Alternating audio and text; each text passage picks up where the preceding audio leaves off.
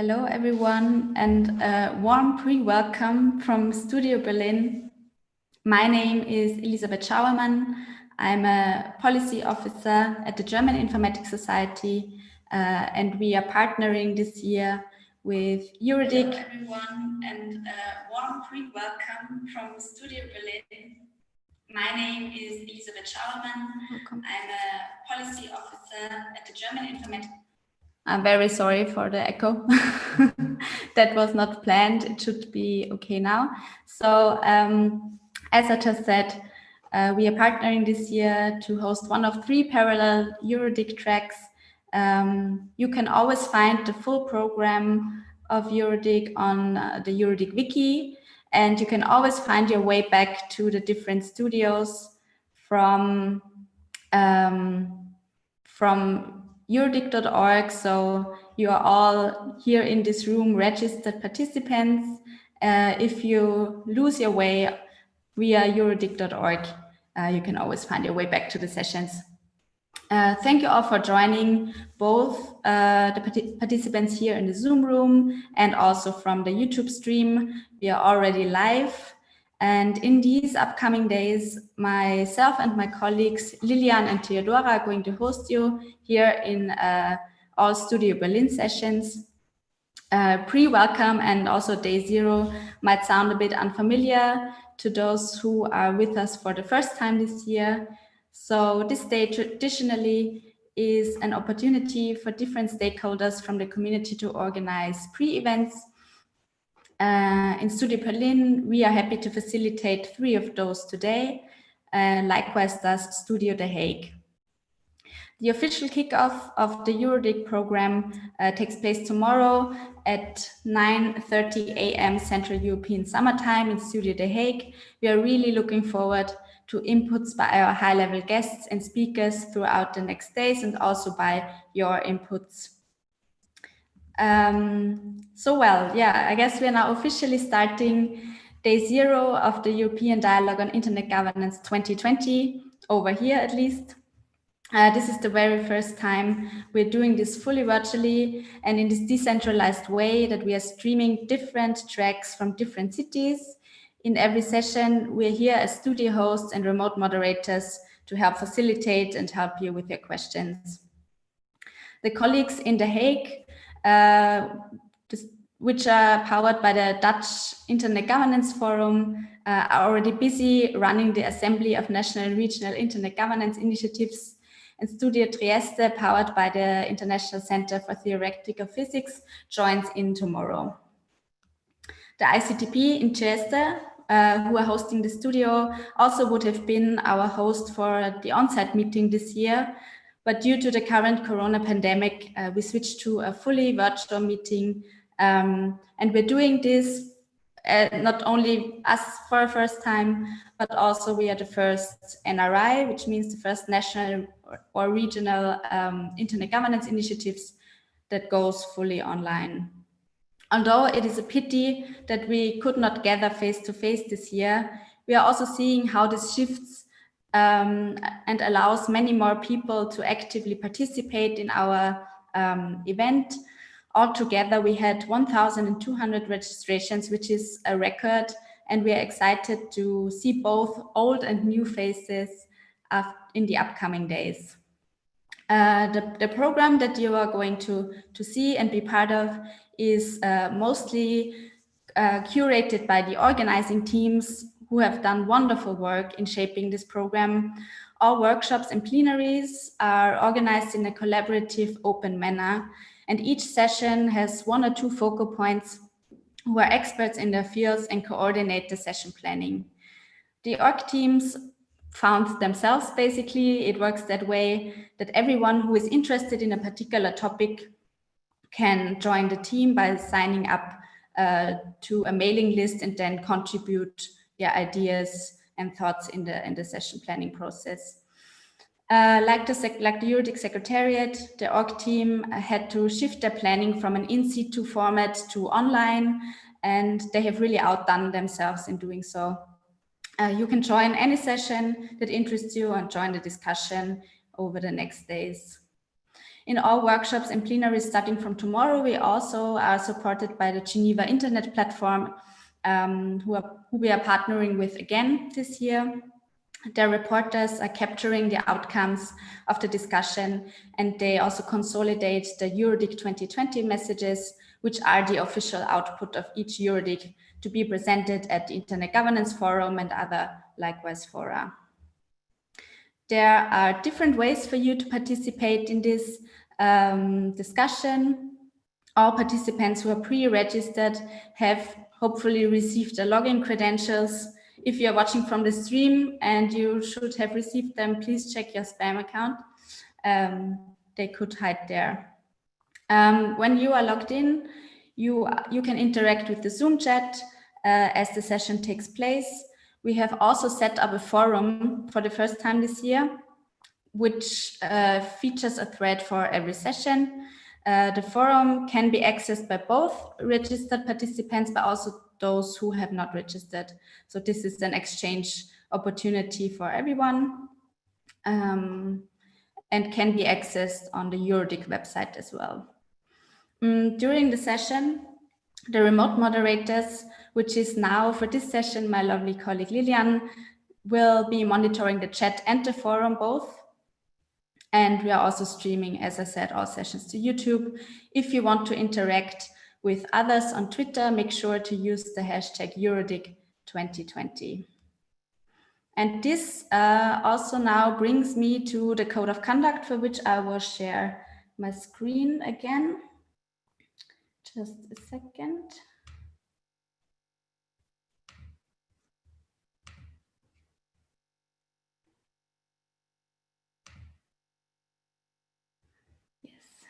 You should be now able to see the code of conduct lined up.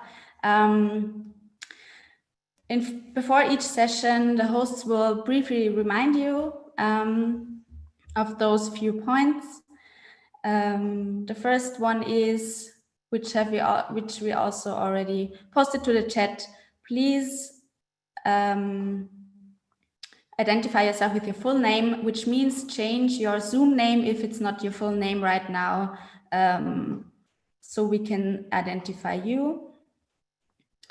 When you want to ask a question or make a comment, you cannot unmute yourself if you're not registered as a speaker with us. So if you want to contribute, please raise your hand and our remote moderators will then unmute you when you are given the floor. Once you have been given the floor, please state your full name and your affiliation, and then you can start your statement or ask your question. Contributions can also be, of course, made in the written form, in the chat and the forum, and will then be read out if applicable and relevant by the remote moderators. As these Zoom rooms, which is a very important point, are for registered participants only, please do not share the session links with anyone outside. If participants fail to comply with any of those points, we will try and remind you in due time to comply. If participants fail to repeatedly comply, then we might kick people out as a very last resort. We obviously are hoping that this will not be the case. So yes, this has been the main points for this one. And we are hoping that the following days will be fruitful and interesting, and that we can come together for many productive, informative, and interactive sessions. And with this, I would like to close my opening remarks and open the first session in Studio Berlin on the topic of the COVID-19 pandemic and the lessons learned for children's safety. This session is going to be moderated by Jutta Kroll from Stiftung Digitale Chancen. And Jutta, I will shortly give you the right to click the slides yourself, so you can lead us through this session and also have control of the slides. So now I give you the floor, Jutta, and wish us all a fruitful discussion. Thank you. Thank you so much, Elisabeth, for your kind introduction, and hello, everybody. It seems that 3 of our speakers have still not been able to enter the Zoom room. So if I may ask the co-moderator Lillian or Rainer from the office to help them entering. It seems Marie-Laure is waiting to be accepted into the room. Sonia is still struggling with having the right login credentials. But I do think that John Carr maybe has joined us now. Could you confirm that, John?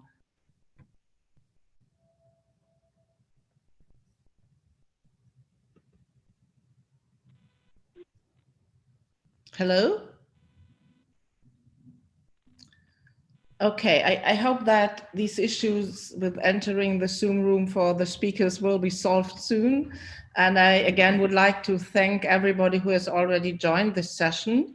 I'm happy to moderate this. The session originally stems from the Dynamic Coalition on Child Online Safety, which is a dynamic coalition at the Global Internet Governance Forum, working since 2006, when the coalition was founded at the Internet Governance Forum in Rio de Janeiro, nearly 15 years ago now.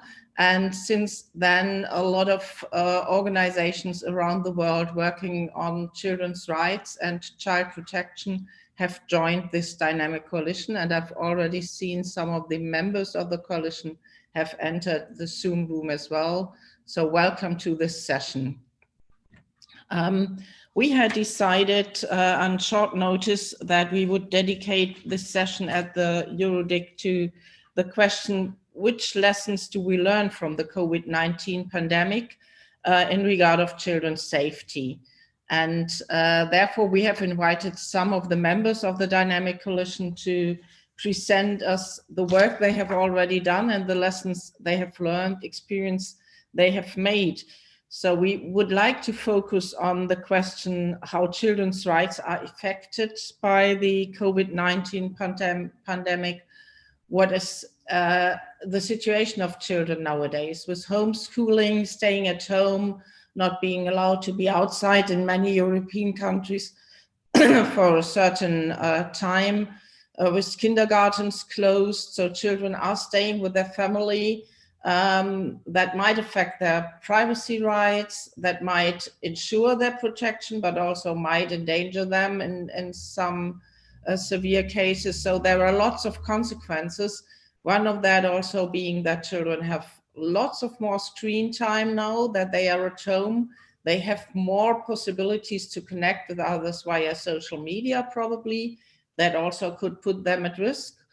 We don't know so many about that. We don't have research results yet, but we have some findings already, and that shall be presented also later on by my colleague Sonia Livingston. And then in the end, we will discuss what needs to be done to respect, protect, and fulfill the rights of the child, even in certain situations like we are facing it now in a crisis of a worldwide pandemic. So I'm happy that you're all here, and I've seen that Marie-Laure has joined us. So Marie-Laure, would you like to take the floor now? I don't see our slides on here, but maybe Elizabeth, you can put the slides on the screen now. Okay.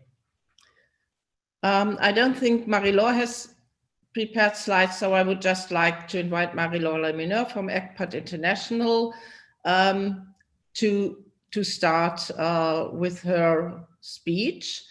And I do think I need to switch on your mic.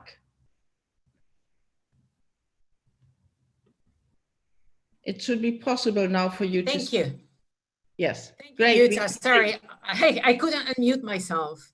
No, I need to do that. So just start. Very well. My apologies for the slight delay. I actually joined the wrong room. I was listening to another fascinating presentation, but it was another one. Slight mistake from my part. So thank you, Jutta, again, and it's a pleasure to be with all of you today. So I'd like to start by saying that from a child protection perspective, the COVID-19 crisis is unfortunately, yet another crisis. There are wars that have been going on for years in some regions of the world, natural disasters affecting children, migration crises, and they all continue to heavily impact children.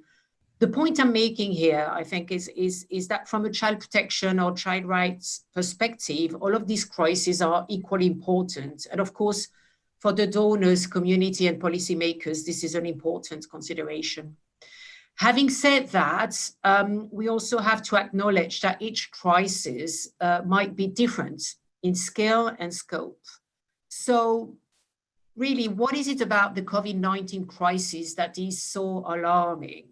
Well, first, I would say that never before in human history have we ever had so many adults and children locked down across sub-regions and regions.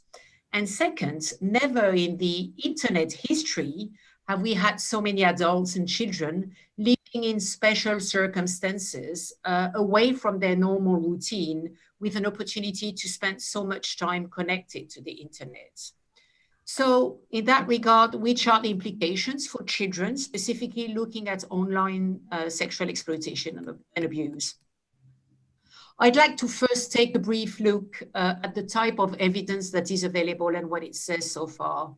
When as a community, we discuss how COVID-19 it has and is affecting children and its online experiences, so far what we've heard is that there is a lot of new self-produced sexualized material. Offenders are discussing very specifically in online forums that this crisis is an opportunity for them to target more children. Information is coming from police sources. We also hear that there is an increased activity in some countries reported by country-level police officers, increased online activity of offenders, basically more offenders accessing and downloading child abuse images. And finally, we also hear that there is an increase in some countries in the numbers of children who are calling to report incidents, to calling helplines and hotlines. What we do know is that the data on exploitation and abuse of children can only be collected by those who are at the front line, and those are the police, cyber tip lines, helplines, tech companies, and to some extent the children themselves, although there are ethical considerations at stake, but this is off topic. So evidence gathered in a scientific and more systematic manner is still not available. This is the reality, and it will need to be collected post-COVID-19. This only means that so far what we know, what we have heard of, have had access to is either anecdotal reports or partial qualitative or quantitative data being shared by country-level police sources or child helplines or hotlines. And this is, of course, very useful, but we must be aware that perhaps this is only telling part of the story, not the full story. I think this is a very important point. Furthermore, some of those reports, at least those I've heard from, attending different activities and talking to different stakeholders, some of them seem to be indicating that the situation might vary from one country to another. So we also need to take this into account. On to my next point, I'd like to say that when it comes to patterns of online offending, dynamics of abuse and exploitation with a tech component, dynamics related to exposure to risks, what we've known for years is the following. The more time children spend online, the more they are exposed to risk. And of course, exposure to risk does not equal harm done to children. We also know that child predators have the ability and the drive to adapt their modus operandi when opportunities arise and while technologies evolve. We also know that there is something called displacement, which means that when offenders come to realize that a platform is being monitored or an offender's community is disrupted, what they do is that they migrate to another platform. We also know which are the online dynamics used by offenders to group children. This is not a non-territory for us. We also know that there is an increasing proportion of self-produced sexualized material by young children themselves. Under which circumstances, this is a different story, but they are being produced.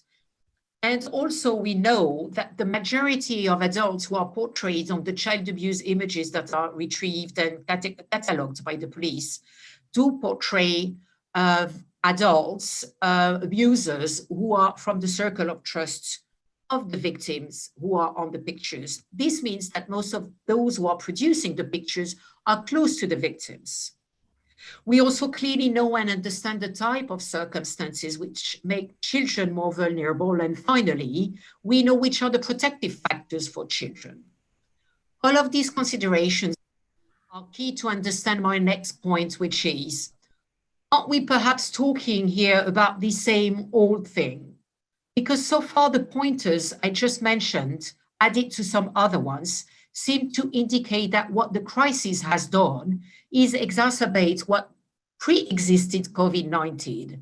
It has not permanently changed the structural, family or personal circumstances that combined together typically lead to a child being harmed online. In other words, it seems to have exacerbated the known push factors that make children more vulnerable. Of course, as I said, in the near future, research findings will confirm or not whether this is true.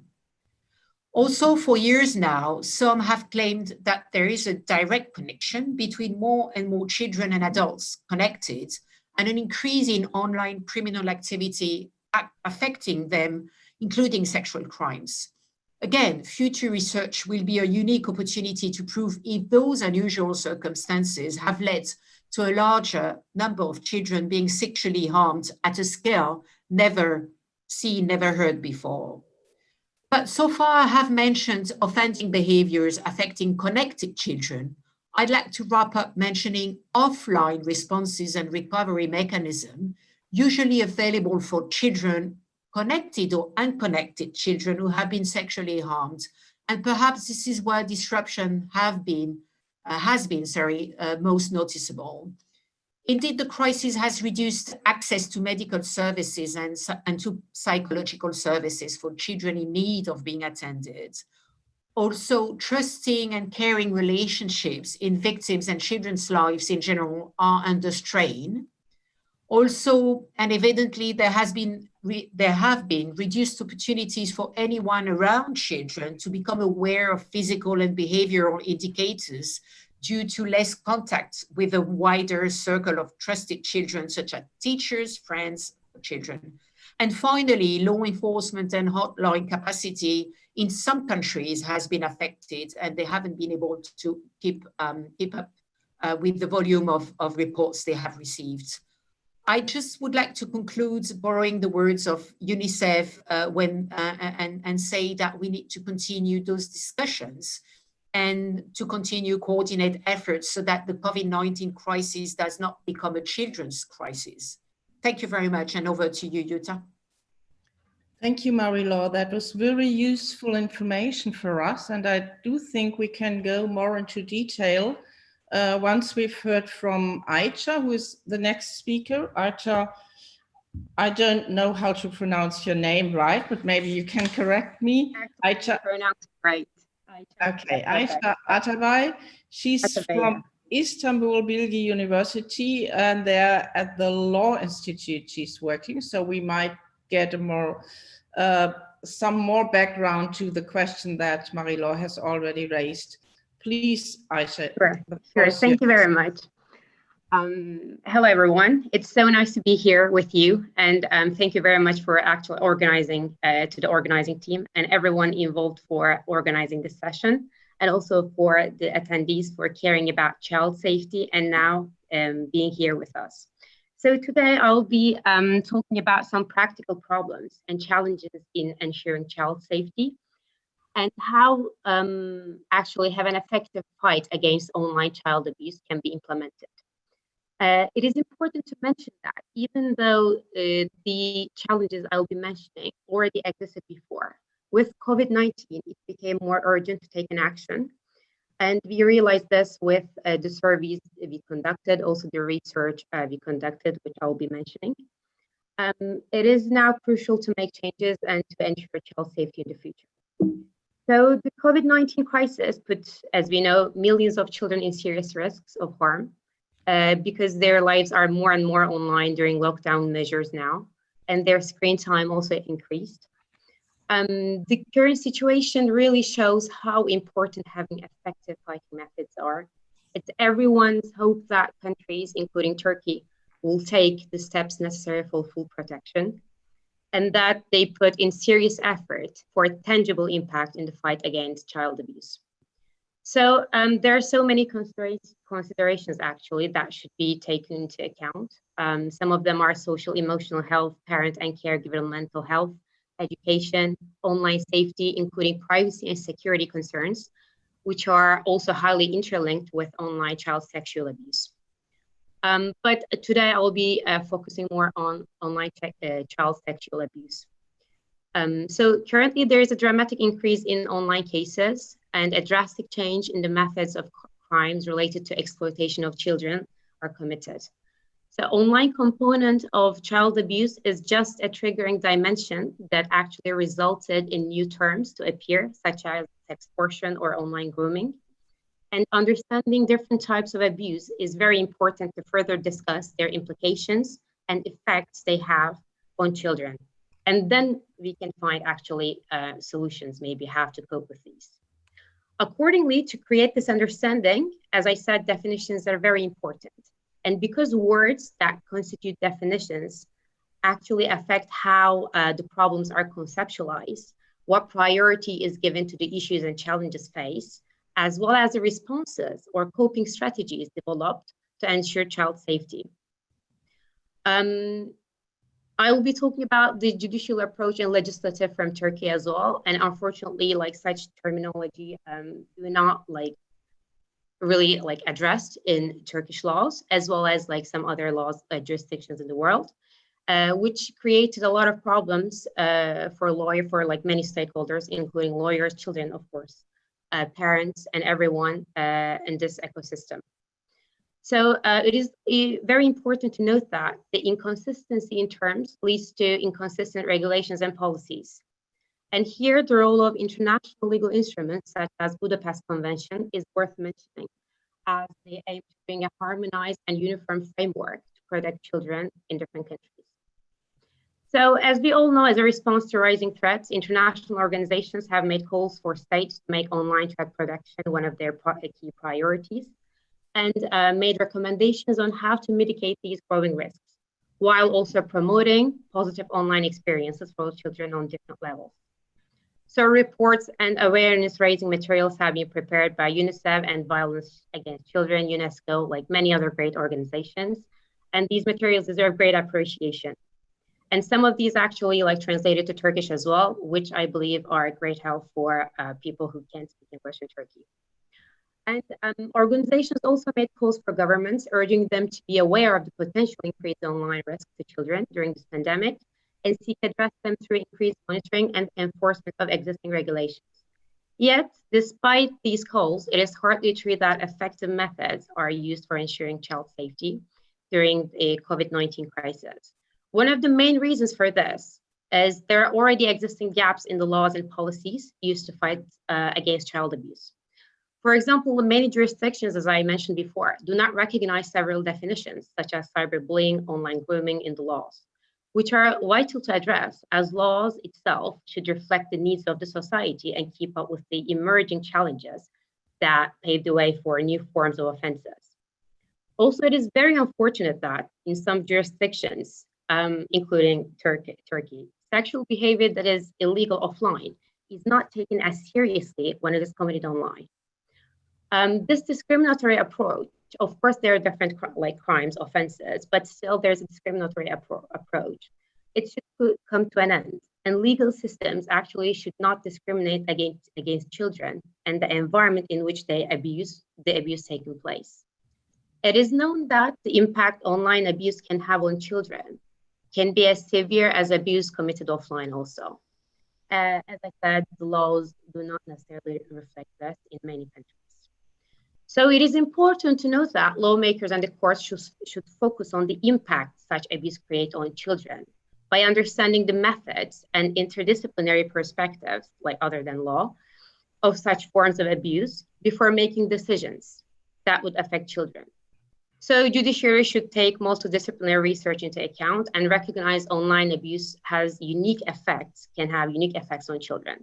This is why we decided to, as the Istanbul Bilgi University IT Law Institute and IT Law Master's Program, LLM program, to open our modules relating to online child abuse to public authorities, actually, to the judiciary, to the judges, prosecutors, so then they can connect to the courses and listen to them and also share their experiences with us too. So this is one of the initiatives we have taken after the COVID-19 crisis. I really hope that it will be useful. Also, another one point, law enforcement bodies would also be empowered by such laws. Therefore, having effective laws and raising awareness in the judiciary would also contribute to the overall fight against online child abuse protection. Currently, also we are preparing a research brief to be delivered to the Department of Justice in Turkey. And as I said, we have also opened our courses on online child safety to judges and prosecutors. Also, while it is important to define an action as a crime and make changes in laws, such legal changes will not be effective unless law enforcement bodies are empowered to implement and bring them into practice to fight effectively. The detection of offenders and crimes committed in the online environment are different than traditional crime detection. And another unfortunate fact is that there are so many countries still, and including Turkey as well, that do not give law enforcement bodies adequate special powers to combat online child abuse crimes.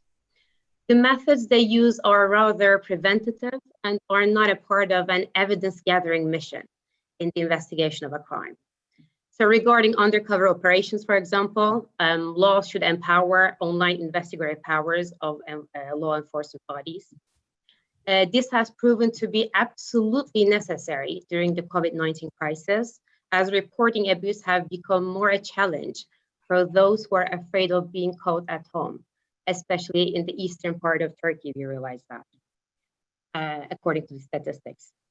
So at this point, another important point is that offline and online abuse highly intersects, and some children face terrible abuse experiences at home.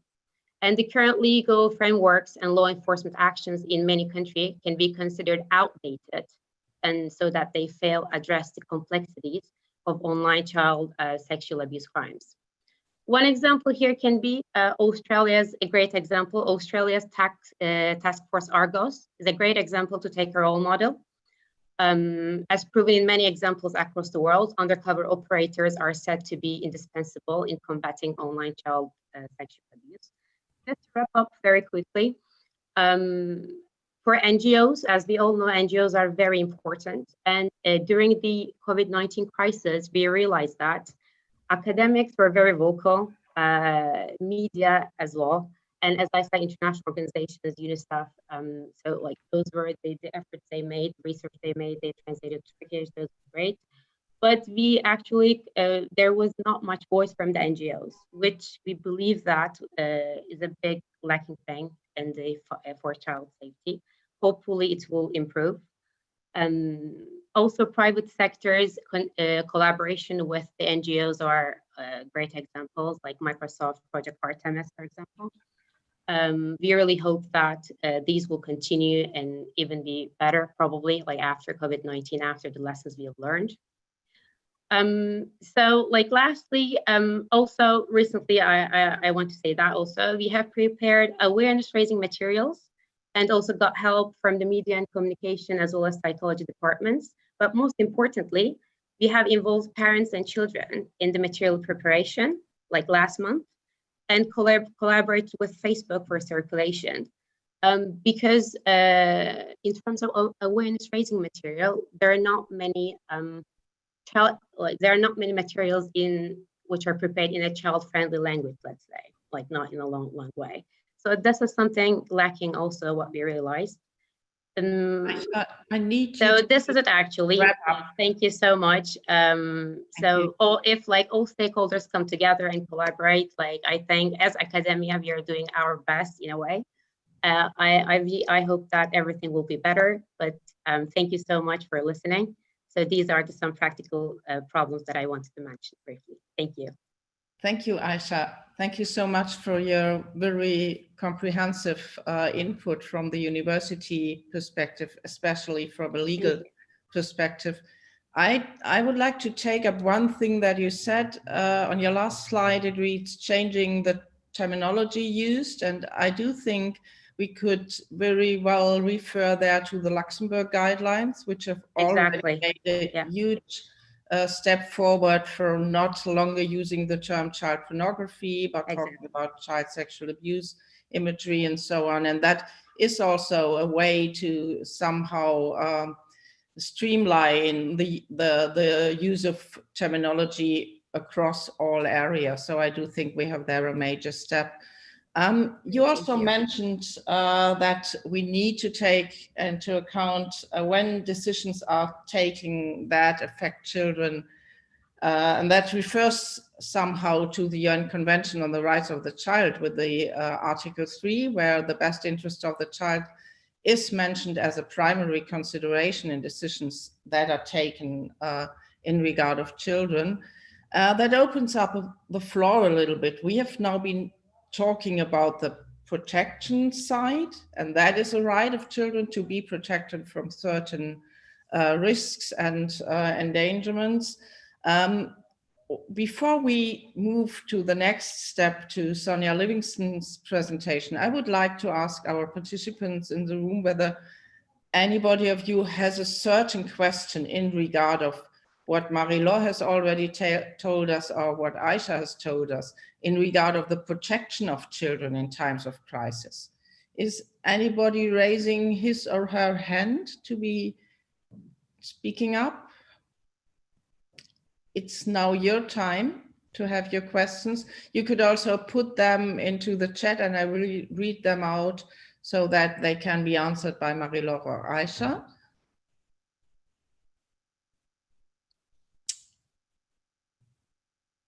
I do a slow count to 6 to give you some time.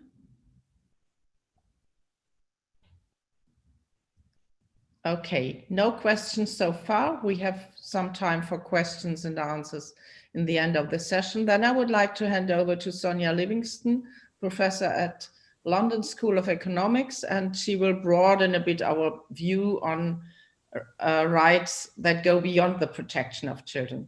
Sonia, the floor is yours, and I do think you have the right granted to click the slides by yourself. Brilliant. Thank you very much, Jutta, and thank you for including me in this session.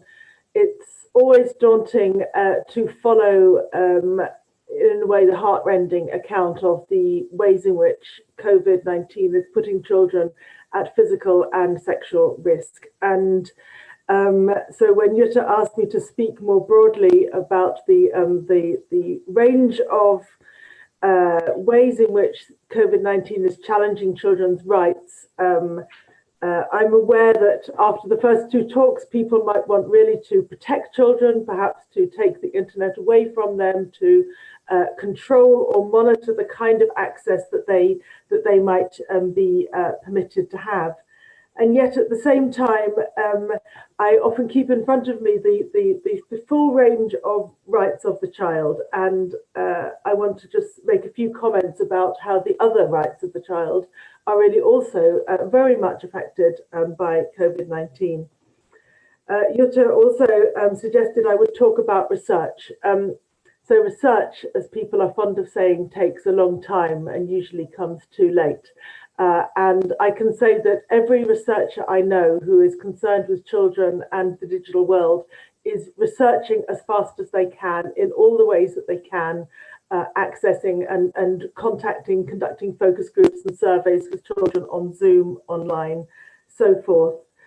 So I will refer to two projects which are ongoing and trying to bring out the research environment at present, but we can make use of some of the findings that we already have, because what we know of children's lives in relation to the online world and the risks and opportunities it brings gives us the baseline, if you like, from which we can then determine what is likely to be happening now and what questions we need to ask of children and of child welfare services now. With those caveats, I think nonetheless it is fair to say, does the slide move forward?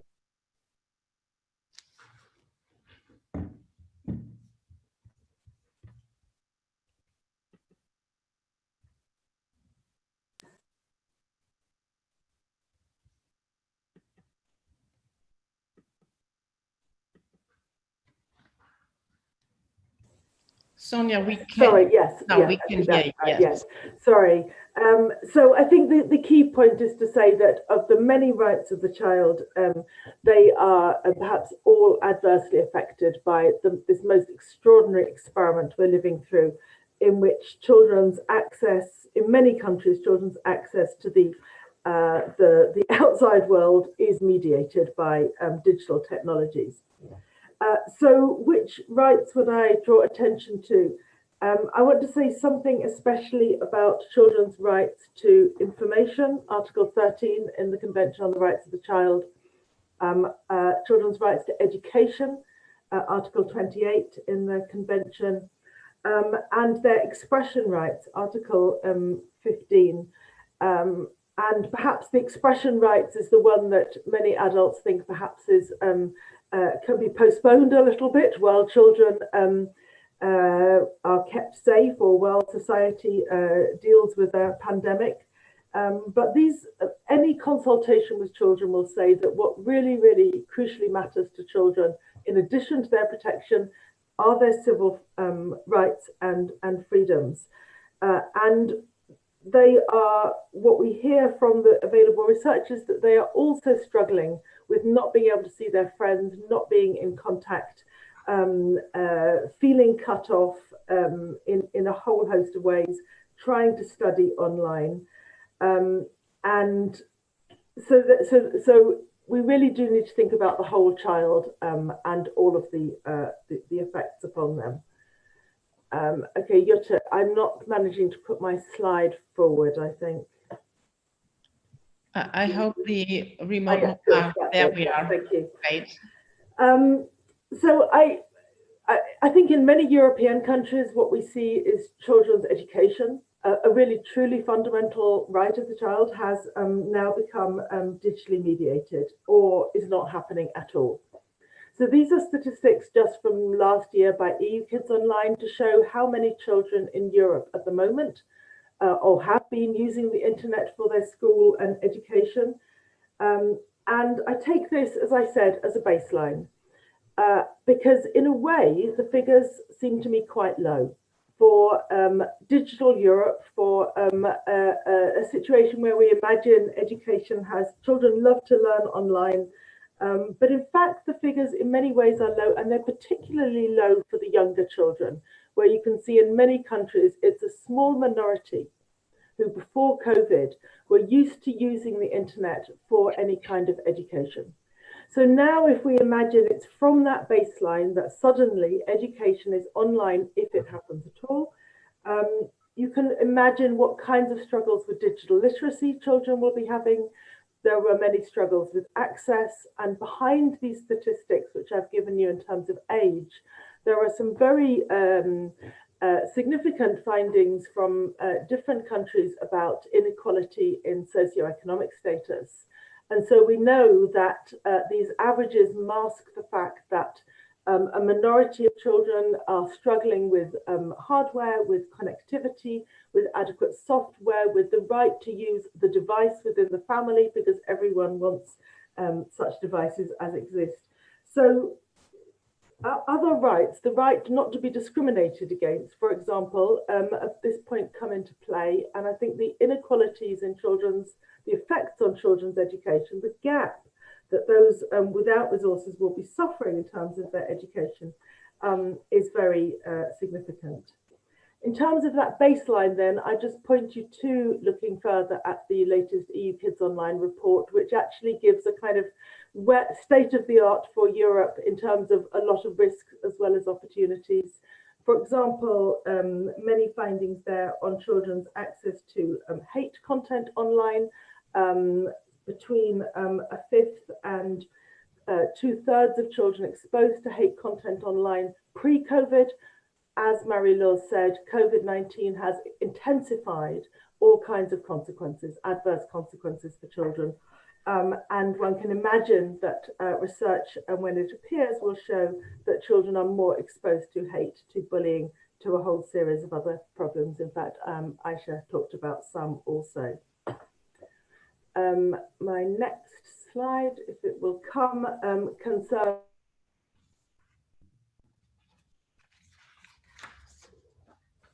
my next slide concerns new findings actually just released this week by Prix Jeunesse. Prix Jeunesse organized a study around the world in which researchers interviewed and surveyed as many children as they could to get that experience of COVID-19. And this is two snapshots from the findings. On the concern with information on the bottom right graph shows you how many children now rely on the internet and other media for basic information about what is going on. And as you can see, even the 9-year-olds, 2/3 say, I use the media to know what is going on. They want to know, this is their right to know. It's not obvious that the right kind of information in a child-friendly form is being provided to them. There have been a few really wonderful examples of prime ministers who've held press conferences, presidents who have tried to inform children. Of course, many NGOs try, but how many children really get the information they need is uncertain. Top left, since COVID-19, I use the media more for everything, actually, everything, because they're bored, of course, but crucially to connect with their friends, to find school information, to gain information when they're lonely, when they're sad, when they're scared, to get away from other family members. You know, this is the child's view of the experience of COVID-19, and the reliance on digital media for a whole range of rights it could not be stressed enough. And so when we think about how those digital media might put them at risk, and when we think about the data protection issues that I know are coming next, I just want us to remember how really vital for children's everyday lives the internet is for their opportunities. And my last slide, I think. Thank you. Is to point to, so this is another research project underway, COVID Under 19 it's called, and it's organized by Terre des Hommes with very many different child rights NGOs and organizations, and it's open now. So this is to say the child's right to be heard, Article 12, is that they too should be part of this conversation and have contribution to make to all of the decisions being made about their rights in relation to COVID-19. And so the survey, if you look at the hashtag, the survey is open. The consortium is really encouraging as many organizations to get children to know of this initiative and to participate, so that in a few weeks we will have more research findings on the range of ways in which children's rights are affected and could be supported better by online means under COVID-19. So I'll stop there and thank you so much. Thank you so much, Sonia, for your presentation and for the insights. Especially, I do think these statistics from Prix Jeunesse are very important to see how children's usage habits have changed. And we are already, many of you might know that there is a general comment to the UN Convention on the Rights of the Child underway, where Sonia is also working on. And I do think that this positive impact that digitization can have on children's rights, on the exercisement of their rights. We see a good example for that in this situation, but also we see how it's not realized in full because there are so many barriers and restrictions, like you said before, having not the right infrastructure, having not the right bandwidth, and also having restrictions in their social environment, probably by parents or other people. Absolutely. So on the one hand, we see the potential, but on the other hand, we also see that we are far away from the full realization of that potential. In the meantime, I've received a question to Marie-Laure, and before we go further ahead, I do think I will read out that question to you, Marie-Laure, and then we will continue with our next speaker. Marie-Laure, the question would be, let me have a look at it.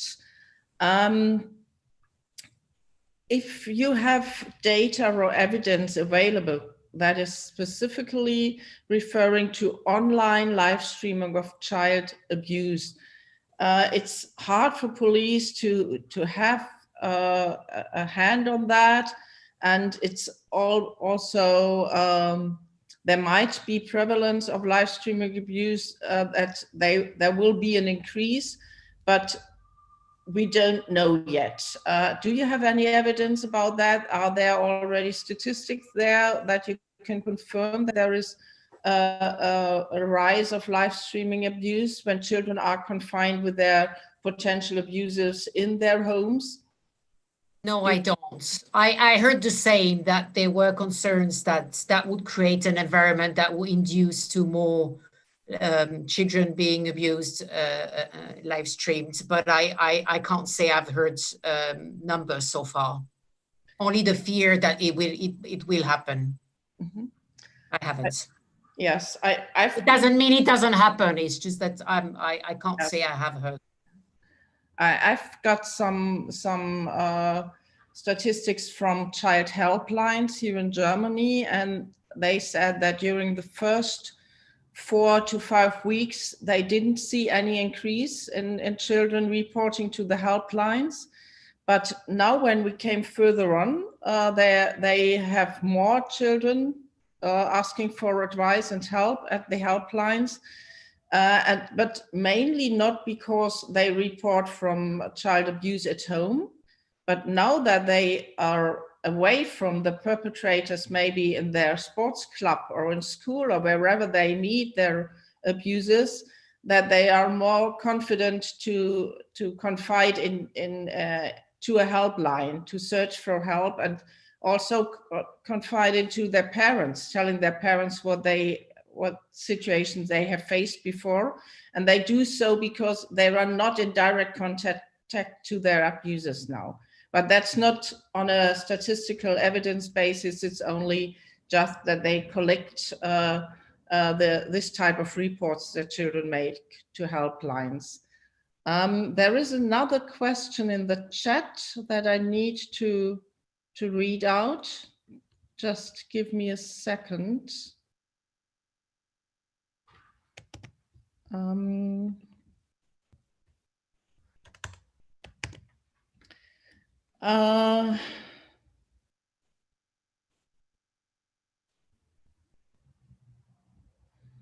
So the question is that you have been referring to challenges and issues that were pre-existing before the crisis. Now the question is whether there are new data reported from national governments or by safer internet centers.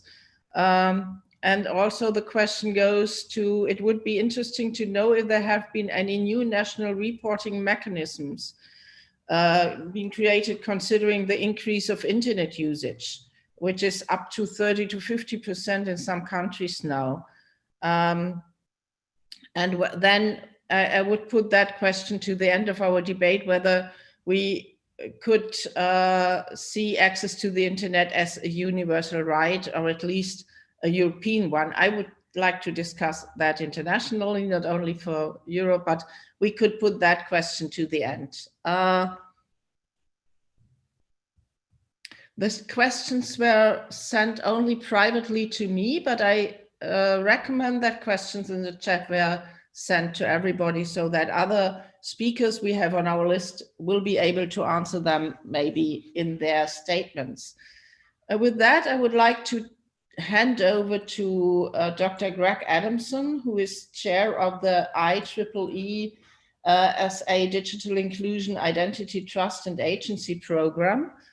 For those who don't know what IEEE is, Greg, I would like you to introduce not only yourself, but also the organization you're working with. Thank you, and please take over. The floor is yours. Thanks very much, Jutta. The IEEE is an organization of about 420,000 members around the world. It's a professional technical association. It's been around for 130 years or something like that. And it's best known for its Wi-Fi and local area network standards. So when people hear about our technology, everybody's aware of it, but in general, people are not aware that we have this large global organization. The organization is involved in a wide range of activities, and standards is one of those. So what I wanted to talk about today, or say a little bit about today, was the question of standards and the online environment. So the technology enables or interferes, depending on your perspective, with the way that we do many of the things that we've previously done in the physical world. And one can describe this as cyberspace. We are living much of our lives in this information space today. And whether that's a good thing or a bad thing is sort of neither here nor there. It's the way that the world is at the moment. Just as 50 years ago, people may have discussed the pros and cons of watching a lot of television, but it didn't change the amount of television. Today, this is very much, we are spending a lot of time on the internet. And if we think of that not as a pretend space or an alternate space or a fictional space, but as a real space, which is different to the physical world, but nevertheless it is real, this raises the question, in what way should we engage with this space? And one thing that the IEEE, which has a tagline of advancing technology for humanity, is concerned about is that the considerations that relate to the way we behave in the physical world are not lost when we move into the online world. So the idea that we may be polite to each other in the physical world, but rude to each other in the online world is disturbing. And it's something that technology accidentally can contribute to.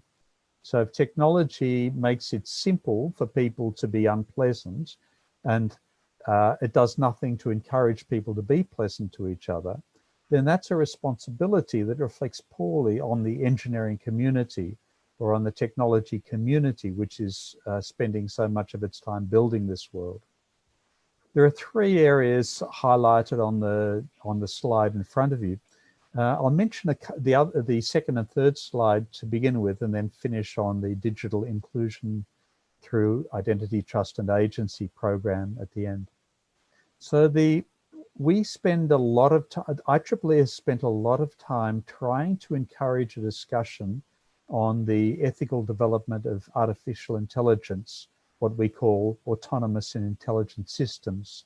So we've drawn together a community of about 3,000 volunteers who've prepared a document, the Ethically Aligned Design document, which is now widely used as a reference across the world in relation to artificial intelligence. And it's more than a document, it's the basis on which to develop standards and the basis on which to then test those standards. We have a large number of standards we have hundreds of standards, and an increasing number of these consider the social character of technology. I just want to mention a couple. We have the P2089 standard on age-appropriate digital services framework, which is based on the 5 rights principles. We have the P7004 Child and Student Data Governance Standard, which has come out of the Ethically Aligned Design Program. P3527.1 Digital Intelligence Standard, which has been developed based on the work of the DQ Institute in collaboration with OECD. And these are examples of standards where we're trying to work out ways to draw together communities and embed standards in technology. And this is, perhaps it sounds like a very boring area, but if you can have a discussion with people who can actually embed a principle in a piece of hardware, it removes a barrier, a difficulty barrier in trying to address the concerns that we should have about technology and promote the opportunities that technology could bring if it's designed well. Just to give you an example, people may or may not be familiar with the Internet of Things, IoT, and the role of IoT in domestic abuse. So, and this affects families, it affects elderly people, families, children. And this is the concept that people who behave in an abusive manner in the physical world use the online world to continue this, particularly in relation to home security systems and home air conditioning systems. So it's the idea that somebody who is hassling or abusing a family will just deliberately switch off their air conditioning on a hot day because they're not there and they feel that their family doesn't need to have air conditioning. They don't want them wasting their money on air conditioning or on heating in a cold environment. So that's an example where we have a problem. We have a technology, IoT, which has enormous opportunities, but we have a problem with the way it's designed. And in that case, a domestic abuse support network approached IEEE and said, what if we could say that within a home, people within the home are always empowered to override any remote control of the home devices. And when somebody remotely accesses a home device, that's recorded some way. So it's very clear what's actually happening. And this is something that IEEE, which is very active in the IoT space, can then try to bring into a standard. I just want to finish off on the area of the digital inclusion program. Now, what we work on here is what are those barriers that prevent people from a safe, trusted, and secure experience on the internet, in cyberspace. There are two images that come to mind for me here. One is the image of children in a library. So these are images to present the concept of safety. There's the image of children in a library who are working in a safe, trusted, or playing in a safe, trusted, and secure environment. The other image that I have is Jeremy Bentham's Panopticon, an enormous prison where everybody is constantly spied on. They could both be described as secure, but one is the sort of secure we want, and the other is not the sort of secure security that we would like at all. Just to pick out a couple of points in relation to our program. The digital dignity and inclusion in online gaming is very important for children and for all online gamers. And we're collaborating with that committee is based in Silicon Valley. We're working with the major gaming organizations, the large corporations, who now depend on people participating in games for their revenue. So it's no longer a case that they just sell a game to somebody and then walk away. They now have to encourage people to come back. And this means that those companies themselves are starting to worry about toxic behavior in online gaming. And we're working on that to try to develop standards for identifying and isolating poor behavior. We have areas such as dignity in AI. What is suitable, what is appropriate, and what is not appropriate in terms of monitoring by AI. And here we're working with both issues of monitoring children and monitoring people with intellectual disabilities. So that's the sort of work we do. So we take these ideas and then we develop standards, and we really encourage people to bring us ideas for developing standards. If there's something you think should be done, in the technology space, maybe we'll be able to help you. Thanks very much. Thank you, Greg, for these very useful insights, especially from a technical perspective and a background. I was wondering how fast these solutions could be implemented to react on a situation like this. I do think the lesson we learn is we need to deal more with such technological solutions to be ready and prepared for certain situations. Yes, so that to raise an issue and to start to discuss it and promote it can be done immediately. That's not the challenge. The challenge is that to develop a standard will typically take 2 or 3 years to fully develop. And this isn't because of the work involved in just holding the meetings and having the discussion. It's about achieving consensus. So if you look at our Wi-Fi standard, that affects billions of users. So to make a change to that standard requires a very, very long path of getting consensus and getting people agreed so that we don't have unnecessary disputes between technologies. However, as I say, starting the process can happen immediately in a very short time, bringing the communities together and promoting the discussion around the standards. How long it actually takes to go through and vote and adopt is more difficult, because we do want to build trust as we build these standards. Thank you so much. I've already got feedback from Giacomo, who is our next speaker, who congratulates to your excellent presentation, saying it raises a lot of questions. But I assume, Giacomo, you will not start with questions to Greg, but present what you have to tell us from your cooperation with the ITU Child Online Protection Guidelines that have just been finalized, I do think, are now issued in a new version. And then you will also go on to what you know from EBU, European Broadcasting Union members in times of crisis and children's uptake of their offers. Giacomo, the floor is yours. Thank you very much. Can you hear me? Yes, very well. Okay. This slide will be for the end, but okay, we can keep there as a memento. The first contribution that I want to bring you about what we have done in the last months as activities in the public service.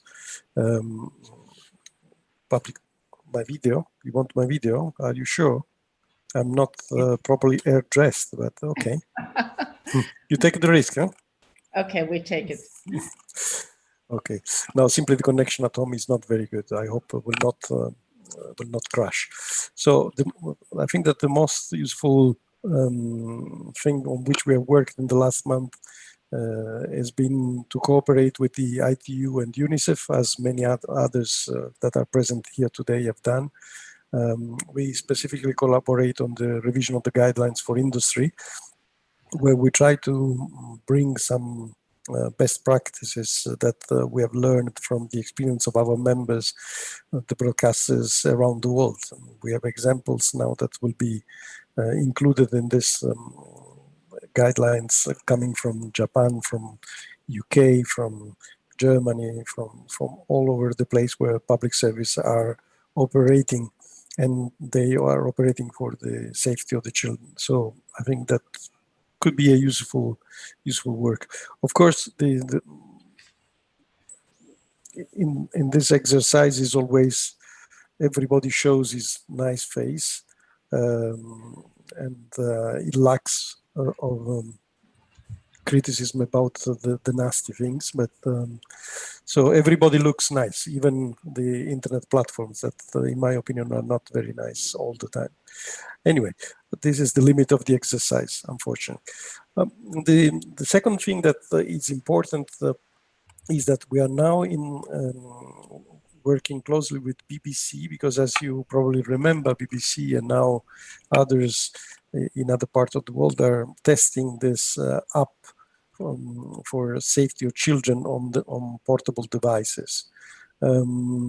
It's a very interesting experiment because it's the first one on large scale tried by broadcasters about privacy by design. As you know, this app is on the mobile phones or on the iPad of the children, and no data are extracted from the local going to the server. So all the information about the behavior of the children remain in the device, are not exported. And also another important thing is that the device doesn't act as a spy to the parents. So this is made in a way that try to create a trustful relation between the device and the children, because this could be spoiled if you alert the parents. For instance, the device tell you you have spent too much time playing with your device, and you did at night time, and tomorrow you will be very bad at school. So try to raise moral suasion, let's say, in children about trying to make them responsible. So I think that once that we will have finally the data of this months or 1 year near of experience will be very useful to reflect, and I will be very happy if we can share all together. The third point, and this refers to the slides that you are seeing there, is that we have completely to switch our focus starting from February on, because since in first countries they start to close down the schools, and the people were confined at home with the children, and the schools were closed, then the priority for public service broadcaster was to provide not only the usual services, but additional services that could be useful for continuing the schooling experience even when you stay at home.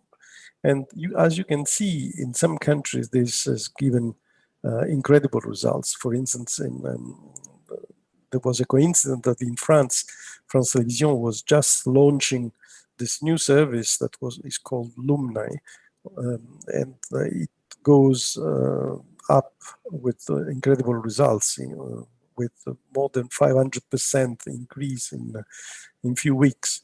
But the same results we have in Germany, in Slovenia, and in many other countries. In Italy, they didn't provide the results, but for instance, there was a program made with the educational minister, and they recreate virtual classes, and the children were using these virtual classes to follow the lessons from home. One of the lessons learned there is that the digital divide is affecting very much. For instance, we have all the members that are in the southern border of Mediterranean Sea, all the Arab countries that are members of the EBU, like the Algerians, the Egyptians, etc. This was practically impossible to be done because there is no online infrastructure accessible at home. And even in the developing countries of Europe, there is a portion of the population that has been cut out because they cannot access a good connection and they cannot have interaction.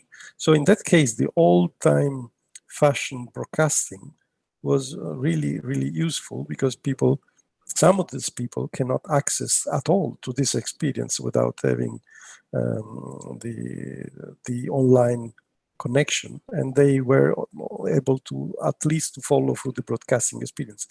Is reduced, there is less interaction, but at least they were continuing to have this school experience in a limited way. There has been many experience that has been tried by all our members. We have collected all of them.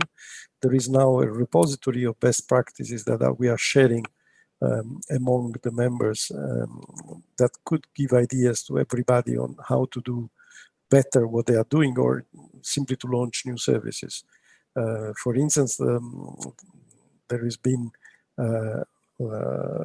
specific website about the safety online that has been launched because the children were so much exposed to the online services during this period. And for instance, the Czech television did that, the Latvian television did the same, and the Norwegian.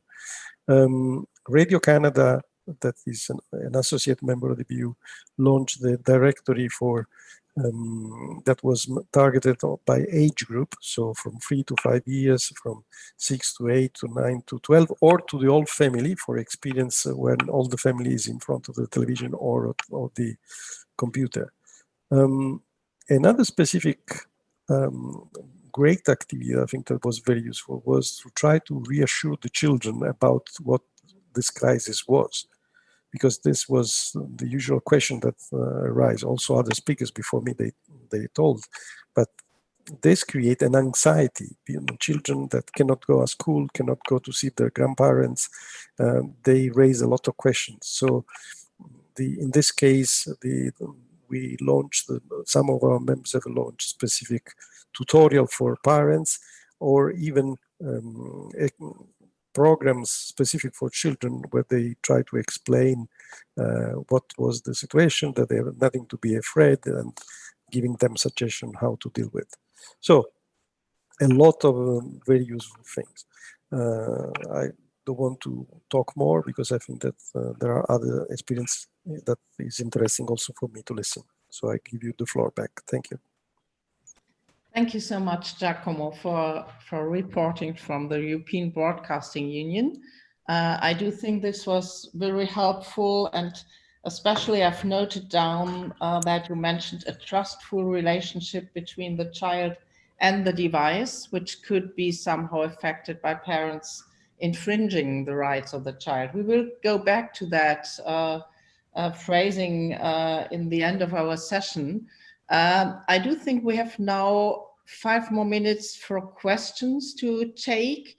And if participants to the session would be able to raise their hand, then I think the studio host will be able to grant you the right to speak, not only to write down in the chat, if that's possible. Otherwise, please write your questions in the chat and I will hand them over to all our speakers. So we can grant the right to speak to people who raise their hands. So if you want to make an intervention, raise your hand. We give you the floor. Then please state your full name and affiliation.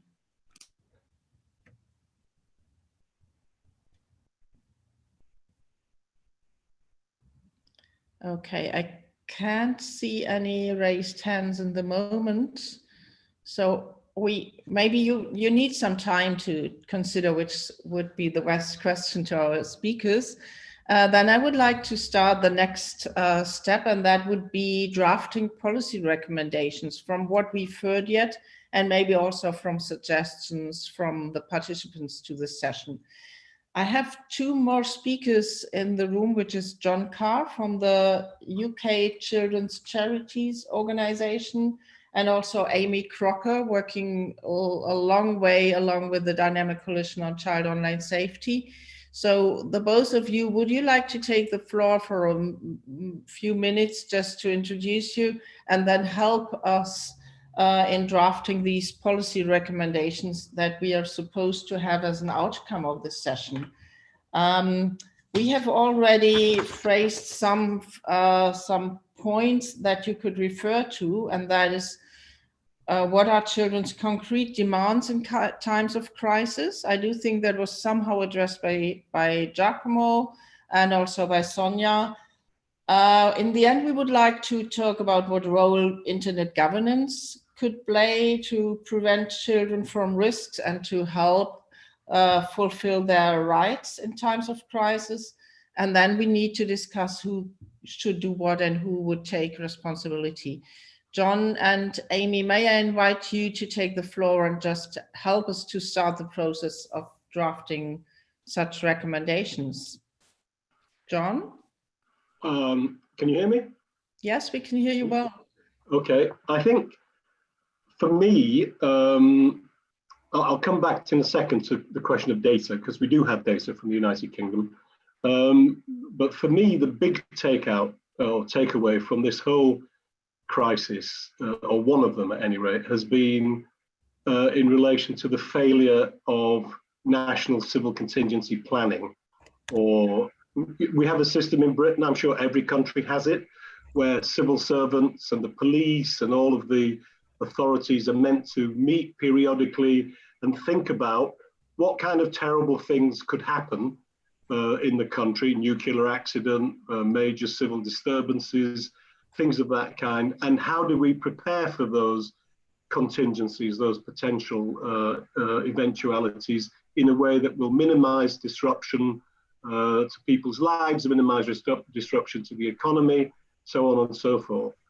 And obviously health emergencies are part of the kind of civil contingency planning that is meant to go on. And even if you allow or accept that no government, nobody could have foreseen the scale on which the COVID-19 emergency or crisis has developed, what is completely clear, certainly from the experience in Britain, and I think from many other countries, that whatever civil contingency planning was being done, they had completely overlooked, or certainly had not sufficiently considered, a situation where children wouldn't be able to go to school. Children, enormous numbers of children, the majority of children wouldn't be able to go to school, would be locked at home, and all of the things that follow from that. One of which is, I don't know if you, Tim Berners-Lee had an article in The Guardian last week in which he spoke about the need to deal with device poverty. Well, we've been saying this for a long time, but this is clearly part of it. If children are going to be unable to get to school for any protected period of time, not only do they need connectivity or adequate connectivity at home, they also need a device that's capable of making that connectivity useful and meaningful in some way. So I think if there's a kind of top line thing, I would say we need to address how every government plans for civil emergencies and national contingencies and make sure that the next, and there could be a second wave of COVID. You know, we could be back to where we were 6 weeks ago. And even if that doesn't turn out to be the case, there could be another pandemic and we don't know when that is. So we need to think about how we insert ourselves into that process, or how we insert into those processes questions of children's welfare and livelihood. Thank you. Sorry? Yeah, thank you for the moment. I do think I would like to take also other speakers in as well, and then we can continue with you. The last thing that you said was about these civil contingency planning. It's a difficult word for me not to pronounce, as I'm not a native speaker. When we had the question, what would be the role of internet governance? I do think in previous planning for times of crisis, like a contingency plan would be, the internet would not have played a major role in that, because you are considering what you will do in situations where you don't have enough nutrition for the population, or when you have when infrastructure breaks down. But internet, I don't think has played a major role in these plans. So that would be one takeaway from the session, that internet governance should be directly concerned with what contingency plans, not only on national level, but also on international level governance are taken into account. So in Britain, the last time they did a major revision of the contingency plan, the national contingency plan, was 3 years ago, by which time internet was an issue. It's just that our government completely overlooked it or didn't deal with it adequately. Yeah. Okay, thank you. And it's not so much an issue of governance as just what's happening to children's lives. Yes. And internet access and so on, and device access is part of it. Yeah. Thank you. I have now Amy Crocker. Amy, are you there? And would you be able to speak?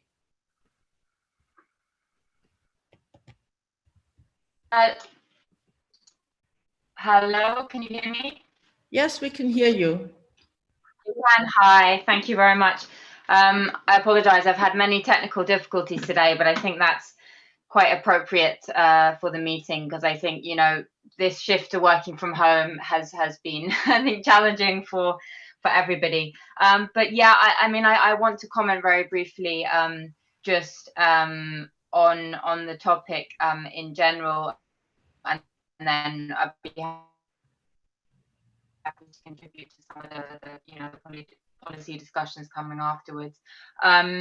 I suppose we've heard a lot about the impacts and some of the things that need to be sort of done moving forward. And I just want to kind of praise the organizations and the individuals who have been really speaking out about the impact that we know about and the impact that we predict will come for children and vulnerable communities moving forward. And I think one of the things I just want to do before we move on is just highlight the immense opportunity we have at this moment. In some of the things that I think that this crisis is allowing us to understand is hotlines and helplines to better understand the vulnerability of children, either caused by this or in general. An example, I'm based in the Netherlands. There were some real challenges earlier on with children being kept at home, and many children from pre-existing circumstances just disappearing. Teachers weren't able to contact them, weren't able to contact families, and so this highlighted very vulnerability that many children were living in. So where there are instances of increases of reports to this, gives us an opportunity. It shines a light on the issues that we need to be dealing with. I think it's spoken about, and perhaps it's not appropriate for this meeting, but something that I think that we need to think about when we see the statistics on increases of access to CSAM or searches for child sexual abuse material, is that we need to really look at our outreach and support in some ways, and treatment available and self-help available for the new and perhaps what some would call the casual consumers of child sexual abuse material. If we've seen increases and an expansion of the population seeking to exploit children online or to consume this type of material, I think we also need to use this as an opportunity to do more to reach these communities and work on this side of prevention. I think that's actually fundamental. I also think that this kind of crisis has given us an opportunity to think about how issues and help them to understand the challenges that children are facing, both offline and online. And I think, as Sonia mentioned, this unique opportunity to actually, expand research and go into new areas of research that will. So I think those are just some of my reflections on the crisis, and I suppose as a last point, looking at sort of the technology itself and how it's been used throughout this period. We've seen companies come into high visibility because they've had huge increases in user bases, and we've seen similar services being exploited and abused and having huge problems with their security and their safety. And I think this also highlights once again the crucial nature of thinking about safety by design and privacy within the development of tools. And I think has exposed many technologies to weaknesses in this area. And when we talk about protecting children through technology, we have to also focus on the safety and the design principles of the technology itself. So I think that's my reflections for today. Thank you. Thank you so much, Amy. I do think the last point that you made helps very well to hand over to the next speaker. We've received 2 questions that are referring to technology, and I would like to put these questions to you, Greg, and then we will continue in trying to sum up somehow. The first question was if you could say at least a little bit about what is the status quo of age verification tools. Is IEEE working in this regard? But a very short answer, because I do think we focus not so much of prevention of access of children to types of content that they are not supposed to see, but we are focusing more on the other side, that probably child sexual abuse imagery is spread via the internet. but maybe something about age verification tools. And then the second question comes from Ukraine, which is whether there are any digital solutions that are especially made for children with mental health and behavioral disorders. I do think that you have digital inclusion on your agenda at IEEE, so I would like to refer also that question to you, Greg, and please be brief. Yeah. So firstly, on the age verification, that's an extremely difficult topic. We know the difficulties around identity and there are many problems in that space, and that is not an area we currently work in. So we're talking about age-appropriate services rather than verification of the individuals. I would suggest a useful approach there would be in the question of identity and managing identity. I'd say that would be a good, for the person asking the question, that would be an interesting way to address that question of age verification.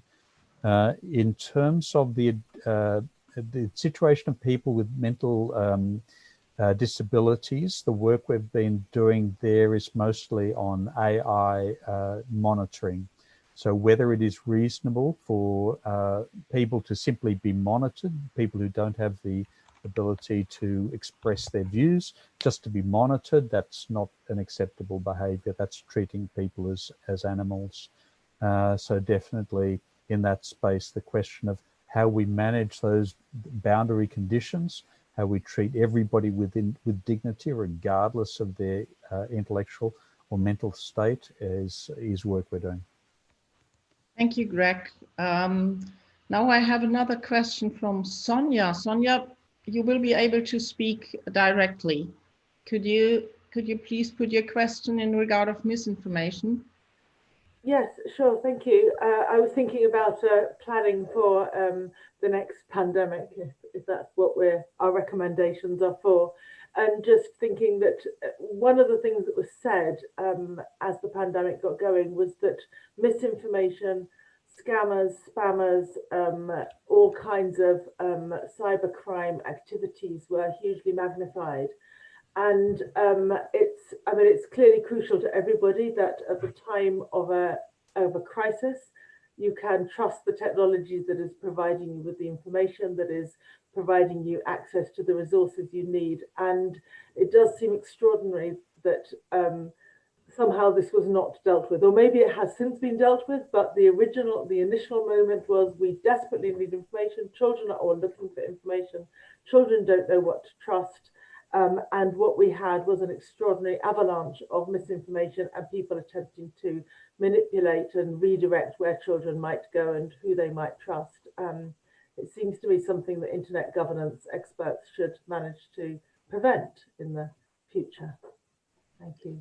I can take that question more or less because as a member of the multi-stakeholder advisory group, I know that misinformation, disinformation in times of the pandemic will be a huge issue at the next Internet Governance Forum that hopefully will be held face-to-face in Katowice in November. We don't know yet, but there have been lots of workshop proposals and very well elaborated workshop proposals that will discuss this question.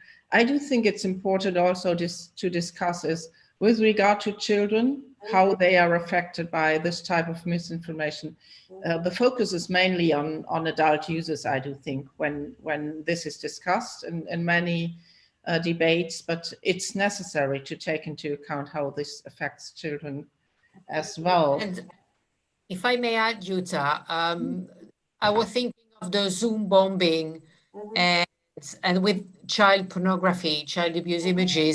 And what I heard from police sources is that that was not driven by a sexual interest in children, those who were doing that. Their assessment is that that was driven by other reasons, which I simply know what they are, but it was not, those were not people apparently who have, interest in children, sexual interest. So, but they're using the images, and clearly they're re-victimizing the children who are portrayed on the images by disseminating them, of course.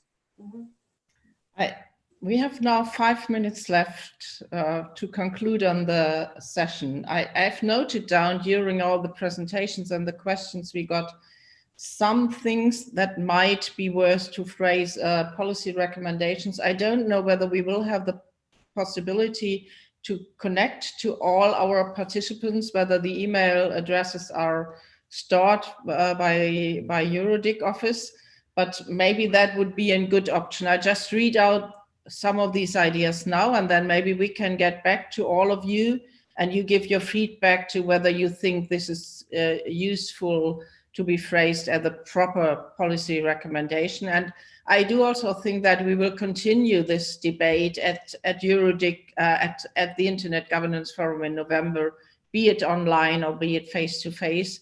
We are not at the end of the pandemic. We don't know how things will develop within the months to come. So maybe we need to gain more experience and more knowledge. I got the suggestion to discuss whether internet access to the internet should be a universal right to human beings. I do think with the UN Convention on the Rights of the Child, we have some basis to come to that based on Article 17, access to information and to the mass media, and also Article 2, the right to non-discrimination, would provide for a fundament to have internet access as a universal right. Then I noted down that we were talking about mainstreaming terminology also in legislation. So that would mean going beyond the Luxembourg guidelines somehow, and that we would need a national legislation that is also based on international frameworks like the Budapest and Lanzarote Convention, to have a cross-border common understanding on what legislation in regard of protection of children would mean. Then, of course, many of you have been talking about the increase of criminal activities and in various areas, so that I don't think it's disputable that we would need empowerment of law enforcement, not only in times of crisis, but in these times of the pandemic, this has become obvious. We need to broaden the perspective that to ensure that children's civil rights to freedom are fulfilled, not only protection, but also freedom of expression, access to information, right to be heard, right to privacy. All these rights might be affected more in times of lockdown, and therefore it needs to broaden the perspective on this. And then somehow it was also said that we have become more aware in times of the pandemic that the digital divide is broadening. It's not only when we look at the right to education for children who might not have the proper equipment and the right infrastructure, the necessary bandwidth, but also in regard of the overall society. A digital divide has become more obvious in the times of the pandemic, where we all rely on internet access to keep up with our social contacts. So this is somehow also related to internet access as a universal right, and we might phrase a policy recommendation in this regard. That's all I have from my notes. Let me have a look. Jutta, if I may, Giacomo. Yes, please. I think that this reflection that you are doing is very useful, but I think that would be also linking to what we have said, all of us in this session. It would be good to reflect on that. Is important when we talk of digital divide to use the existing channels of communication at the best in order to minimize the impact of the digital divide, and in order to bring the people, to carry the people into the digital situation. That means using the existing media, the public service, the school, etc., etc. The linkage, I think, is the solution. Not only improve the access to the internet. That is, of course, one of the solutions, but you need to do it properly, with the people informed. If not, you bring more people that is uninformed and can fall into the traps that the connection can bring. Yes, you're absolutely right, Giacomo. I missed to conclude on that. So of course, the digital divide is not only a question of access, it's a question of digital literacy as well. And if we don't strengthen our efforts to provide digital literacy, then any device and any infrastructure wouldn't help to solve the issue. It's now the top of the hour. I'm very happy with this session. Thank you to all the participants in the room. Thanks to my speakers here today. You're all invited to join the Dynamic Coalition on Child Online Safety. Those of you who have not already heard about that, you will find all information on the website of the Internet Governance Forum under the issue of dynamic coalitions, which are an instrument that is open to everybody, to all organizations.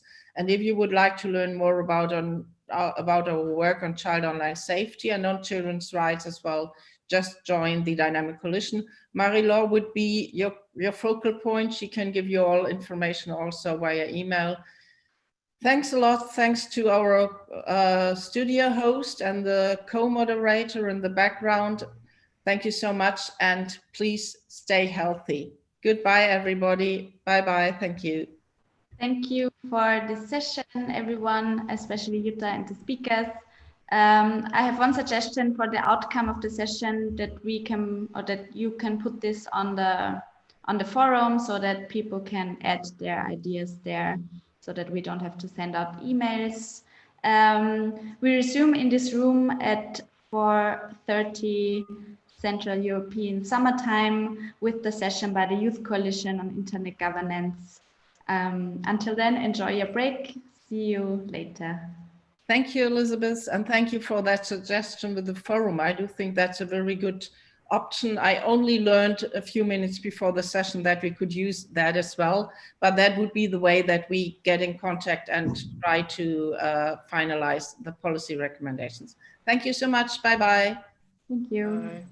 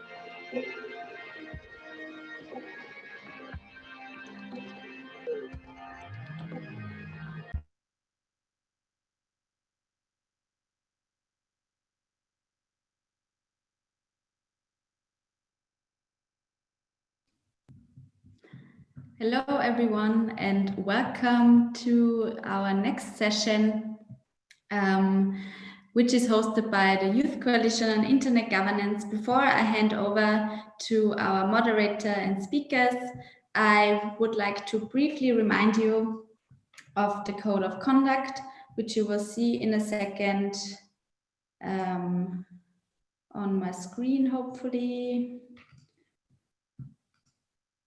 Just give me a minute.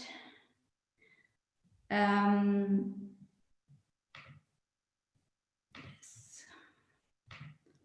Sorry for the delay.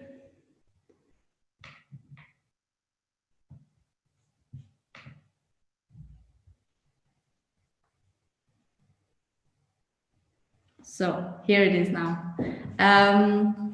As you have probably heard, if you have joined a session before, the session hosts in every studio will briefly remind you at the start of every session of those rules to follow. Just a brief introduction. I'm Elisabeth Schaumann. I'm the studio host here in Berlin. I'm here with my colleague Theodora, who is taking the role of remote moderator help. And for all of you who are here in the Zoom room, please change your name if you haven't done so already to your full name. You can change that yourself. If you have troubles, please message me or Theodora so we can assist you. When you want to ask a question or make a comment, please raise your hand so that we can give you the floor. After being given the floor, please state your full name, turn on your camera if possible, and then ask a question or make your statement. And you can make your contributions also in written form to the chat and the forum. So the one last thing that I wanted to remind you of is this is a session only for registered participants. So in the Zoom room, please don't share the link to anyone outside. So we keep this safe. If anyone continues to fail to comply with these rules, we might kick them out as a very last resort. We hope that we don't have to do this and we can all have we can come together to have a productive, informative, and interactive session. And with that, I would like to hand over to Mary, who is moderating the session today. I wish you all a fruitful discussion. Thank you very much, Elizabeth. Hello, everyone, and welcome to this pre-event hosted by the Youth Coalition on Internet Governance, Dynamic Coalition, or simply YCIG. My name is Mary Baldasarian. I'm the steering committee member for the Eastern European regional group with YCIG, and today I have the honor to be moderating this pre-event. As a short overview of today's session, I would like to highlight that we're going to discuss three interconnected and important issues. Namely youth participation in internet governance, national youth IGF movements, and the way forward regarding creating synergies and working on community capacity building.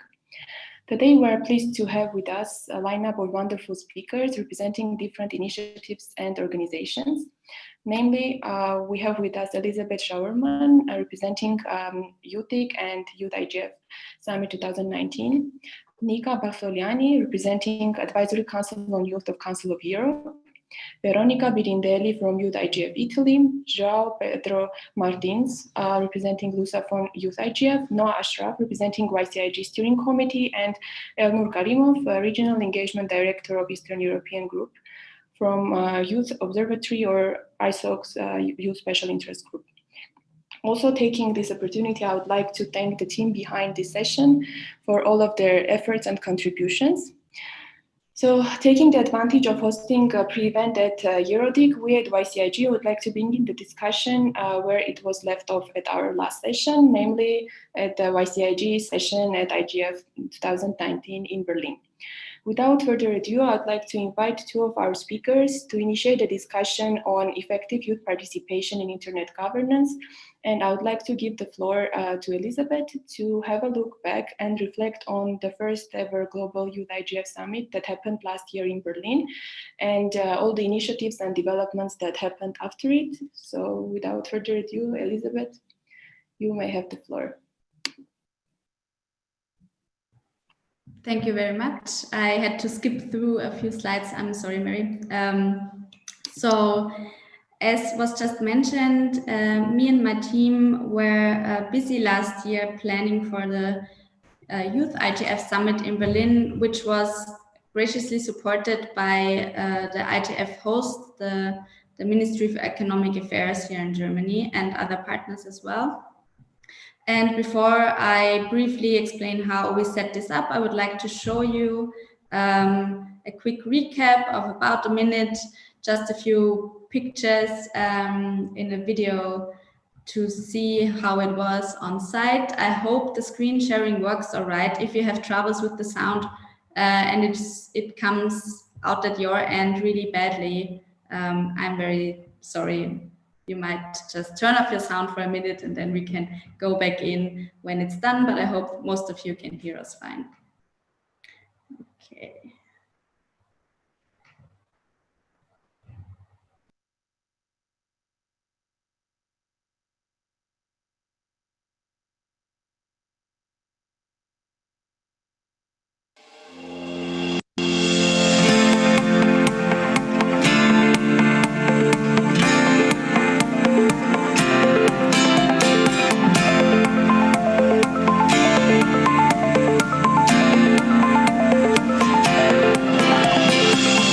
Eigentlich ist es so der Vibe im Raum, also es ist eine ziemlich gute Atmosphäre.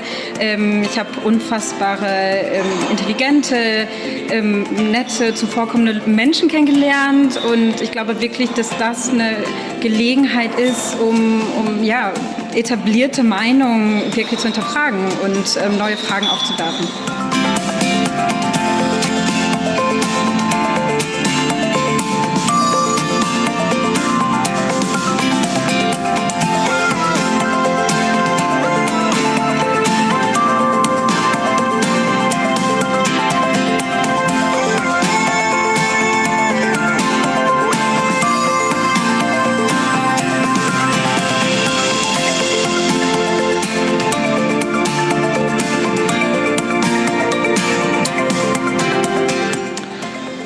The most impressive thing that happened so far is the fact that all these more than 100 young people coming from all over the places, representing different sort of organizations, representing their own interests as well, decided to work together and to build this message that would go from the Youth Summit to the other participants of the IGF Berlin.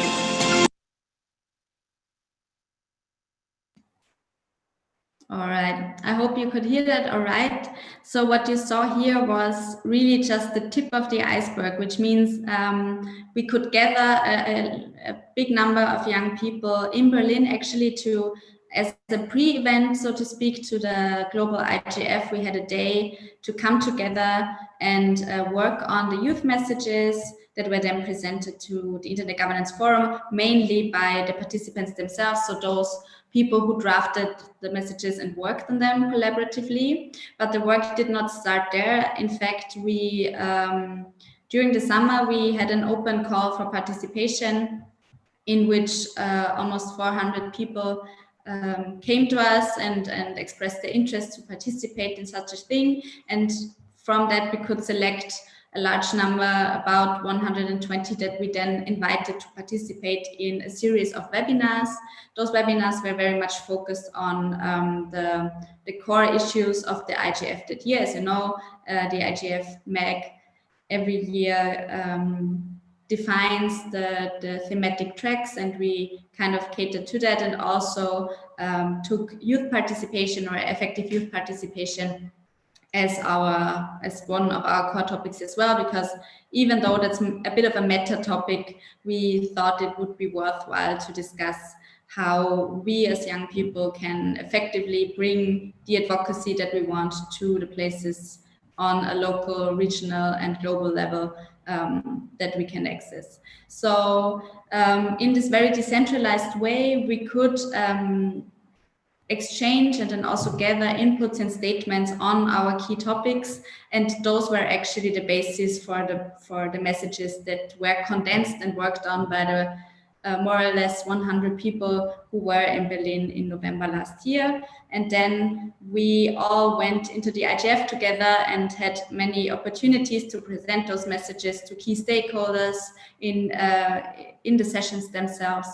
And I think it was seen by many as a good initiative to institutionalize, or at least bring youth as one initiative together, because we all know there's different groups working, some of them regionally, some of them globally. They're all doing great work, but it is so our rationale was that it makes sense for the global IGF to bring them all together and see where we overlap and where all of our work can coalesce into the key messages that were then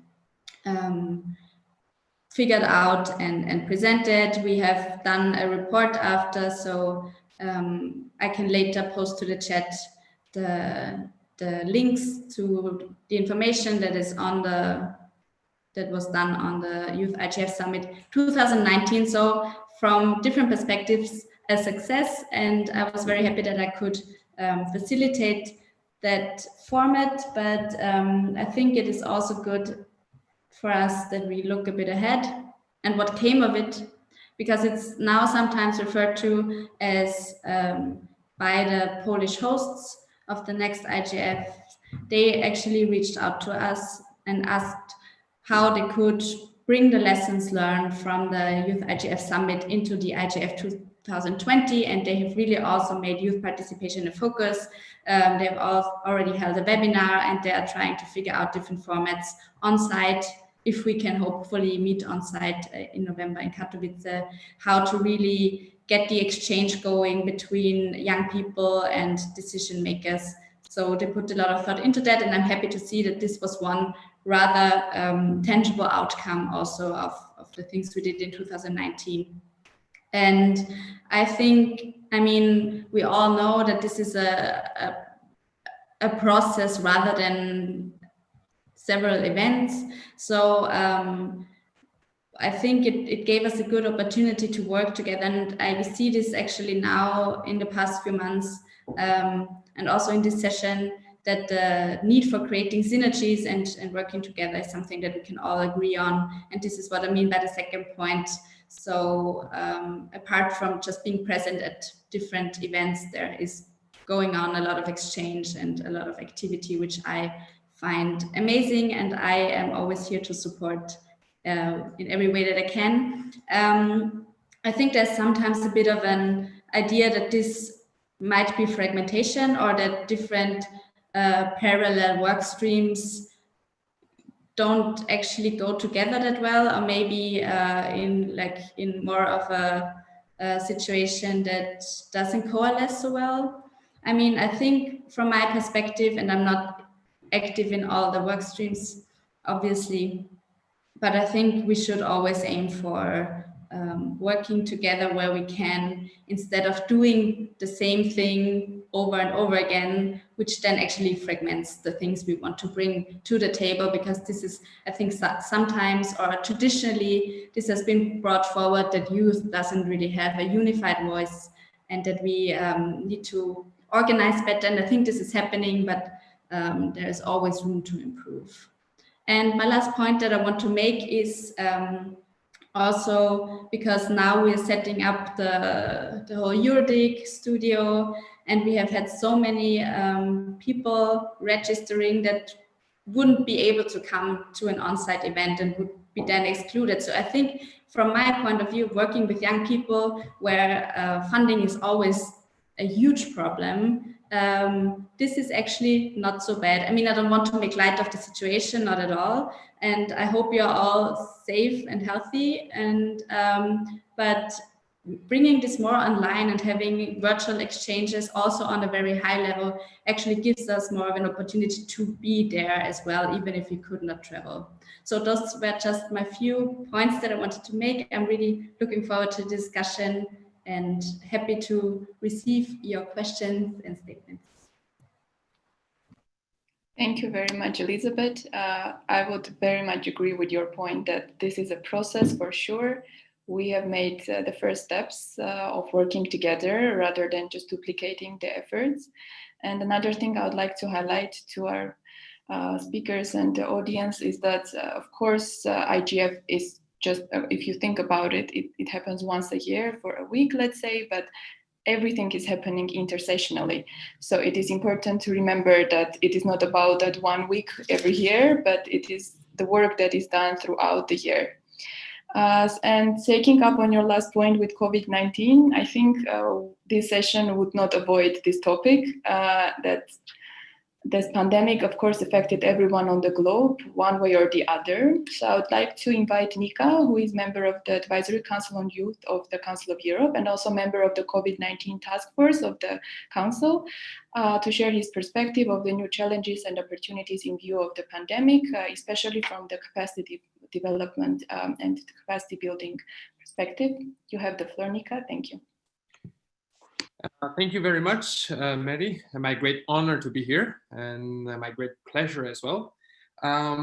You forgot to mention that the task force is actually for Joint Council on Youth, which means it is comprised by young people and also people who are involved or are responsible for youth policies in their respective countries. So it's like governmental workers and young people together working for amid the crisis. And I think that's a very good point also to make. But before we think about or start speaking about COVID-19 and the challenges that it has brought upon us, I think it's also very good to look back on what kind of challenges do we have for youth participation.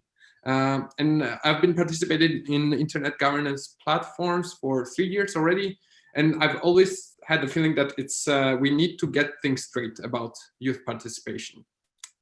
We also see in many internet governance dialogues or forums or discourses with the term meaningful entered, meaningful participation. I think this means that maybe participation is not understood in a way that makes us feel that this is a meaningful participation, right?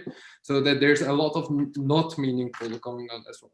And to get things straight, when we think about participation, we think about making decisions, that young people have the right to make the decision. And I think that might mislead us, because youth participation is not only about decision making, but it's also about having right to participate. It's also about having the means, space, and the opportunity, and where necessary, the support to participate and influence decisions or engage in the actions for the society, which are relevant for the society. So it's not only making decisions, but also having some kind of support or resources to actually participate. And youth participation is actually a policy principle. It's a chaperone which has to anchor every kind of policy in the public, every kind of public policy, and it should embrace various areas and dimensions. And I think to start dealing about youth participation, I think we need to identify that power holders here are the duty bearers. And then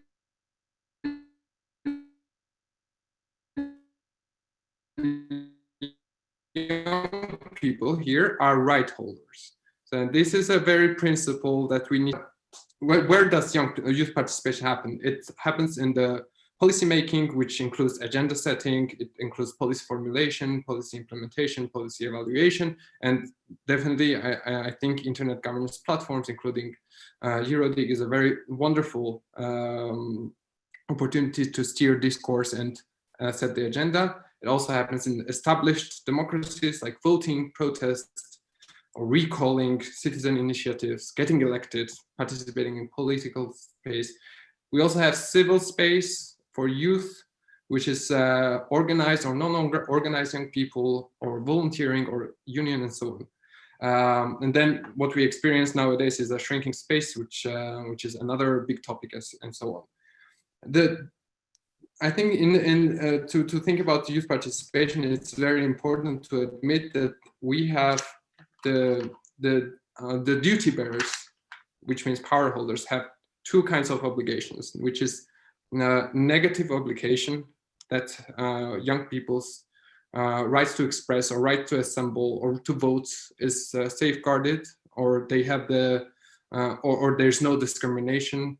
And then they also have positive obligations, which means that the power holder should empower young people. They should give some resources, or arrange the environmental factors in a way that young people can engage meaningfully and participate meaningfully. So also to accomplish or safeguard peace and security, etc., etc. So it's also very important to feed the ecosystem in a way that young people are able to have some kind of agency, that they are able to make some kind of meaningful interventions. And don't forget, it's not only young people as a homogeneous group of society, but it's like young people represented in many different levels from actually different groups of young people as well, whether it would be a marginalized group or non-marginalized, and so on. And it's something that I came across with, and actually surprised me, is actually ladder of participation. Well, I'm pretty sure you have all heard about it, and it's by Roger Hart. But actually, before Roger Hart, ladder of participation was developed by Arnstein in 1960s. A very interesting period in the history. A lot of uprising, a lot of activism. So I think it was very to the point. And it differs participation or non-participation in three different groups. One is non-participation, which is manipulation or therapy, where young people are treated as a problem. So we have to treat the problem. Then we have tokenism. So it's still not participation. Tokenism, where we have young people being informed, or they are consulted, or they are placated, which means that they are excluded from the power base. And young people are there, they can vote, but they will never have a power. They will never have a power base to make any kind of, there's no assurance that they will actually affect the decision making. And then you have participation, which can be partnership, which can be citizen control, which can be delegation of power, and so on. And when we speak about COVID-19, all these disparities, all these challenges are exacerbated. Well, young people are, of course, directly affected by health, and so are any other groups. But marginalized groups are, they find themselves even more excluded than they were before. Or youth organizations are actually the first ones to be defunded. Or even governmental departments or agencies who are responsible for youth policies, they also experience some kind of defunding right now. So young people are, well, youth policy is the most vulnerable towards the economic crisis. And then, of course, the global economic crisis, which is looming upon us, is a big challenge for participation as well, because we already discussed, right? Participation needs resources. It's not that like you will give the right to young people and they will come and participate. No, they need some kind of support and resources to participate as well. But I think crisis can also bring some kind of opportunity, and perhaps we can find some resolutions here. Perhaps we can push the restart button and reboot or rethink the youth participation, or especially in such an interesting topic like internet governance. It's not only interesting, but it's a vital thing, right? And we already see that people already started some kind of reboot in their mind, and I'm not sure if this is due to circumstances of the pandemic or a curfew or some kind of post-traumatic effect, but as history has shown, crisis can bring some kind of resolutions.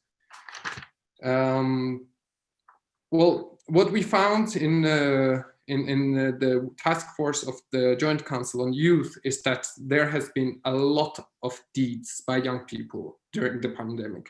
And actually a lot of deeds include digital work. Young people have organized hackathons about COVID-19 to find resolutions for the problems that the new problems that we found each other, or they came up with some kind of policy solutions, or they are there to help those who need, like the elderly, or raise up the topics of marginalized people. So like to bring it to the public discourse. So we also see that actually this crisis can actually start some kind of different kind of thinking in the society. I believe that it's very important that we also support the grassroots and the bottom-up approach, especially in internet governance, because internet governance is something, it's not like, you know, what parliament does or government does. It's not, internet is another kind of sovereign country or space, right? So it's the governance happens in a very different way here. And I think to ensure youth participation in this very free and liberal space, we need to really take a look at the bottom-up approaches and grassroots support, and to ensure that young people have agency on every level or on every areas of internet governance or any sector that is affecting the internet governance. And that would be it from me. I hope that I fit in my time constraints. If I didn't, I'm sorry for that. It was fine, no worries. Thank you so much, Nika. Yes, I think it is very important to mention that we need to start from the beginning in a way, and starting by understanding what youth participation actually means to be able to participate meaningfully and also effectively. And I think this is something all the youth involved in different aspects and initiatives on internet governance goes through at some point, because youth has many hats, and understanding what actually youth participation means is not so straightforward as it might appear. And I very much support your statement that youth has a lot to bring to the table, and we need to be there, not only physically, but also we need to have the sources, the opportunities, and the space to be there and to contribute. And I think it goes without saying that the youth participation is crucial on all levels, and it was also highlighted by Nika. And now going from global to local, I would like to focus our discussion on the topic of national youth IGF movements. And I would like to invite João and Veronica to share their experience on organizing national youth IGFs in Italy and Portugal, and assess the impact of these initiatives. So João and Veronica, you have the floor.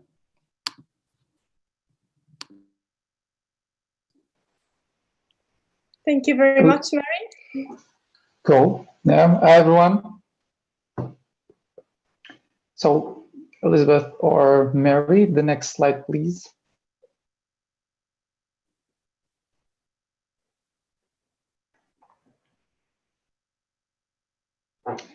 So, hi everyone, once again, my name is João Pedro. We'll make it into a bit of a conversation here. I'm sorry that we couldn't bring everyone on the table on this conversation, but at least it won't be just me talking to the camera. I'll have Veronica on the other side. Hi, Veronica. And I'm part of the Youth IGF Portugal, part of the Lusophone chapter, actually, from the Youth IGF movement. And Veronica, go ahead, present yourself, maybe. So, hi everybody, I am Veronica Birindelli, and I'm from the Youth IGF in Italy, Youth IGF initiative in Italy. And we are a fairly young initiative because we were recognized a year ago. in the summer of 2019. And it all started with somehow an adventure of myself, because I came to know internet governance through an internship, and I got very excited about it, very passionate. So I decided to start a youth initiative. So it was a bit different from what Joao actually told me on how his initiative started. So yeah, it's great. So we have a couple of points here to go through. We stated those questions that we'll try to answer hopefully on this conversation. First, we'll talk about a little bit of how to start the National Youth IGF initiative, and then we'll go through how to reach the stakeholders and eventually have what we want to and build a community. So I don't know, maybe I'll start, Veronica, and say that from my end, starting the chapter was pretty much straightforward. So I got the invitation from the Youth IGF movement to conduct some kind of representation at the national level. Later, the idea grew a little bit, because when we were thinking about the concept of community, we also thought that it would be interesting to bring, since Portugal is not that big of a country, more people, and considering extra countries and nations that also speak Portuguese.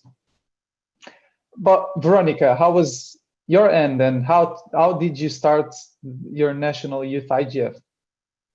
So our initiative was somehow more grassroots, because it was started mostly by myself, and then with the end of some people in the national IGF that also were very passionate in involving young people. That helped me to reach a few people. And so we started to work on how to meet the requirements that are needed to start your own national initiative, youth national initiative. So at the beginning, we were just 3 people coming from 3 different stakeholders as per requirement, which was the program committee. And then we built, our website and our mailing list to reach the community and ensure that our community will be bottom up and multi-stakeholder, open and inclusive. And so we slowly started trying to reach out and to make our community grow. And so this is how everything started. Yeah, which is very interesting, because from my end, so the Youth IGF movement was already acknowledged by United Nations. So in a sense, I got the job a little bit easier. Of course, we also got the website in place, and we are now a big community. But I'm curious, Veronica, of how in Italy was reaching out to stakeholders, because from our previous conversation, we had really different approaches, and this is really interesting. And before talking to you, I didn't have the idea that two initiatives could have been brought up so differently and actually work so well. So how to reach to stakeholders from your perspective? Well, first of all, one advice I would give is to reach to your national initiative, because they, of course, are a great place to start reaching out to different stakeholders, to people who know about internet governance. But then I think that also one of the goals is to go beyond that and to try to be as much as inclusive as possible. So one thing, of course, it could be bettering your presence on social media. Because through social media, of course, you have great tools and opportunities to reach young people and inform them. Because I think that one of the greatest challenges about internet governance is that people are not aware of such topics, of such issues. They don't really know what it is. So it's hard to go to your community and ask them for input if they don't know what are you asking them about. And another thing that I think is crucial is also reaching out to universities and students' associations, because thanks to the working with professors and also universities, maybe everywhere on your country, you can ensure to have this broader coverage. And And so I think those are the three main things that one should consider if one wants to reach all the possible stakeholders. And also because in university you have students coming from many different backgrounds, from political science, for example, to computer science. So you really are sure to broaden your multi-stakeholderism. Cool. Actually, and yet again, on a different perspective, building up onto the stakeholder approach, I actually took a very different approach. So I looked for the most important or the most broad institutions here in Portugal, and identified the ones that I would easily get access to young people. So the idea was to build fast a network of both access to young people, but also resources in terms of what I could do or what I could build here in Portugal. And my first institution was the Ministry of Education. So I have already connections there due to my involvement in other projects, but mainly the idea was to identify some key issues that, for instance, the No Hate Speech campaign and other campaigns that are actually going through here in Portugal might bring up to the conversation, and what could the Youth IGF bring to the table. Because as you mentioned, it's a little bit true. I mean, we in a developed country, if I can put it that way, we don't see a lot of conversation here in the what is internet governance, because usually our rights are taken for granted. And building up a little bit on the conversation, it's a little bit difficult, yes. And I think that also brings us to the third topic, and how should we build a community? Because as I was mentioning earlier, the idea is to have things together or have things in common, and building at the national level means that we have to look really close to what actually defines us. So in terms of materials, that's really something that you want to do, for instance, in Portuguese, at your own language, for instance. And we produce a lot of messages. We translate a lot of content, and bringing it in Portuguese, it's a really cool feature. I know that, for instance, in another Portuguese-speaking countries, that's even more of an issue, and is really relevant to bring the content in Portuguese. And then another thing, when we think about a community, is trying to avoid this silo situation, because as you mentioned, and I think it's really important, getting back to universities, all the universities is a key issue here, because you might see, and it happened actually when I was trying to see who was already involved in Portugal in internet governance, that a small group from the inner, the countryside of Portugal was already having these discussions, but at the closed door. So the idea was to try to come in, meet the people, meet already some interesting ideas that they have, but also try to bring those discussions out, and making sure that the conclusions that were being drawn out there were also part of a broader community, of a broader idea and youth representation. What do you think about it? Well, I think that certainly one of the key aspects also in starting an initiative is the international dimension, because I believe that internet governance is one of the prime examples of policies that do not have an impact only on a single country, but globally.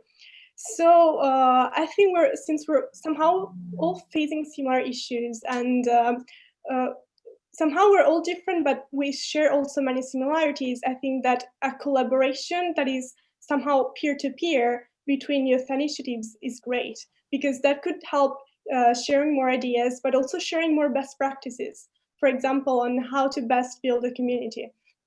So I think it would be great and very important to foster this collaboration between the initiatives. For example, one thing that we're doing to engage our community and to make it stronger is to organize small events that are single issues, but this way we can raise awareness. And I think that this would be a great example in which different initiatives could share materials and insights and analysis, maybe a PowerPoint presentation that you're using to explain how the internet works could be used by another initiative. And this is just a small example. So I agree with you when you say that sharing and not creating silos and making sure that we all collaborate and network together. I really agree with you because I really think it's paramount. I mean, and we can also bring the conversation a little bit back actually to what was being said by Nika. I mean, when we think about participation, we can see it at so different levels. And for now, we kind of took the approach at the higher level of internet governance engagement from the perspective of education and trying to educate people on how to participate and whatsoever, but also we can see it at different levels. For instance, even bringing the topic and presenting it to people that and to young people that haven't thought about the problem is perhaps a starting. And for instance, it was an initiative that I actually developed here in Portugal. With the Azorian government, which is an archipelago in Portugal. I did the full 9 islands and went there and speak to young people about the problem. I mean, it was more related to online safety and children online safety, but still was a nice example of how can we engage and make sure that even young people that are not at the discussion tables, like many of us have the opportunity to be, how we are still making the message going up and down on this chain of communication. That was an important point that I wanted to make. But I think that you're also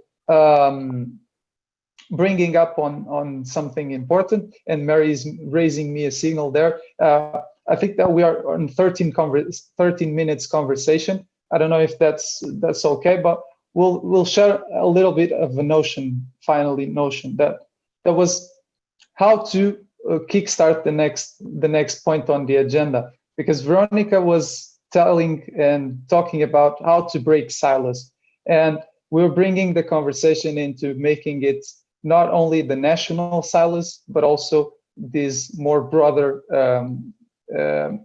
scope initiatives that perhaps are making the same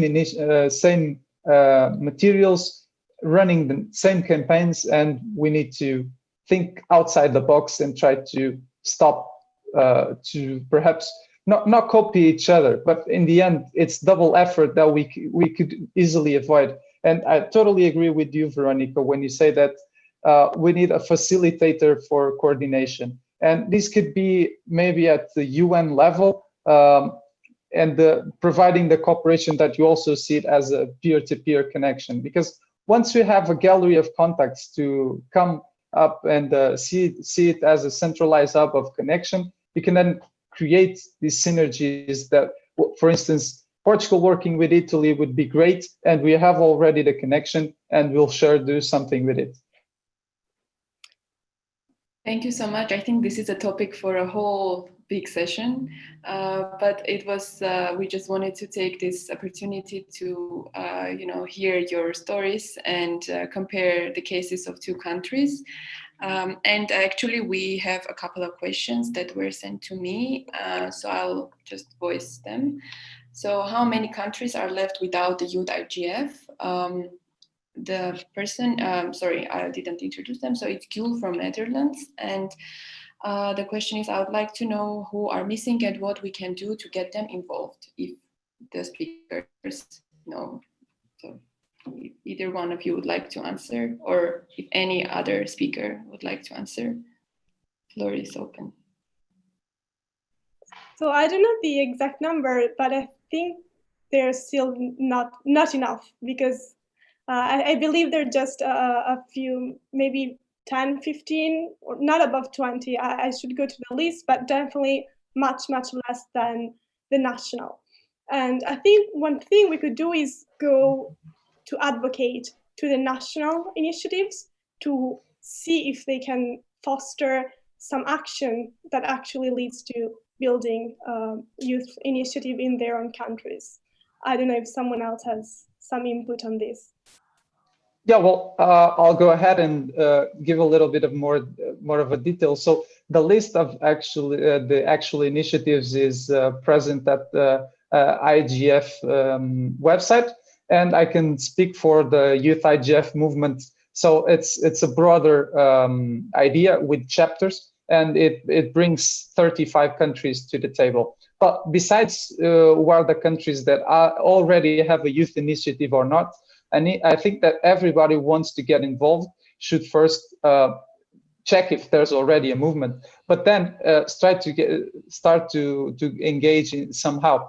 The first advice that I would give is speaking to the national IGF initiative, the broader one, and see how the youth IGF movement could be a plus into that setting. Because again, the silos that we're discussing, they could be on either parallel youth initiatives, but it can also be at a broader scope. And for instance, talking the same things that are discussing at the IGF national level, but not bringing the messages there and not being heard them.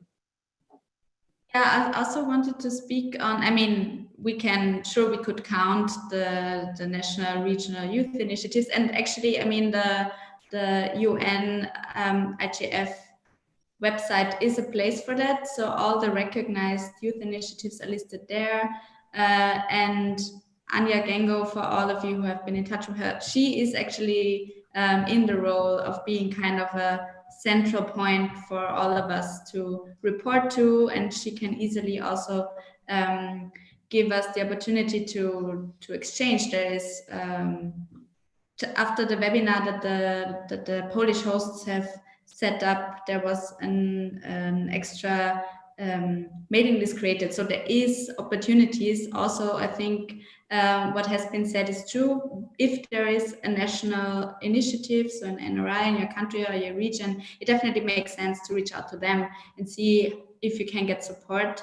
But there's also many countries where that's not an option, or there is no active initiative. So I think there is an opportunity to be active, especially online and in a decentralized way that is more accessible than to many than maybe other forms of meeting and doing things at an IGF. So I just wanted to comment on that. So there is different options. Once you have a group of people who work on this and you fulfill the criteria for openness, and then you can just reach out to the UN and seek recognition as an initiative, and it gives you access to like a bit more of a platform, and maybe also the opportunity to reach out to more people in your region or your country. Thank you so much. Very important points. I would like to go next to our question from Deborah. It is a question for both Veronica and Joao. And the question is, what has been your biggest achievement during this time at the IGF? Sorry, could you go again? And it's just to check if it was during this COVID time, or is it during the whole period of? I didn't get that one. It's more general, I think. But if Deborah wants to clarify that, I think it's more general because she didn't mention anything about COVID. Okay. Veronica, want to go ahead, or I can go and. So I think that, of course, one of the biggest achievements for us was getting recognized at the beginning in 2019. And then we still haven't organized an annual meeting, but what we did was a few of small events that were meant to engage the young people.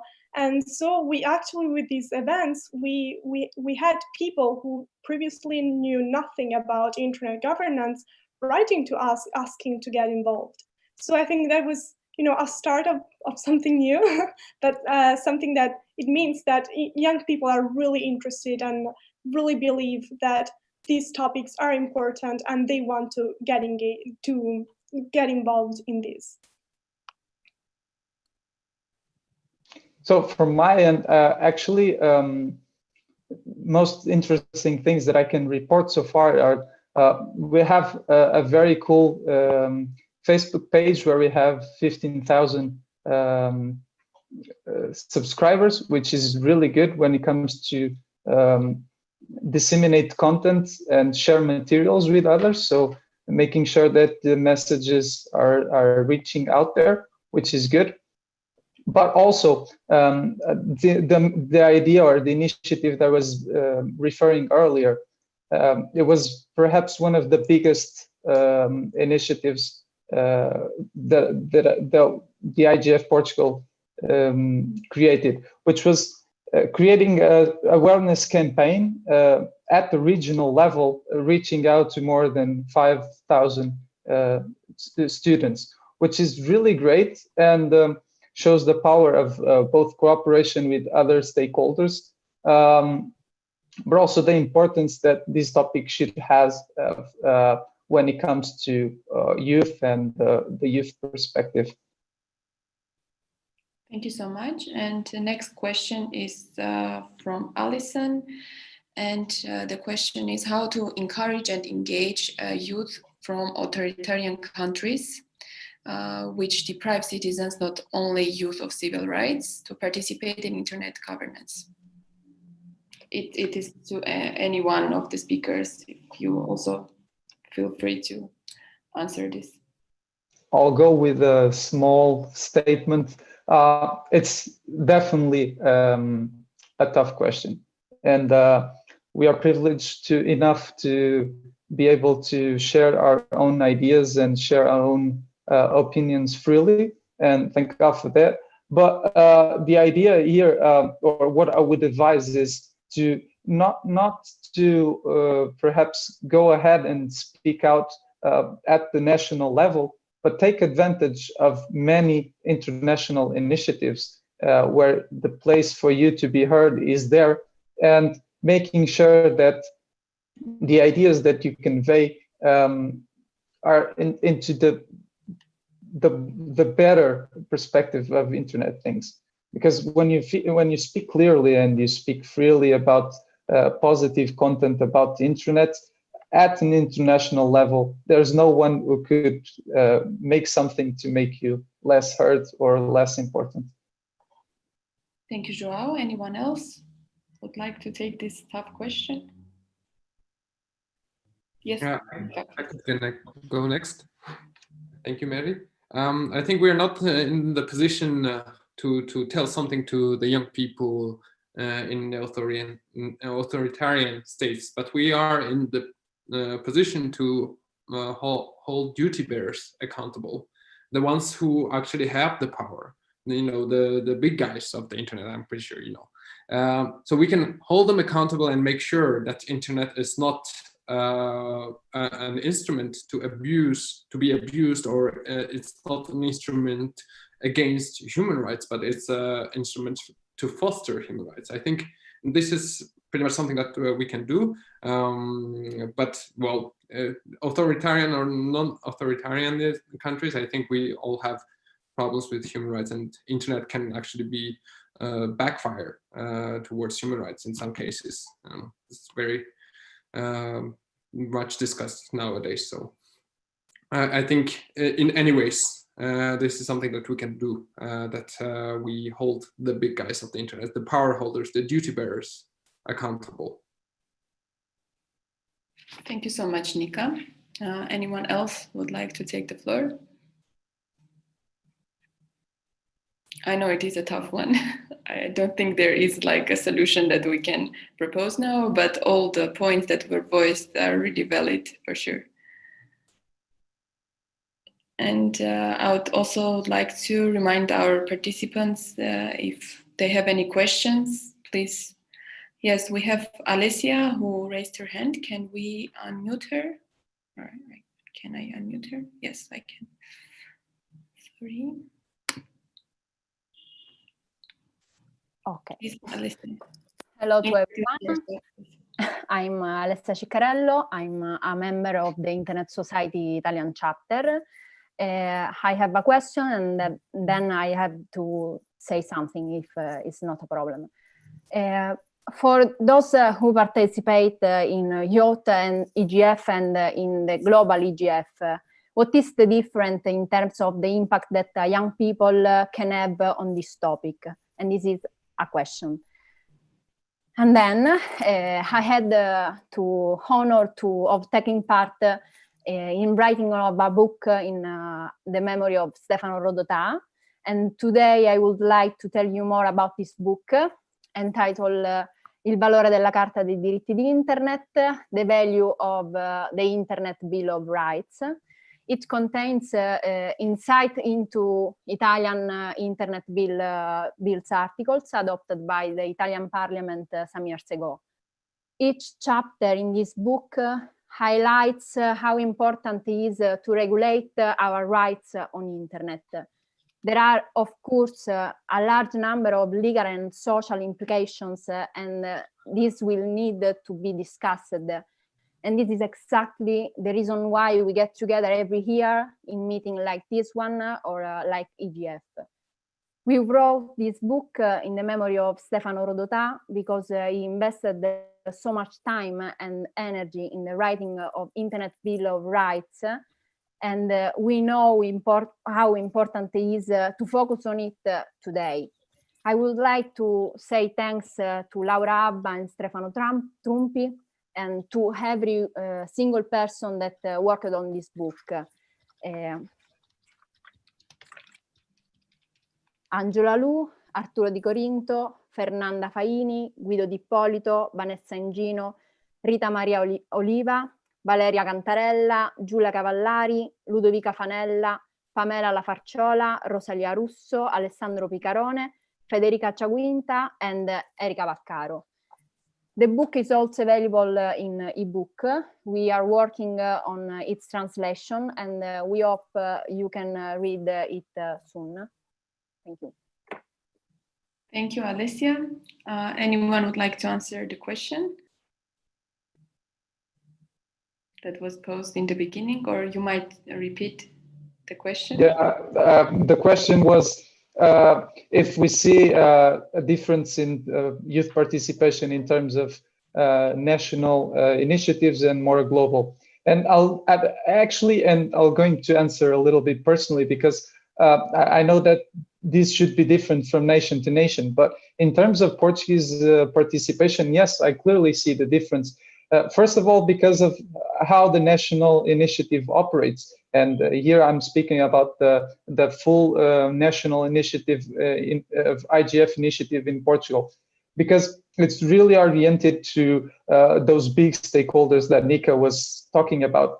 But usually we see this as they bringing their own agenda, which is completely different of what we see in of an international level and more global, where I can see that, for instance, those programs of youth participation and youth engagement, and I think the Youth IGF Summit is a great example of it, provide us with a different type of platform. So ideally, what I would like to see is trying to bring the same ecosystem that we already see in terms of support to youth participation at the global level, also being effective at the more national one. Thank you, João. Anyone else? We have a question from Valeria, and the question is, how do you think which ways are more effective to build cooperation between youth initiatives and national regional initiatives?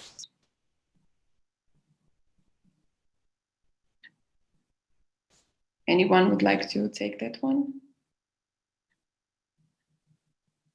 Veronica, do you want to go ahead and clear the head again of our brainstorm about how we see breaking silos?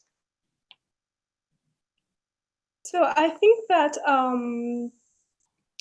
of course, collaboration starts with dialogue. So reaching out is always one of the first things that one should do. I personally like that youth initiatives are still somehow independent, because I think that avoids tokenization, and which is, as we mentioned in this session, it is a big problem in youth representation. So I think that building and fostering its own independent communities is great, also to have a very fruitful dialogue with both national initiatives and also to have actually messages, real messages to pass also to the global debate. So I really think that community building and collaboration in this community building is one of the key factors that can actually strengthen the bonds between national youth initiatives and also global IGF. Thank you. We have 2 hands raised. I would like to unmute Ida now. Please introduce yourself and go ahead. Did I manage to do it? Not really. Yes. Yes. Can you hear me all? Yes. My name is Ida van Praag. I'm an educational designer, and I have participated in a lot of teams working with digitalization in the past 12 weeks. And I just see the questions on my screen, how to reach stakeholders. And my first point would be, in the Netherlands, we don't use Facebook anymore. It's for elderly people.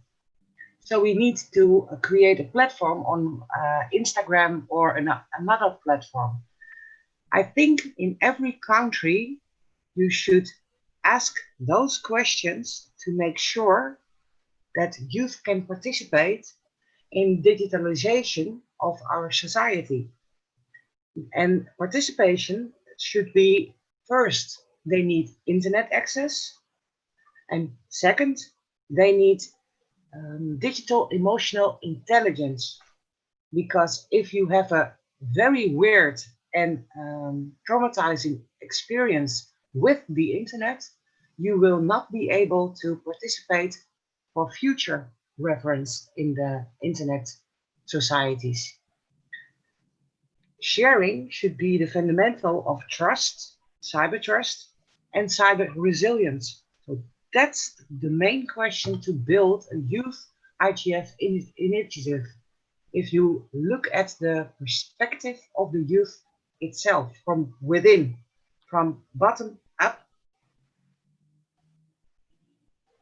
to make sure the youth can express their opinion and their community values. That's what I wanted to say as an answer to the question on the screen. And we started with a workshop for educational needs, which will provide challenges, opportunities, and best practices in Europe if we go to educational needs of youth and information sharing. Teachers will also attend those meetings, and they can speak for youth and let their voice be heard. That's my opinion. Thank you. Thank you too. I think next in line is Gustavo. I will try to, okay.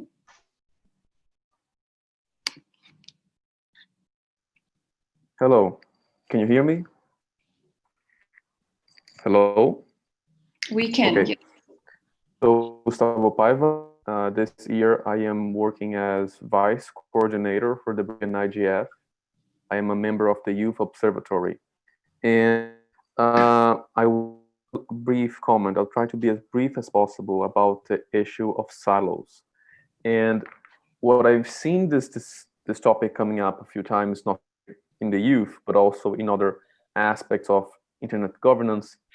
I've seen it, and one of the things that I've held on to a while is that this is more an issue of logistics, this is of policy.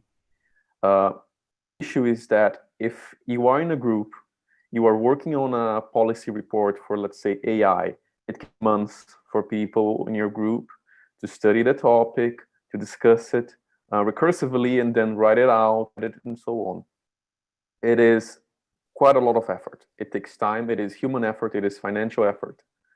Now, if we had a network of youth groups with whom there was a sentiment of mutual trust, then we could, in a way, collaboratively rely on reports in the production of others.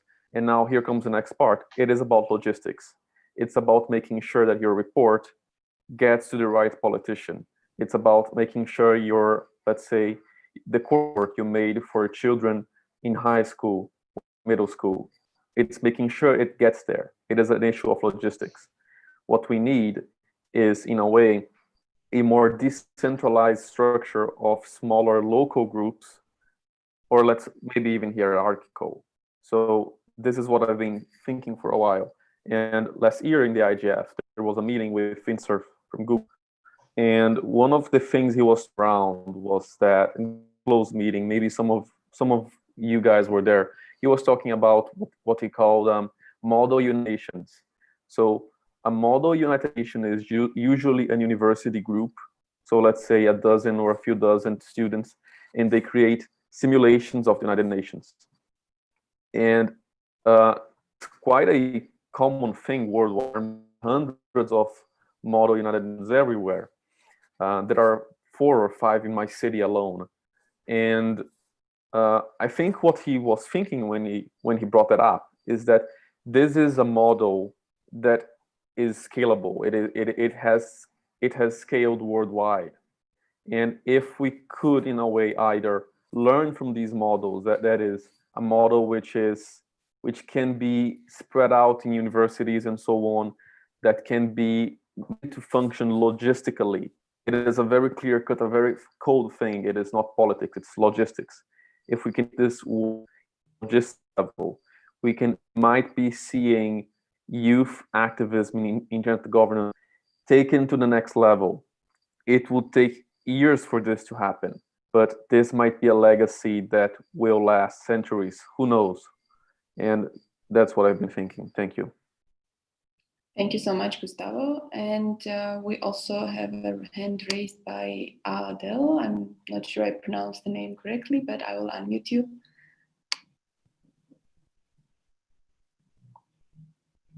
Thank you. So this is Adele from Nottingham University, UK. So my question is from Elizabeth. So Elizabeth, you mentioned about a program that you selected like 120 people from around the Europe. And I think it is more on the capacity building side of that. And if that is true, I was wondering that in future, if there's going to be any similar program. And I was hoping that I could also take part in that. And I hope I'm not too late for that. Thank you. Thank you for the question. So the thing is always with, choosing people for a certain kind of program, that is always hard because there's usually more interest than there is capacity. You can certainly reach out. I mean, just here in this virtual room are different organizations and initiatives that do capacity building. So speaking from my own organization, the German Informatics Society, this year we are going to do another global capacity building initiative that is focusing on digital sustainability. So keep on the lookout for that. We will launch a call for participation on that in about a month. hopefully, and there we can also bring together hopefully even more people, but at least, you know, a group of 100 from all over the world, actually from all parts of the world, to collaborate on this topic specifically. Also keep the lookout for the activities planned by the host country this year. So the Polish host is also planning different activities. They will spread those informations on the IGF website that I've also before posted to the chat. And on Twitter, that's always a good opportunity to, you know, see what's going on in the different spheres. But there is a lot to do and there's a lot to be engaged in. You're definitely not too late. We're happy to have you in all those initiatives. Thank you so much for your questions and insights. Just to have a quick recap of this very interesting discussion, which as I said, will take up a whole another session. So a few things to keep in mind when organizing National Youth IGFs. I think it is the awareness raising component that people do not know that what internet governance is and what all these initiatives are about. It's about logistics, resources, the space, people, your time, energy, etc. And cooperation with the national already established IGFs on regional initiatives, other youth initiatives, exchanging experiences, and so forth. I'm sure our speakers have more tips on this, but as we're running out of time, I will just advise them, I'll advise every one of you to reach out to them if you would like to have more exchange of experiences. And moving on, I think one thing that was mentioned more times during this discussion, like a lot, it was that we need a community. And in order to understand what this community wants, it requires needs assessment. And I would like to give the floor to Noah Ashraf, who is a steering committee member for YCIG. And she will present the YCIG community questionnaire and its results that we ran just 1.5 months ago. So Noah, please go ahead. Hi, everyone. Thanks for participating in the YCIG session. And my name is Noha Ashraf Abdelbaki from Egypt. And I hope you like my background. I just missed the beach. So let me introduce the YCIG steering committee first. We are representing 4 UN groups. Mary is representing the Eastern European group, Eileen, the Latin American and Caribbean group. Millie is representing the Asia Pacific group, and myself representing the African group. So each year, we organize an election to, and everyone on our mailing list have the right to vote for the next representatives. The YCIG was created 10 years ago, so this year is our 10th anniversary. It's one of the IGF dynamic coalitions, and we are listed among the youth initiatives. So I believe Veronica has already shared the link, so you can find us listed in the same.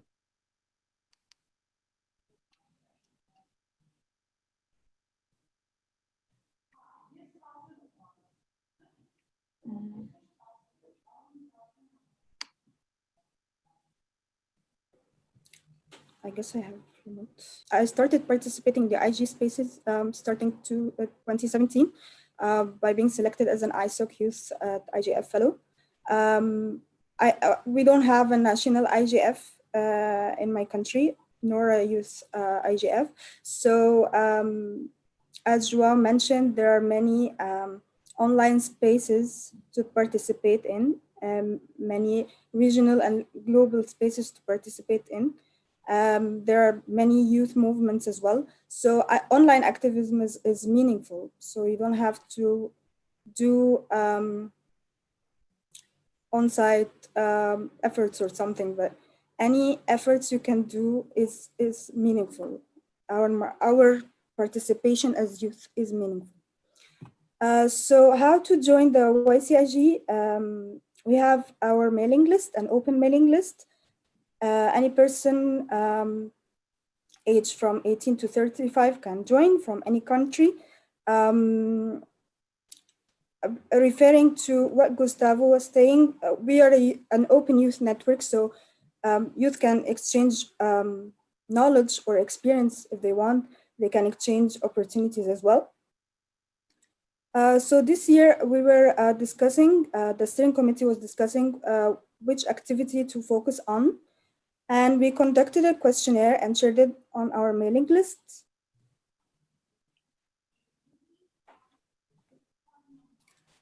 To get to know the community needs. We've received responses from the different regions, from youth from the different regions, from Africa, Latin America, Eastern European, and Western Europe as well. And we have given choices to which activity to go for. And most of the responses went for webinars, around 80%.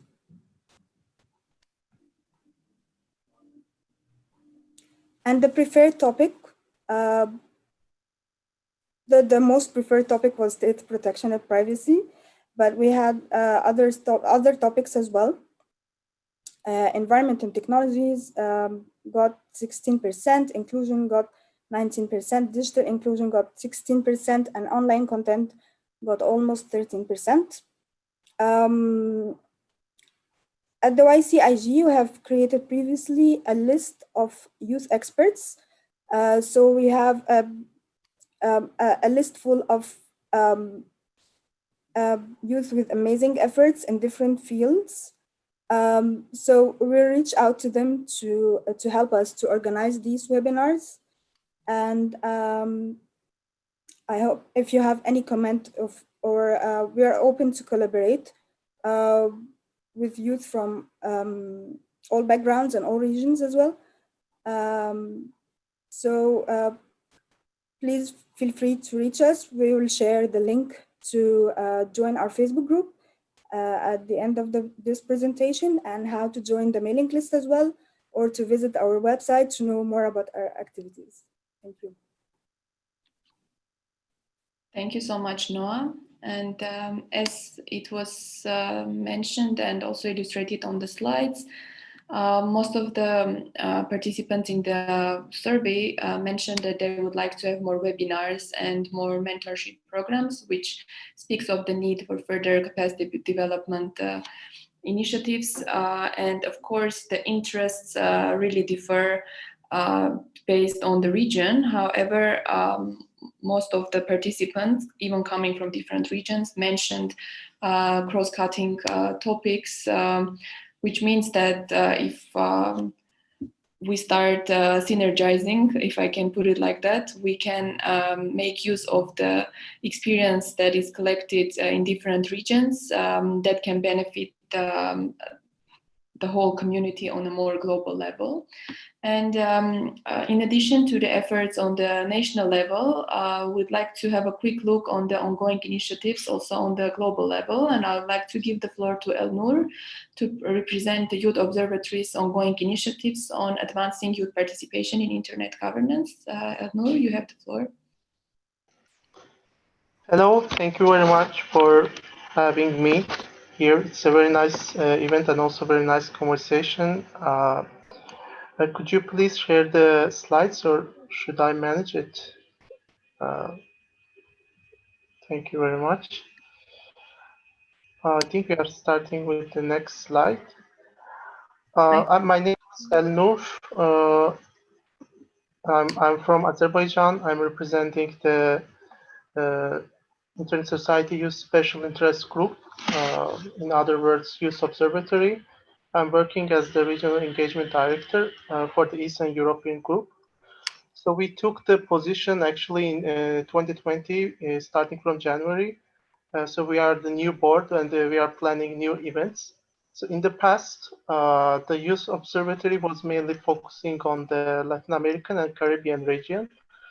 And there were two projects mainly, in addition to the Youth IGF in the Latin America.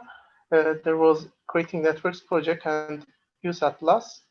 And currently we are planning to focus more on all the 5 regions, and we are actually promoting the direct youth participation in our projects and in everything we are proposing. And in the future, we believe that more youth participation means the better internet governance.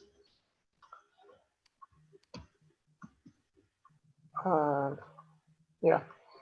So basically, from the past events, the Youth Observatory had the Creating Networks project, which is actually a project competition for the youth who are involved in the information and communication technologies, or, for example, working on particular projects related to the internet governance, but who are not in the ecosystem. What we call ecosystem is like who are not working to develop policies or to work to increase the youth participation. So this project actually had the capacity building part, also the competition, in which the participants developed projects and executed them. So this was also one of the very successful projects, and it was followed up by the Youth Atlas, which is not a simple map, but a map of the stories of the youth who are in the ecosystem, internet governance ecosystem. So in this Youth Atlas, one can easily find the youth experience, how they came to the internet governance, for example, from the fellowships, from the Inter-Societies Youth Ambassadors Program, what challenges they face, what opportunities they think they can get from the internet governance. And you can find direct interviews and the results of the questionnaires with the youth. And coming to the present projects, we think that the youth participation should be also appear on the IGF itself, and not only the youth IGF summit, which we highly appreciate. And for this, we developed 3 session proposals for the IGF 2020, which is under moderation right now. And in these session proposals, the regional directors work to include the young people, not only as part of the organizing team, but also like direct stakeholders, which means direct speakers on the sessions, or which we highly evaluate to give the floor to the youth in such international and multi-stakeholder events. And currently, we are promoting the regional engagement, as I mentioned already. One of the challenges the Youth Observatory actually faces is that we have over 2,000 members, actually 2,200 members at least, in the website, in the portal of the Internet Society as the special interest group. However, I wouldn't say that most of the youth are actively contributing to the work, despite they are getting emails, and we have a broad emailing list, which means to have access to the youth all around the world. So we are currently working on this to how to improve the meaningful participation, which I really like this word, which is already mentioned in the speech of the previous speakers, how to improve this meaningful participation. And we are proposing some leadership exchange, some debates and social media events in collaboration with some national chapters, which is on the idea stage, but some events we are already working on to start in the upcoming weeks. And we think that this can work to when we give floor to the youth members, for example, in the events such as leadership exchange, they will be more motivated, and it is a good thing to also to express their ideas in such platforms. Yeah, I just gave you some very brief information about us, and this is the website of you can see the website of the Youth Special Interest Group, and Also, you can be joined the Youth Observatory from the Internet Society portal. First, you should join the Internet Society and then the Youth Special Interest Group. It's very easy. And please follow us on other social media. And thank you very much to all the organizing team and the Youth Coalition on Internet Governance. Very nice to collaborate with you, to speak here, and hope to see you in person in the future. Thank you very much. Thank you very much, Elnur. And I would like to thank all the speakers and all the participants that were active or were just listening and took their time to join this session. So today we heard from various wonderful speakers and also participants on their projects and initiatives on national, regional, and international levels. However, at YCIG, we believe that we can achieve much more if we unite our forces and efforts, be that on regional or global levels, as we can greatly benefit from each other's expertise and experience. And as we are running out of time, it goes without saying that these topics require more time than just 90 minutes. And everybody is very passionate and interested in taking this to the next level. And one thing that came up, as I mentioned a lot during the discussion, was the need to work together and create a more stronger community. And as it was highlighted by different speakers, youth has a lot to bring to the table, be that initiating one first ever global youth IGF initiative or national youth IGFs or suggesting solutions for such difficult and unprecedented situations such as COVID-19 pandemic, which means that we have a lot of work to do and we can do more together. And as a follow-up to this meeting and this session, we at YCIG will send you a follow-up request to identify ways of working together and starting with identifying the common goals and also the formats, frameworks, and tools that you may envision for achieving these common goals together. This is one of the main priorities for YCIG for 2020 and beyond. So I would like to open the floor for any final thoughts or remarks by any participant or the speakers. Just very short round, and if anyone wants to say anything.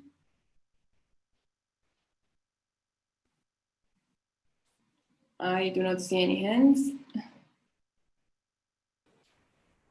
I just received several requests for the link for our mailing list. So here it is.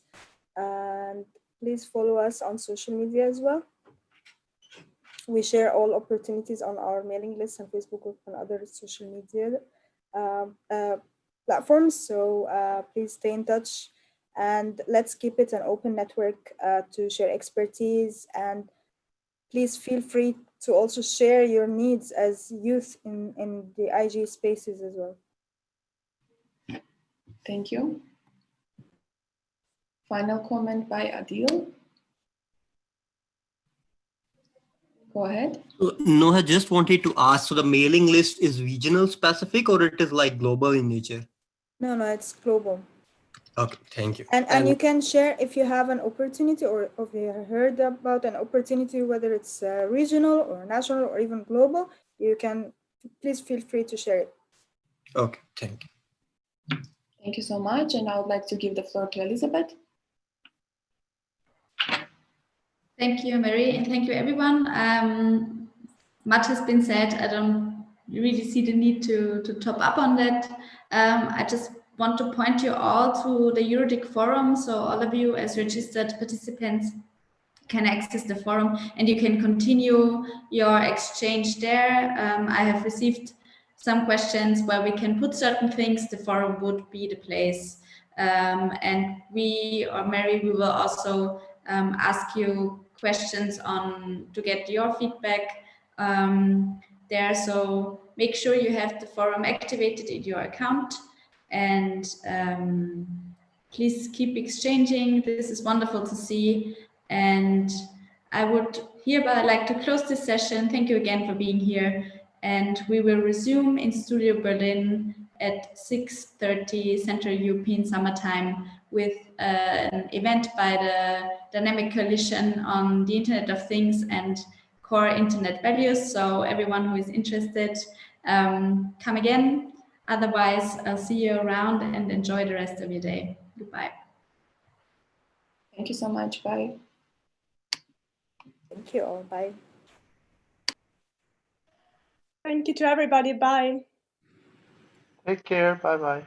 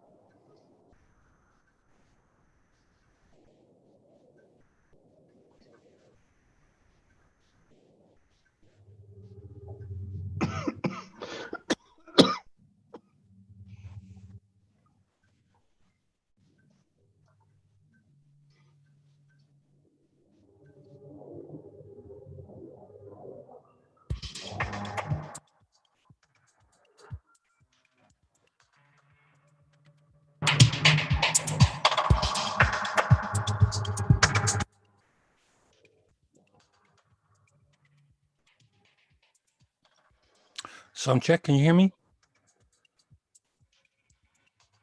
Check, yes, at least I hear you, Olaf. Good evening, everybody. Hello, Olaf. Hello, Marco. Hi, everyone. Olivia here. Can you hear me well? Hey, Olivier. Hi, Tony. I can hear you. Perfect. Hi, I everyone. see Paul as well here. Welcome, Paul. Paul Blaker. Tony, welcome. Do you want to do a sound check? Hi, can you hear me? Yes, Paul. Welcome. Perfect.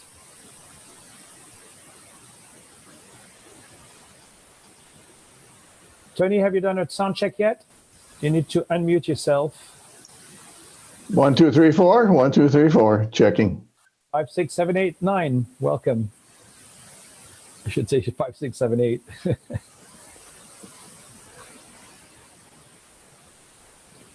All right, I'll stay mute. Hopefully the others are going to make it here soon. Did you find it a bit difficult to find the room? Because I've had a couple of messages of people trying to find their way. Well, one, in my part, I rather foolishly thought it was 17:30 and rather than 18:30, and obviously it didn't meet expectations. But the interface is, once you realize that it's the Berlin room and you get a little familiar with the interface, it's navigatable. Okay. We should have a birthday celebration. I think it's just about Vince's birthday if he shows up. Oh, okay. I know that he's being interviewed a little bit later today. We were born within I think 30 days of each other. Wow. An illustrious time in the history of the world. I'm not sure I'd describe it that way.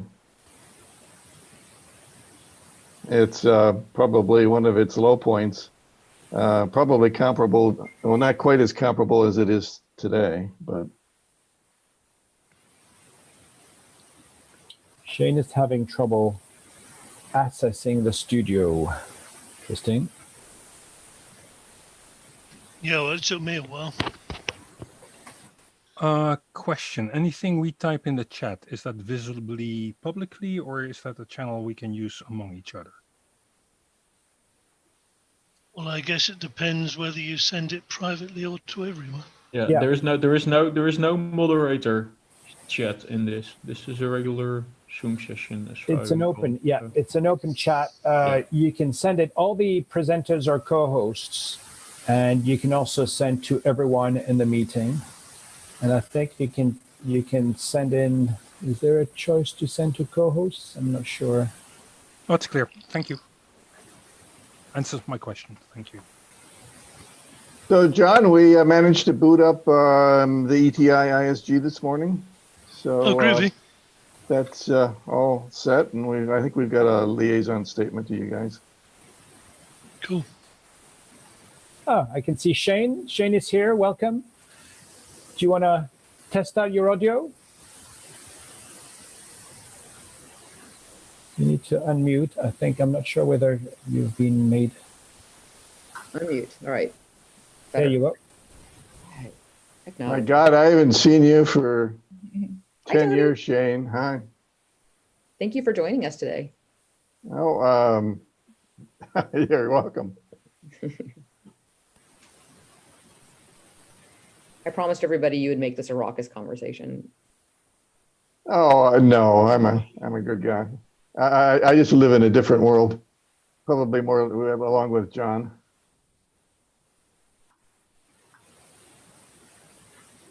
Okay, we'll wait another couple of minutes. I don't know where Vint has made it yet.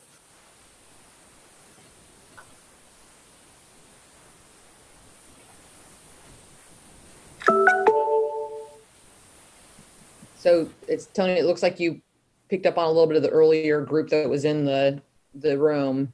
Did you learn anything? Oh, me? No, I actually, I left and did other things. Hello. Deep background. I don't want to interrupt. This is Elisabeth speaking. I'm your studio host for this session. And as we are on our assigned time to start, I would just to briefly like to point us to the code of conduct, and of course a warm welcome to all our participants and our speakers.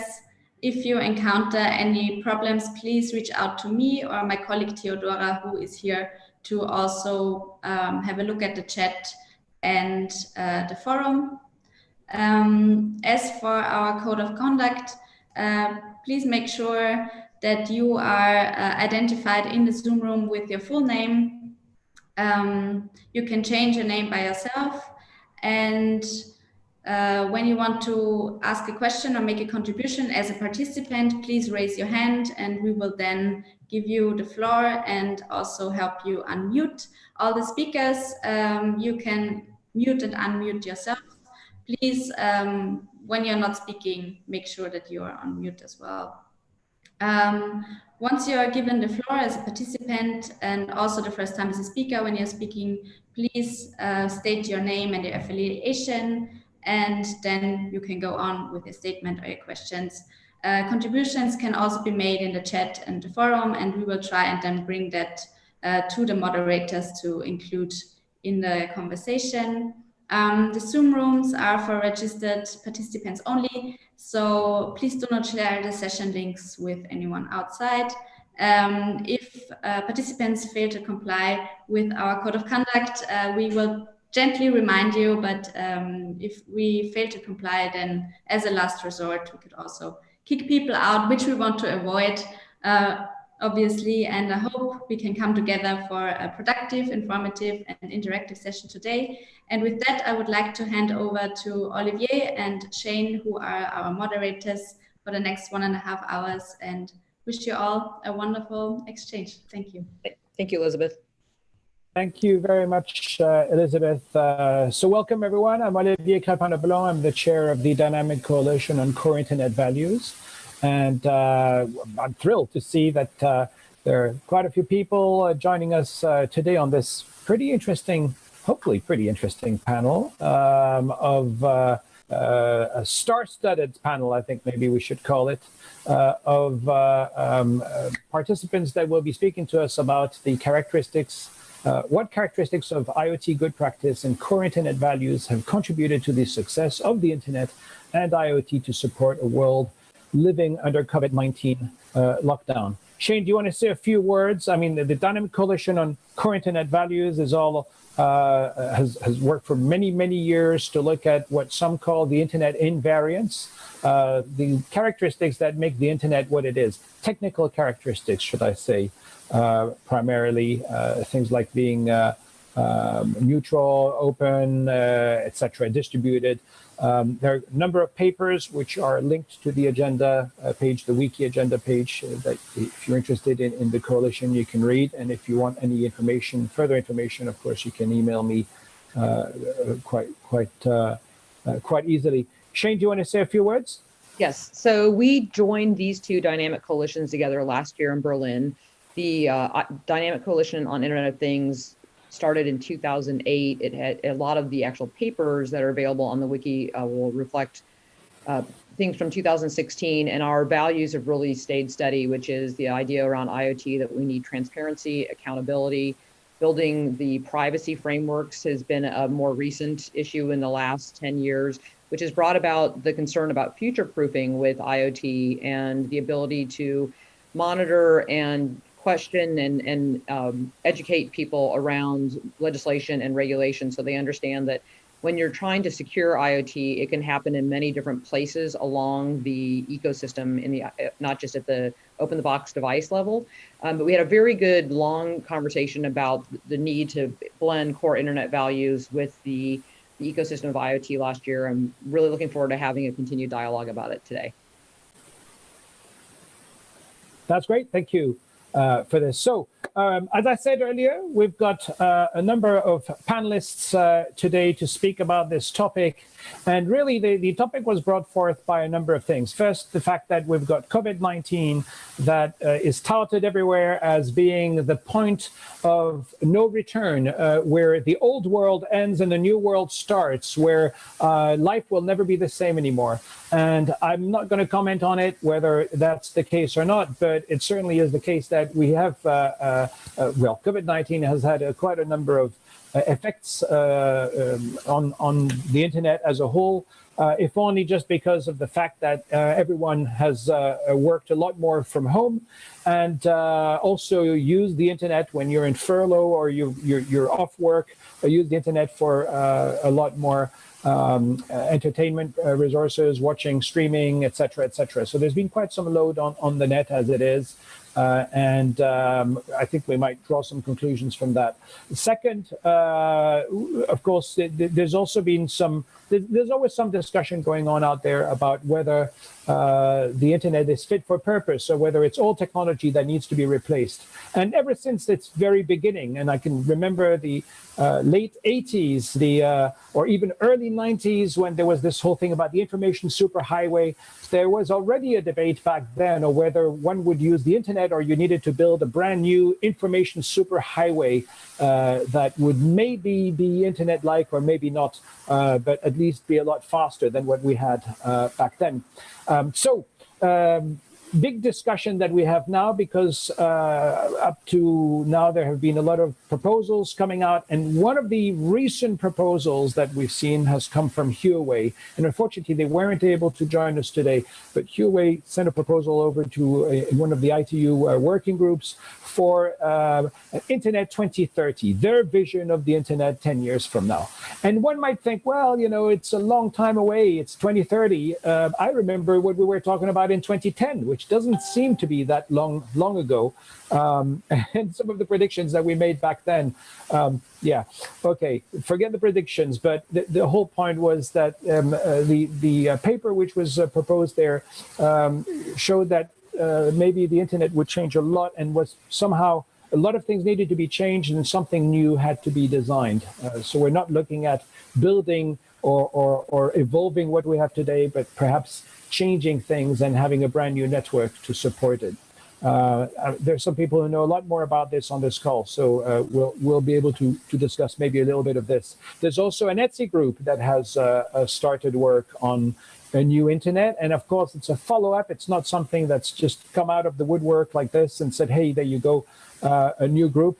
So there's always some work going on, and it might well be that we're dealing with parallel networks, with you know, the overlay with work that takes place in parallel and an evolution somehow moving on. But the big question with that is, how does the governance of all this evolve? The internet was built around a multi-stakeholder model of governance. What about the future? Is any future network, or is any evolution of this network going to continue following on the same type of governance model? Now, with this as a starting point, we've got a number of key participants and panelists joining us, and I'll go through them in alphabetical order. Where we first have Paul Blaker, who's the head of global internet governance at DCMS. That's the UK government. DCMS has been involved a lot in both the ICANN arena with domain names, and has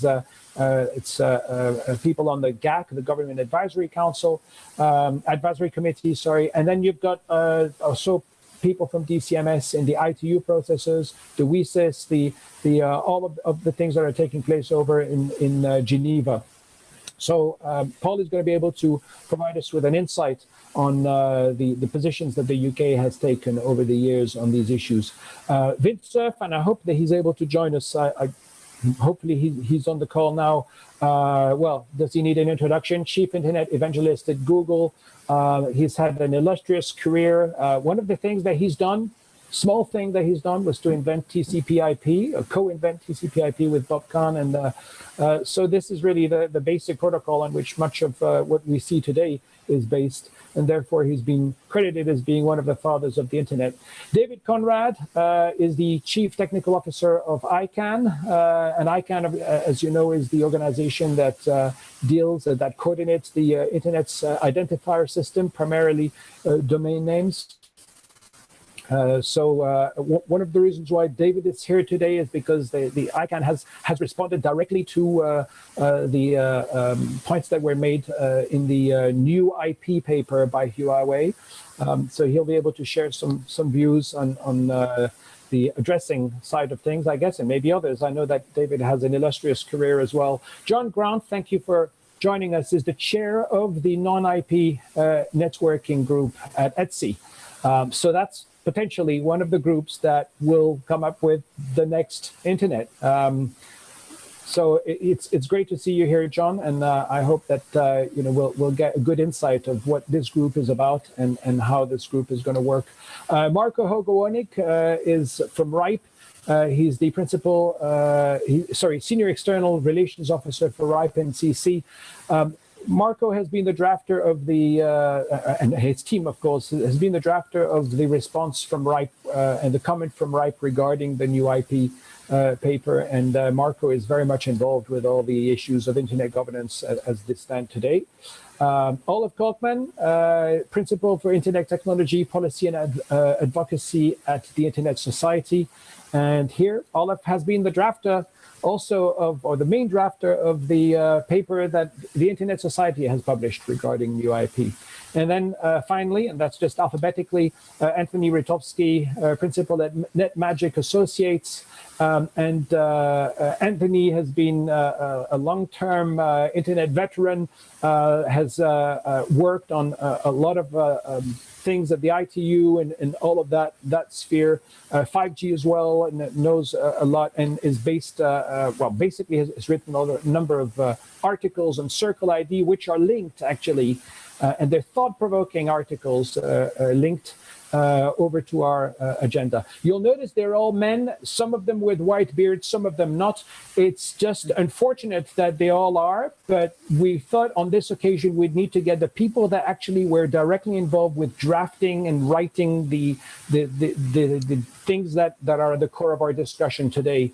And so they're particularly hands-on. So Shane, you're gonna have to hold the flag for gender equality here, and I should, I guess, give you the floor more often than all of these guys on this call. So thanks, and we'll start, I guess, with the first of our questions. And the way that we're going to do, okay, editor, Olive, thank you for telling me, editor, not main drafter. Fine.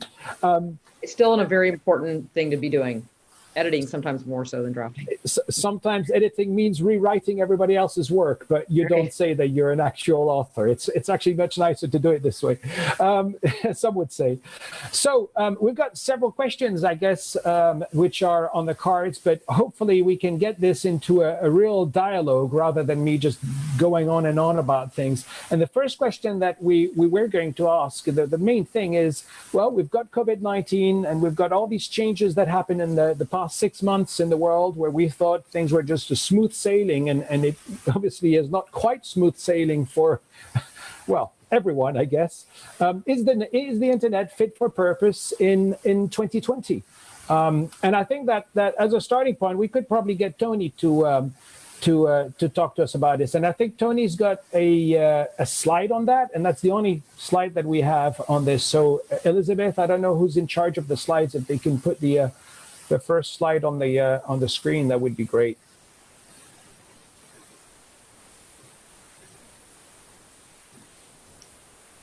Well, Tony, why don't you go ahead and get started while we wait for Elizabeth? Yeah, go and get started. Sure. I see there's symmetry, Shane. I guess that looks like a Asian/Chinese. It's Japan. Japan. And behind me is basically modern, all the Tibetan. It looks like a lot of modern technology and books behind you. Oh, well, there should be, it's mainly Tibetan. Anyhow, let me run through the slide and say as a preface, I think one of the challenges here is as we discussed a bit on the email, is I think some of us live in very different worlds.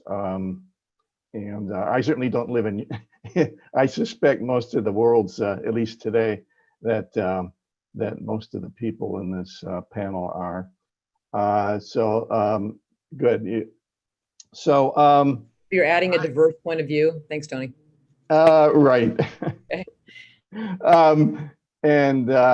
So my answer to the first question, I tried to articulate this, is our existing ICT infrastructure, especially the GSM Global Network, has served the world reasonably well during the pandemic. And I would note that Europe taking the lead for the related global coordination development of needed capabilities in the new E4P industry standards group is really quite helpful. I think DCMS has actually been involved in that, but it's been extremely active, and I think it's one of a kind venue for coordinating amongst all the different other activities ongoing, which seems to be a bit chaotic. Sort of running down the list, then the term internet is it's certainly in my experience and is without meaning. And it's used essentially for political polemics and marketing purposes. As subnotes, the use of IP protocols, there have been really countless internet protocol variants over the decades that have been manifested in vendor and provider implementations and diverse industry forums. And I tried to capture a lot of those in the Circle ID article on the history, with lots of links in there. And the topic of new protocols became especially prominent in multiple 3GPP ETSI MEF groups over the past 5 years, with the emergence of virtualized architectures and protocols and the quest for low latency connectivity. By the way, I think the name of the company that's being referenced is pronounced Huawei. And I feel a little bit, I think the way their work and activity is being portrayed is rather egregious, but I realize it's all part of the kind of political dialogue. And the ITU-T, like most industry venues, has seen many similar work item proposals as Huawei put forward, and often reflecting, there's a kind of a common template to Larry Roberts' pioneering new protocol proposal in 2006, which was actually backed by BT. So my admonition, I'm not sure how we bridge these kind of parallel universes, is that focus should be to understand the meta developments underway that are now shaping the evolution of network architectures and their services. I try to point some of those out in the next slide when we get to that question. But you know, given this diversity and I think lack of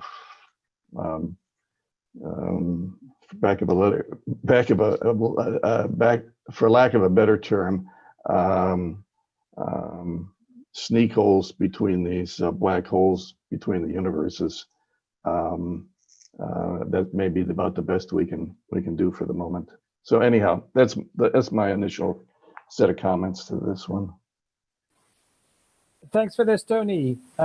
Next, and I don't think that Vint has made it yet. So next in the list would be David Conrad, who, yeah, I guess I can give the floor over to him on your thoughts on this. Is the internet fit for purpose today? DNS, everything else? Yeah, so thank you, Olivier, and thanks for being asked to participate in the panel. Yeah, to answer the specific question, is the internet fit for purpose in 2020? I mean, it would seem to be obvious that the answer would be yes, because I mean, just the fact that I'm speaking on this Zoom call would suggest that the internet, as you may define it, has succeeded in providing a global telecommunications infrastructure upon which, you know, increasingly people rely and upon which GDP becomes more and more dependent. It's used for pretty much everything. There are corner cases in which the core protocols of the internet, and specifically IP, may not be ideal, but economies of scale are what sort of drives things on the internet these days. And those corner cases may be useful in identifying, you know, specific variants of protocols or completely alternative protocols that meet those corner cases. But ultimately, the ability of the internet to be a globe-spanning telecommunications network in 2020 appears to be without question.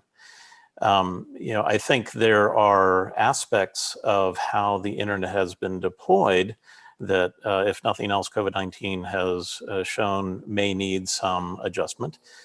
Things like asymmetric bandwidth, where the upstream is much less than the downstream, could be seen as being, you know, problematic when you're doing, you know, peer-to-peer video across, you know, multiple clients. There are other aspects of the technologies that are clearly in need of work. You know, security, particularly in the IoT context, would be an ideal example. But in 2020, is the internet fit for purpose? I have trouble coming up with an argument that would argue against that. So I'll hand it back to you. Thanks for this, David. Next, we have John Grant from Etsy, and as I said earlier, John is leading a group that is ultimately going to design something or standards for non-IP networking. John, is the internet as it is today fit for purpose? Well, we've got nearly half an hour through this call without too many things dropping out. So it's doing a lot better today than it has done recently. Yeah, sorry, I wasn't expecting to be on until the end. So you sort of caught me a little on the hop because I was waiting to hear what everyone else had to say. Yeah, I mean, NIN follows on from NGP. NGP was looking at particularly some issues that mobile operators had with the way that IP works. And I suppose if you go right back in the history, there's kind of tenets with IP that I've never believed right back from when I started doing networking in 1981. But without too much going into the religion of it, there's the problem is that we had the telecom system that would do voice, and I mean, I'm old enough to remember analog exchanges where you got noise like someone frying sausages because the contacts weren't quite clean. And then we moved to digital, and then it was all kind of beautiful. And then we moved to IP, and everything started getting compressed, and there were extra delays and stuff. Yeah, a lot of my history is in video, and particularly audio, where as I remember someone saying in one of the meetings, media networks have requirements that IT folks don't understand. And IP is very much an IT system. And we're using it more and more for media streams, as we're using it now. The other problem that NGP came up with was there were quite large overheads, and while that doesn't matter too much on cable, when you've paid a lot of money for spectrum, you kind of need to get value for the bits that go over the ether. I guess that's my 2 minutes. Thanks for this, John. And yes, apologies. I was supposed to leave you until the end. I just jumped. But next time, in the next one, we'll follow the right order. Next is Marco Hogewoning. And Marco with RIPE, as I said earlier, drafted or probably edited some of the response to the new IP. But of course, RIPE distributes IP addresses. So a world without IP. Marco. Yeah, a world without IP. We could have run several what-if scenarios, but sort of looking at sort of the question, is the internet today in 2020 fit for purpose? I think we have to also consider that we didn't design it this way. We never considered a global pandemic of this scale when we thought out TCP IP or when we built those networks. I bet when you ordered your internet connection last year, you also did not consider sort of being stuck at home for multiple weeks trying to do everything remote. None of us did. Yet, if you then look at for whatever the internet is and what it means, and I'm kind of a bit reluctant to define the internet based on the actual protocol being used. After all, there is already like 2 protocols in use on the common internet, and maybe more to follow, or different alternatives.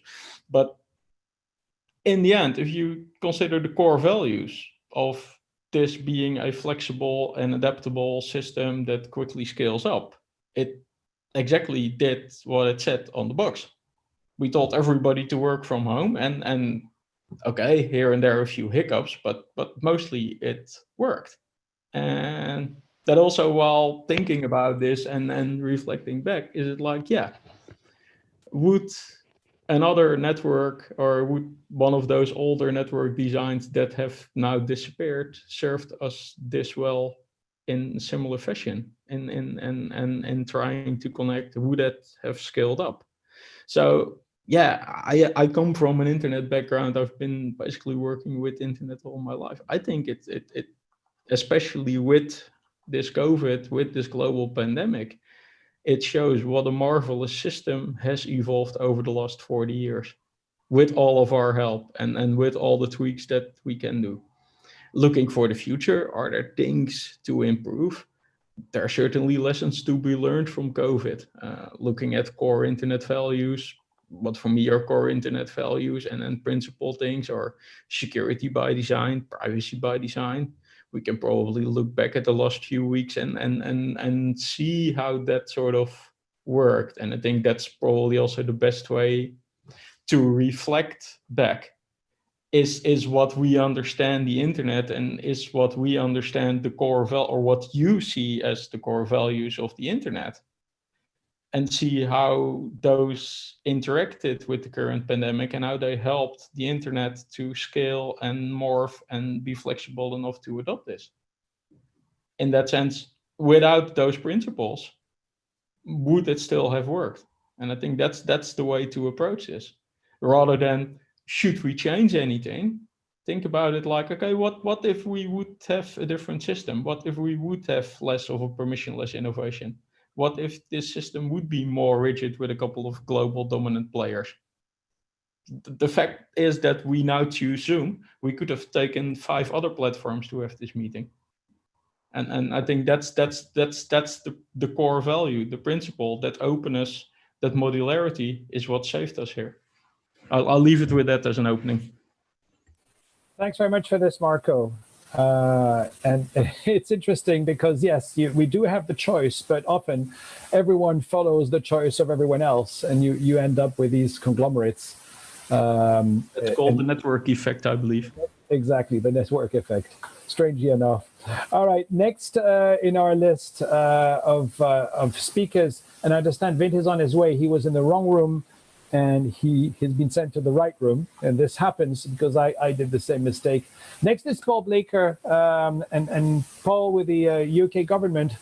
You know, is the internet as it is today fit for purpose, given all the things that we've had to go through in the first half of this year? Hi, thank you. Yes, I think as others have said, the short answer must be yes, it is fit for purpose, but it's fit for purpose for those of us who have access to it, of course.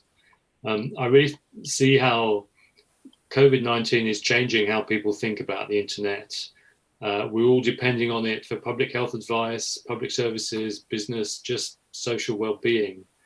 Whereas in the past, maybe the internet and digital technology might have been a bit of a special interest topic within government or within public policy debates. It's now absolutely front and center of attention for senior decision makers in government. And I think it's shown an even stronger argument of why we need to think very, very carefully about the impacts before discussing radical changes to the internet and how it works. I think COVID has shown there are clearly challenges, particularly around the potential for DNS abuse, and we need to take steps to address those. But by and large, networks have met huge increases in demand, and so many of us have been relying on the internet. those of us, as I say, who have access to it. And I would make this point particularly that in the kind of international debates I follow, whether at the UN or the ITU or CSTD, I do think that COVID-19 has refocused attention on the fact that nearly half the world's population is still unconnected. We've had a lot of debate in recent years about emerging technology, and it's important that we discuss the issues that new technology brings. But I think the pandemic has reminded us of the fundamental and critical need to connect the unconnected and ensure there is affordable access globally. That work has been going on for a long time, of course. It may not always be exciting or new, supporting investments, building infrastructure, capacity, better regulation, those kind of bread and butter issues. But I do think COVID-19 has brought that right back to the center of attention, and that's a good thing. Thanks. Thanks very much for these thoughts. And I think we can swiftly then go to Olaf Kolkman from the Internet Society. Yeah, it's going to be a little bit of a repetition of what everybody else said, I'm afraid, or most of you said. I first want to say a little bit about how I think about the internet, because I do think that is important in this context. It's not a marketing term. It's actually a technology and an idea that is important, that brings us global connectivity and a lot of possibility. And for me, in essence, it's a network of network that in which the individual networks can make individual decisions about how they do their business, how they provision their customers, how they ship traffic around, all those type of good things. And I think we come to talk about that in the next part of the questions. But at the same time, all participants have an interest in keeping that global connectivity going. Subscribers, access miles, backbone network providers, internet exchange point, content delivery networks, application platform, content providers. Those are all similar, all active actors that provide the services that we collectively depend on. When we looked at when COVID took on, obviously at the Internet Society, we asked the question, this is going to change how people use the internet, and what will be the impact? Will the internet fail? That was a question in the first week of the COVID crisis. We have been tracking that quite a lot. My colleague David Belson has written a few blog posts about this. And what we basically see is that most networks have been under stress. Doesn't really matter which type of networks, but most have been under stress. And the stress that they were under was the type of stress they saw with new iOS releases, new gaming releases, hot new Netflix type of thing. So high capacity type of simultaneous events that sort of became the new normal. Most of the networks are well provisioned to deal with that. Backbone provider, internet exchange point, content delivery networks, application platforms, they had the overhead and could fairly easily scale up, is what we've seen. The access networks, as Paul said, the access networks got the hits. And specifically the hits, the networks where the access was already limited. Oftentimes 20 to 30%, sometimes a factor of 100%, factor 2 of upscaling, which basically brought download speeds down significantly. Now that happened in the places where under provisioning was already happening, in the rural parts of developed nations, where there is often little competition. We saw this, but also in developing nations, and obviously that's the big tragedy that Paul was referring to. The people who are least connected in this crisis were also the people who were not able to do homeschooling, who were not able to work from home, and for whom this crisis was most possibly the most impactful. So yeah, I would say that the internet has shown that it worked, but it has also exposed that there is still lots to do. And I think we will be talking about that in the second question of this panel. Thanks for this, Olaf. And you should have a look at the chat because Tony doesn't quite agree with the points you've put forward. So there's going to be some good discussion later on that. Next on our list, we have well, first I was going to check if Vince has made it, but I don't think he's made it yet. So next we've got virtually stuck in the other room. I'm sure they probably wanted to keep him over there. Okay. Well, it says John Grant, but of course, John, you've already had your say, but maybe you could just say a couple of words, I guess, in response to what you've heard.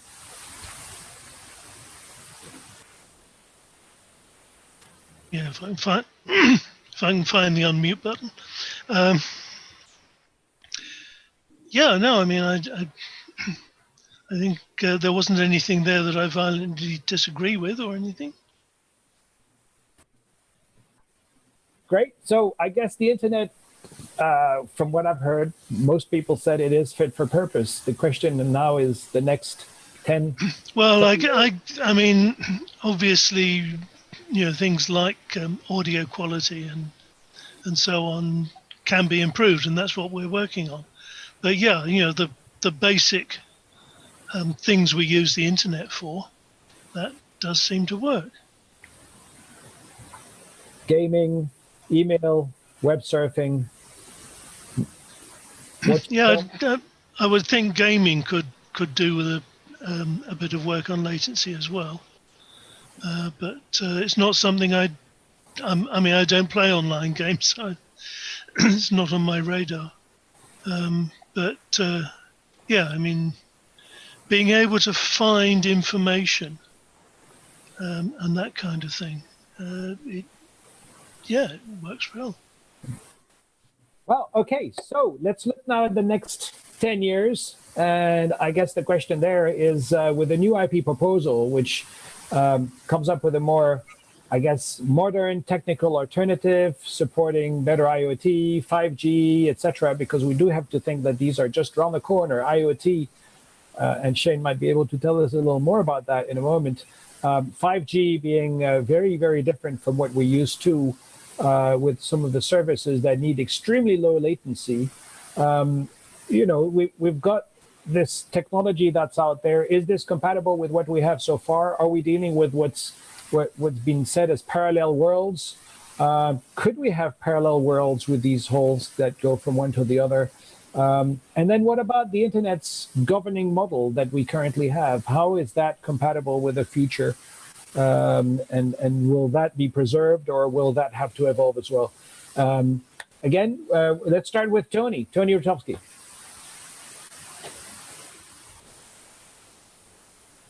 I was typing.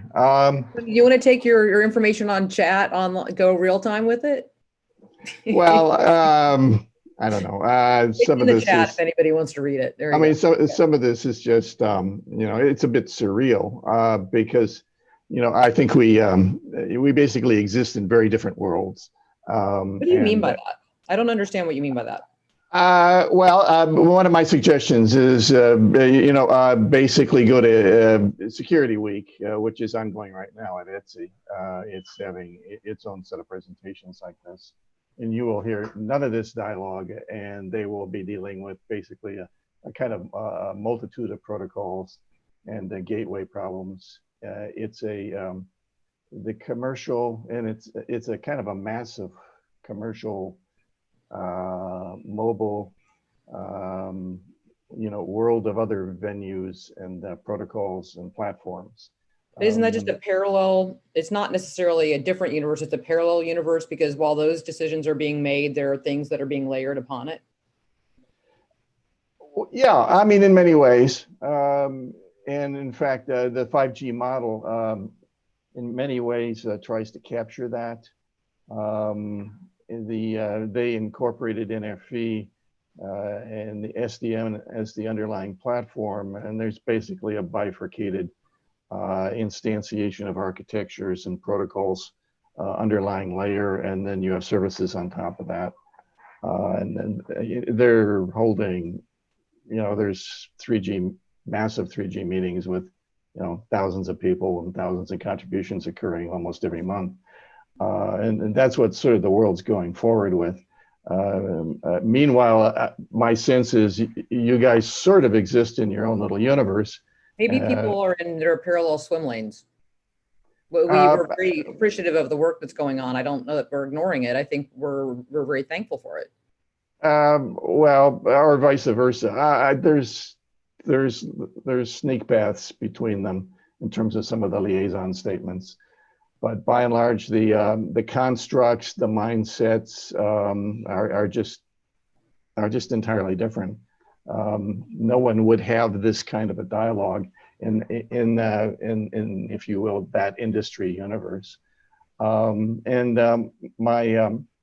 would actually note that as some of the older folks do, we had many internet protocols at one time. In fact, they were supposed to converge on CLMP, CIRSA 1992, and that didn't happen. Instead, there was some convergence nominally on some TCP/IP, on the TCP/IP platform. My sense is that's sort of what it's in the process. It has been coming apart. It will continue to come apart in future years.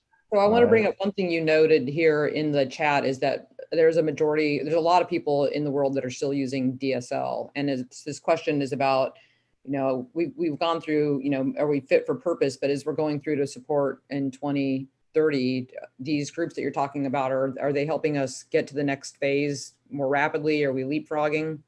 What's important about the work they're doing? Well, I think the DSL stuff, which is basically the ISDN chipsets turned out strapped together and used for wireline, is out there, and everyone's trying to kind of leapfrog that with the 5G efforts, and that's pretty massive. I mean, if you look at 3GPP, probably about 80% of all the activities on the RAN side. And then most of that's going back and forth to the ITU through the IMT 2020 stuff and ITUR. I mean, that's all ongoing. And then of course you've got the satellite folks coming. I guess we had something like, 300 Starlink satellites put up by Musk yesterday. It's kind of fascinating how it's evolving. It's everyone kind of builds on each other's stuff, but there are these other worlds that are moving forward with alternative technologies and platforms. Cool. Hey, John, bringing you into this discussion, it sounds like you are a little disappointed that people have been so happy to take latency. And I kind of think like if I were going to be stuck somewhere with COVID, I'd like to be with an audio file, and they would be way ahead on the equipment we have going on. But so going towards the question of what we should be putting ourselves on the path of 2030, do you want to make some comments and add anything that Tony said? Yeah. I mean, yeah, certainly. Audio people notice things that other people don't notice, and human beings are amazingly adaptable. And although in a natural conversation, a few milliseconds actually matters, we learn to live with delays of hundreds of milliseconds, and somehow just about manage to still have proper Some people only hear what they want to hear too, so that helps. Yeah, it probably does. I mean, specifically about the new IP proposals. Because, as I said, there was this previous group in ETSI called Next Generation Protocols. And basically that separated out into the ones who wanted to add more stuff onto IP and the ones who said that you've added far too much already and it's just getting unwieldy and we need to kind of start again and do it properly this time. And is that an option? Well, we think we're seeing a route to that because with private networks, mobile operators are actually doing quite a lot of private networks. I was in a call yesterday with where we were hearing about, or was it Felixstowe Docks, for instance, where there is a mobile network that is just for them. And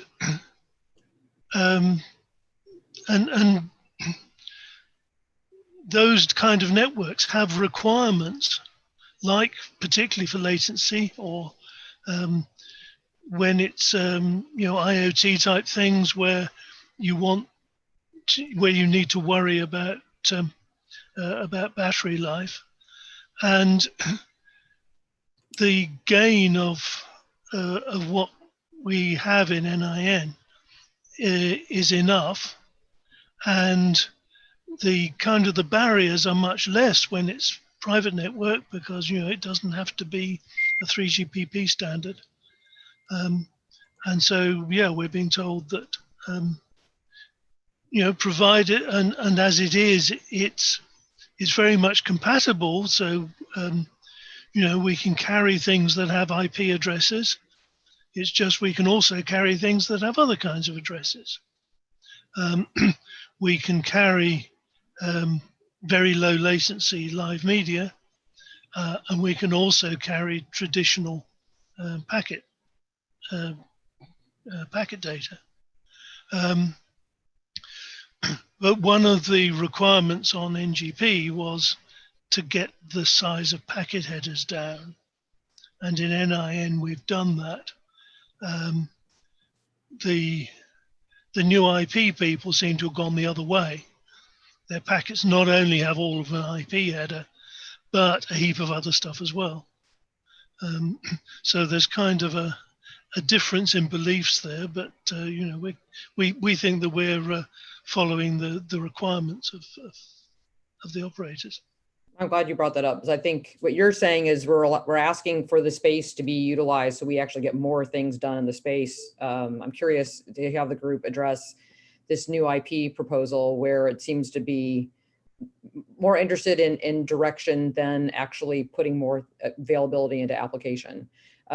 David, you're next on the list. I don't know if you want to be our lead into the new IP or if you have something else you want to comment on this conversation about going towards 2030.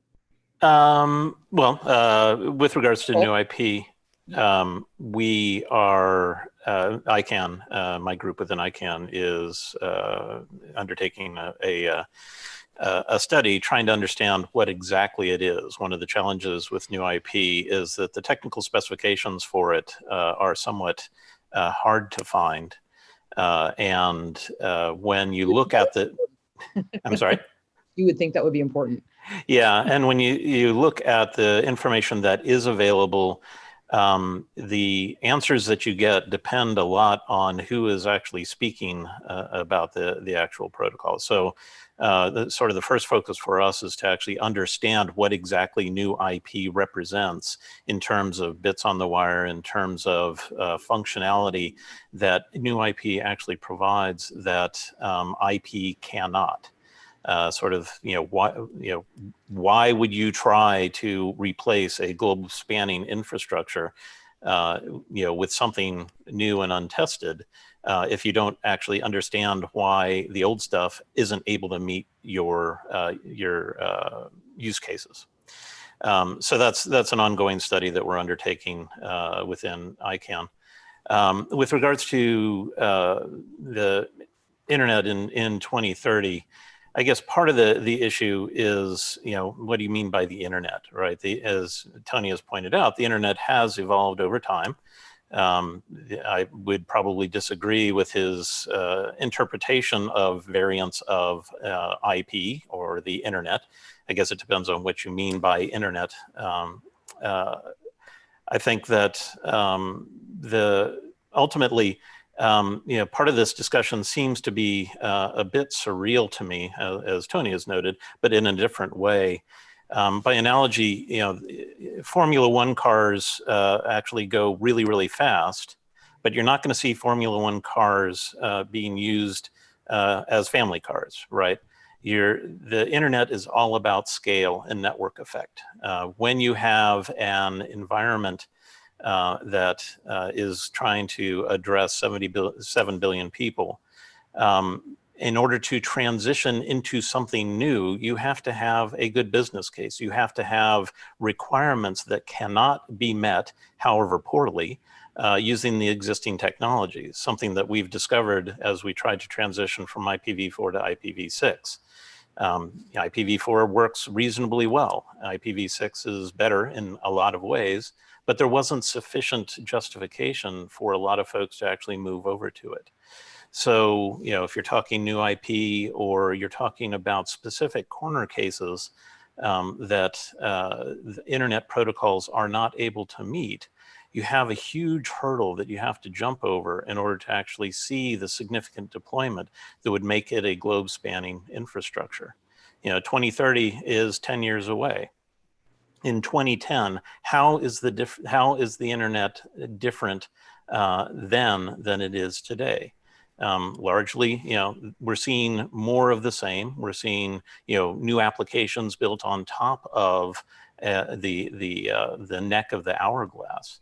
But the underlying foundational technology, seems to be good enough and seems to meet enough of the fundamental requirements that it continues to be used. That's not to say it's perfect. That's not to say it can't be improved.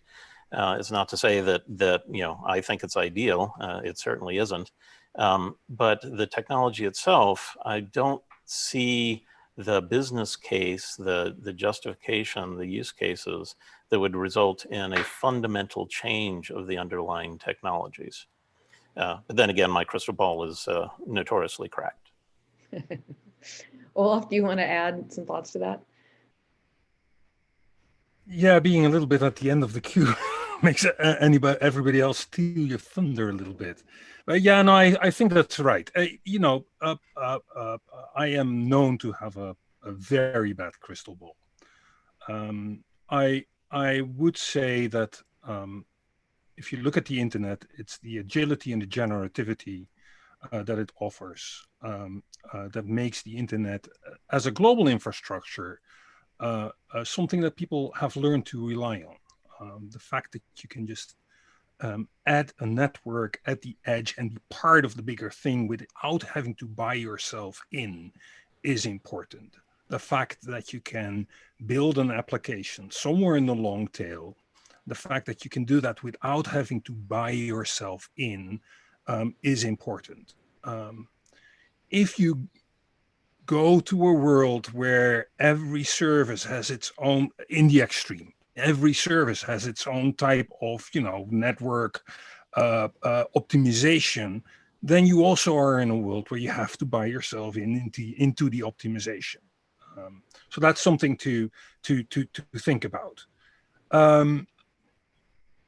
If I think about new IP or just other internet protocols, other network protocols, the beauty about the internet is that it's a network of networks, and everybody is allowed to build the network they want based on the technology that they want. However, if you want to have global interoperability, IP is that little dying thing. Whether we can change IP to something else, it's a question. It's you have to fight the current network effects. I don't know how that works, but something to consider. You have to have that story. If it comes to quality of service, the things that Tony is talking about, quality of service in the data center, network virtualization, software-defined networks, 5G slices, all these type of things where there are very specific, a factory floor with 500 robots that shouldn't collide into each other and that need to be real-time trimmed. Of course, you have a different protocol on your 5G slice for that. I can completely get that. So there's many good arguments why you need something different than IP in some environments, but that doesn't argue for a global replacement. One of the things that I, for instance, see in many of these proposals is arguments for, or questions, requirements for QoS. And I do not know how you do global QoS, how you do QoS over networks that do not necessarily have a direct business relationship. The beauty about the current internet is that you can connect as a network. Freedom.nl is a ISP that got established last month in the Netherlands. New ISP in the Netherlands. They attach to a few neighbors at the M6, and they don't have to go through a gigantic long type of negotiation to talk with any other of the 60,000 networks in the world. If you want QoS, my question is, how do you regulate the governance around QoS on a global basis? That needs other governance mechanisms, and those governance mechanisms, are going to be tricky. They're international. There will be all kinds of things that need to be considered and thought of. And then the other point about QoS is obviously it's not necessarily a technical thing. It's a business thing. If businesses had invested in access networks, we wouldn't have the problems today of people not being able to do their Zoom calls and do their work and go to school remotely. That's a business thing. It's getting a competitive price. It's getting competition in the market. All those type of things that make the access market, viable and healthy, which you see in some in some environments and you don't see in other environments. Those are business and investment questions. So when I think about these considerations, then I immediately think that these new kinds of protocols also bring all kinds of questions about QoS. QoS comes with control. Which traffic do you prioritize over other traffic? How do you manage all that? And those bring all kinds of internet governance or governance problems to the table that need to be discussed. And that's something that I hardly ever hear. Yeah, I think of permissionless innovation when you talk about many of those things, and the idea of the ability to connect without having to have permission to connect, which I want to move over to Marco. You had a piece on the RIPE blog just talking about the new IP, and I actually want to go back to what you said during Olivier's section where you said it works. What we're doing works, and I think David was pointing that out as well. And looking at why are we looking at changing up something that works very well? So if you wouldn't mind making some comments about the new IP as you've elegantly stated on your blog. Yeah, I'm a bit with with some of the other speakers here, and that not in particular about new IP. There are others, and I'm probably one of the first to agree that there are use cases where IP and David also kind of like that, where IP is probably not as efficient as you want it to be, where it's not fit for purpose, which is fine. I mean, I think in that sense also where you see the IoT venture into, we have these ragged edges at the internet where you can take a different protocol that is better fit for purpose and either translate it back into IP where you need long haul transmission or use IP to transport your data. We see that with many IoT networks where they simply use IP as the ubiquitous form of connectivity to do their own thing across it.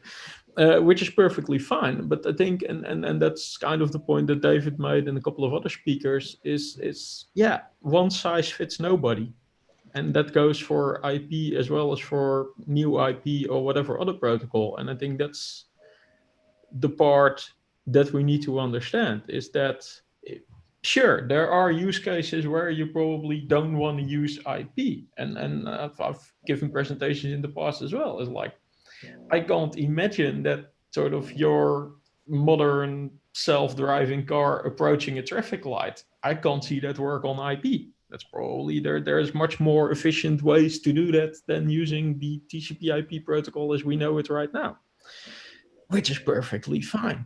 Because I also don't really see a purpose for that to be part of what we then call the internet capital I, the stuff we currently use. And with that, I think also I want to jump back a bit on what was said earlier. It is about this dialogue. It is about understanding what you need. And what strikes me most is that a lot of people then suggest like, oh yeah, TCP/IP is not fit for purpose because it doesn't compensate or it doesn't accommodate my use case.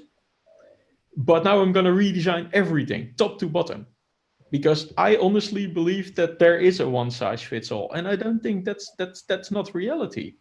And if you then look at the rationale, and there's been a lot of sort of people reflecting back in the last 30 years in this session as well, which is easy to do. But looking forward 10 years, and as I said in my opening, we never expected this global pandemic. We didn't see it coming. Not in 2010, not in 2019, probably not even in January. And here we are, people saying, this is what the world is going to look like in 2030. And I'm going to build a network that will accommodate that world that I think will exist in 2030. As Olaf already said, like, I don't think we have a working glass ball yet. So with that in mind, sure, we can talk about where we can improve IP. Sure, there might be cases where we think another protocol fits better, which kind of brings me to our main argument that we brought into new IP. It's and back to sort of also the session's topic on core values. It is fine if you want to develop another protocol, but I do believe that these kind of dialogues help. And I do believe that transparency helps. And I do believe that bottom-up decision-making helps with all stakeholders involved. I don't think the solution is to lock yourself in a room and say like, oh, I'm going to ignore that world and I'm going to be in my world and I'm going to have none of this discussion and redesign everything from scratch. I'm sure there's a lot of people, if they were locked in a room, would try to go for perfect. And we deal with a lot of very good. So we're lucky.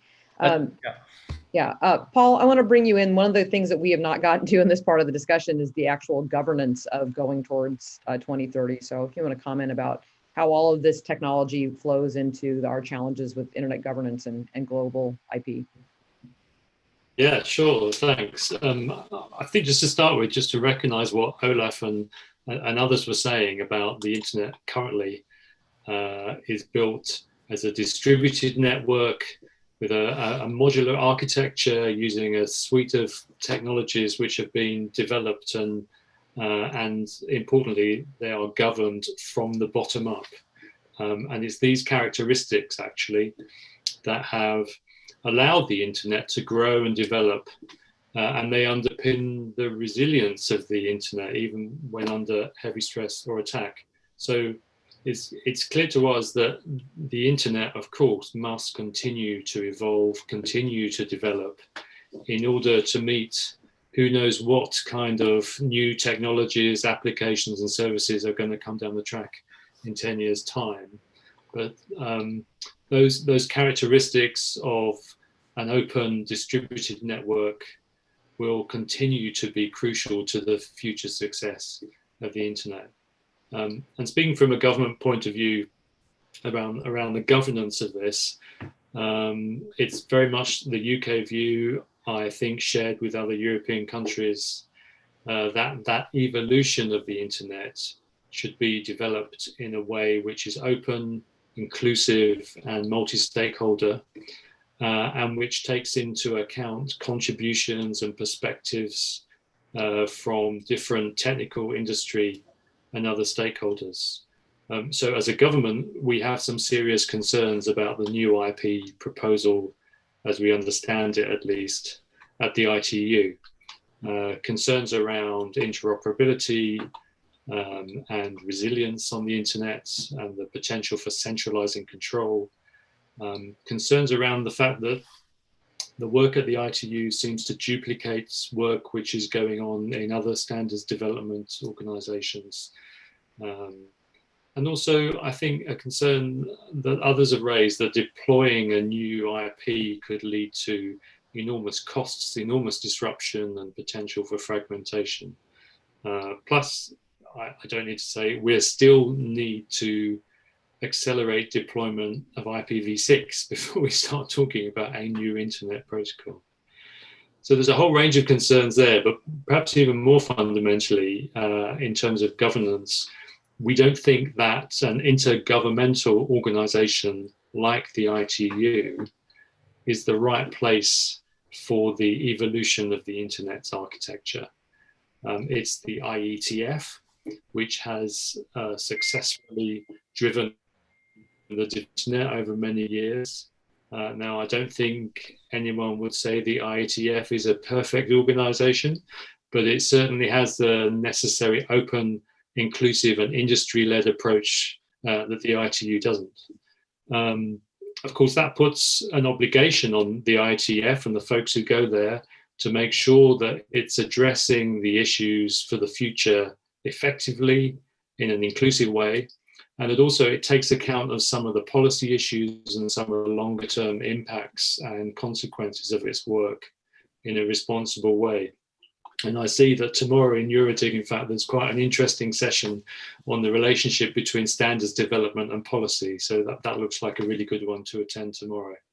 But as a government, as the UK, I think we're clear the internet has already evolved and grown successfully over the years. We want it to continue to develop, but based on the characteristics and the organizations and the structures that have allowed it to flourish so successfully so far. Great, thank you. Olivia, I'm gonna bring it over to you, and hopefully Vint has had time to catch up on the conversation now that he's joined us. That's correct, yes. The main culprit to bring us here, TCP/IP. Vint, you have the floor. Thank you very much. I apologize, everyone. I wasn't quite sure of the protocol to get into the right room, and I ended up in the room with Roberto Gaetano and found it so interesting I didn't pay attention to the fact that I wasn't where I should be, so apologies for that. I did catch the last 10 minutes or so, and I have a few observations to make. The first one is that... Sorry, did you catch the note in Tony Rakowski? Happy birthday. Sorry? Did you catch the note on Tony's screen? I don't know whether you... Yes, I've been watching the chat. But I haven't seen any presentation. Okay. All right. So just to come back to a couple of observations. The first one is that the internet architecture has shown itself to be pretty open. It certainly has accommodated a variety of new protocol developments, even most recently, like the quick development at Google, which collapsed together TCP and TLS with more rapid recovery from failure of the separation of the two endpoints, but also allowed for flow control in multiple channels within one quick connection. So the only reason I bring this up is not to try to sell something developed by Google, but to observe that the processes by which standards are made in the IETF and the architecture of the internet enabled these kinds of evolutions to happen. I think the point is also well made that internet has managed to evolve over the 45 years or so that it's been in existence, in concept, and now in operation. And it has absorbed new technologies to allow it to offer higher capacity. We couldn't do what we're doing right now were it not for the fact that we have a lot of optical fiber, we have a lot of high-speed radio capability, and we can see more coming over time. So with regard to the new IP, there's nothing wrong with saying I would like to achieve certain capabilities, and I don't believe the existing system can accommodate them, and to lay out what those objectives might look like. and it almost doesn't matter where you choose to lay out the desirable properties that you're looking for. It's something else, however, to go figure out how to actually do that.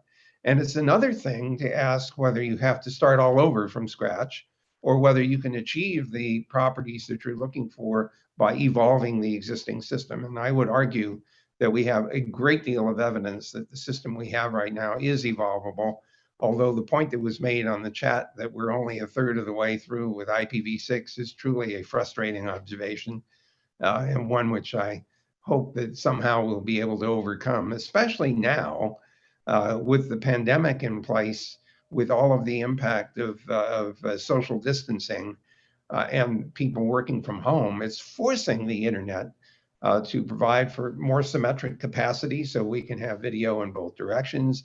And it's also driving a very interesting other thing. Everyone here knows about the Internet of Things, and we know lots of devices are becoming internet enabled. We also know that creates all kinds of risk factors. But I wanted to bring up a personal experience with COVID-19, which leads me to an Internet of Medical Things conclusion. When I wanted to see the doctor, they said, "We don't want to see you." And my reaction was, "What do you mean? That's what medicine is about." And they said, "We're afraid you're going to infect us and we don't have proper protection. So we'll be happy to have a video conference with you." And my first reaction was, well, that doesn't sound very satisfying because you won't take my temperature, my blood pressure, my pulse, and all the other things. And it dawned on me that that was an invitation to invent an Internet of Medical Things that would be sensors that would make remote medical consultation actually useful. But that increases the number of devices that we might have in place, whether we're temporarily wearing them or actually embedding them in our bodies for whatever reason. So I think the demand for internet address space is going to be dramatic. Last point, and again, reacting to some of the chat room conversation, the domain name system, of course, was invented to deal with scaling of the internet. But it's important to recognize that the existing architecture would allow for any number of different identifier spaces being mapped into IP addresses. We could do this in a variety of different ways. And so if someone wanted to explore alternative identification and mapping, that's entirely technically feasible. Deploying it and getting it in use is maybe a different story. Sustaining it with regard to any costs, again, another story. But I would argue that we don't need to start from ground zero. We only need to lay out what desirable properties we're looking for and ask, how do we achieve that? Thank you very much. I'm sorry I went on for rather a long time. Thanks for this, Vince. And I guess the next part of our agenda, we should have reactions from other panelists. And I think we've already had plenty of reactions from everyone.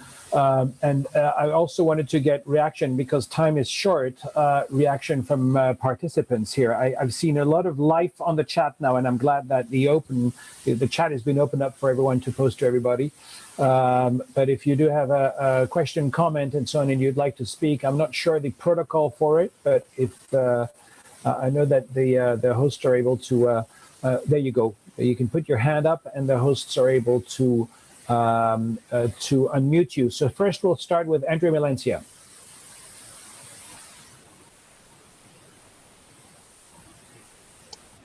So hello everyone, my name is Andre Malencia from Portugal. First of all, because everyone is saying happy birthday to Vince, so happy birthday as well. And to actually mention IoT things, just to mention that Internet of Medical Things is something interesting, but a few years ago, probably 70 years ago, 50 to 70 years ago, we've already had that. It's called astronauts, which already have a lot of medical devices on them, so that can be considered IoT already. And if we have a massification of those devices on all people, and some of them already have watches that measure temperature and pulsation and things like that. So if you have a massification of that, I think, of course, we can reduce the amount of needs we have for our health services worldwide. Second question I want to mention, this is a completely different one, but let me just put this out for anyone to comment. Because of all of the virus things we had in the last few months, one of the affected things was also the the internet, and especially cloud services, which had a very big peak, including things like Zoom, Microsoft Teams, and other services had a big Zoom as well, and specifically on all of the services that use IoT and send information to the cloud, that also affected the way that they worked. So one of the solutions people are seeing is more and more relevant at this moment is to try to do more edge computing. So to make sure that you can still do the same thing as you do sending the data to the cloud, still do that at the edge. That can even be controlled centrally by the cloud. So some providers are doing this, Microsoft and others are also doing this. So that can be a suggestion. I'm not going to make any comment about the new IP or anything like that. You know, in maybe 5 years, we'll talk about this. I just want to mention that we haven't yet fixed IPv6 yet. So hopefully this will be done. When IPv6 is done, we'll talk about the new IP. Okay, so thank you all, and please continue. Thanks for this, Andre. Any comments from our panelists?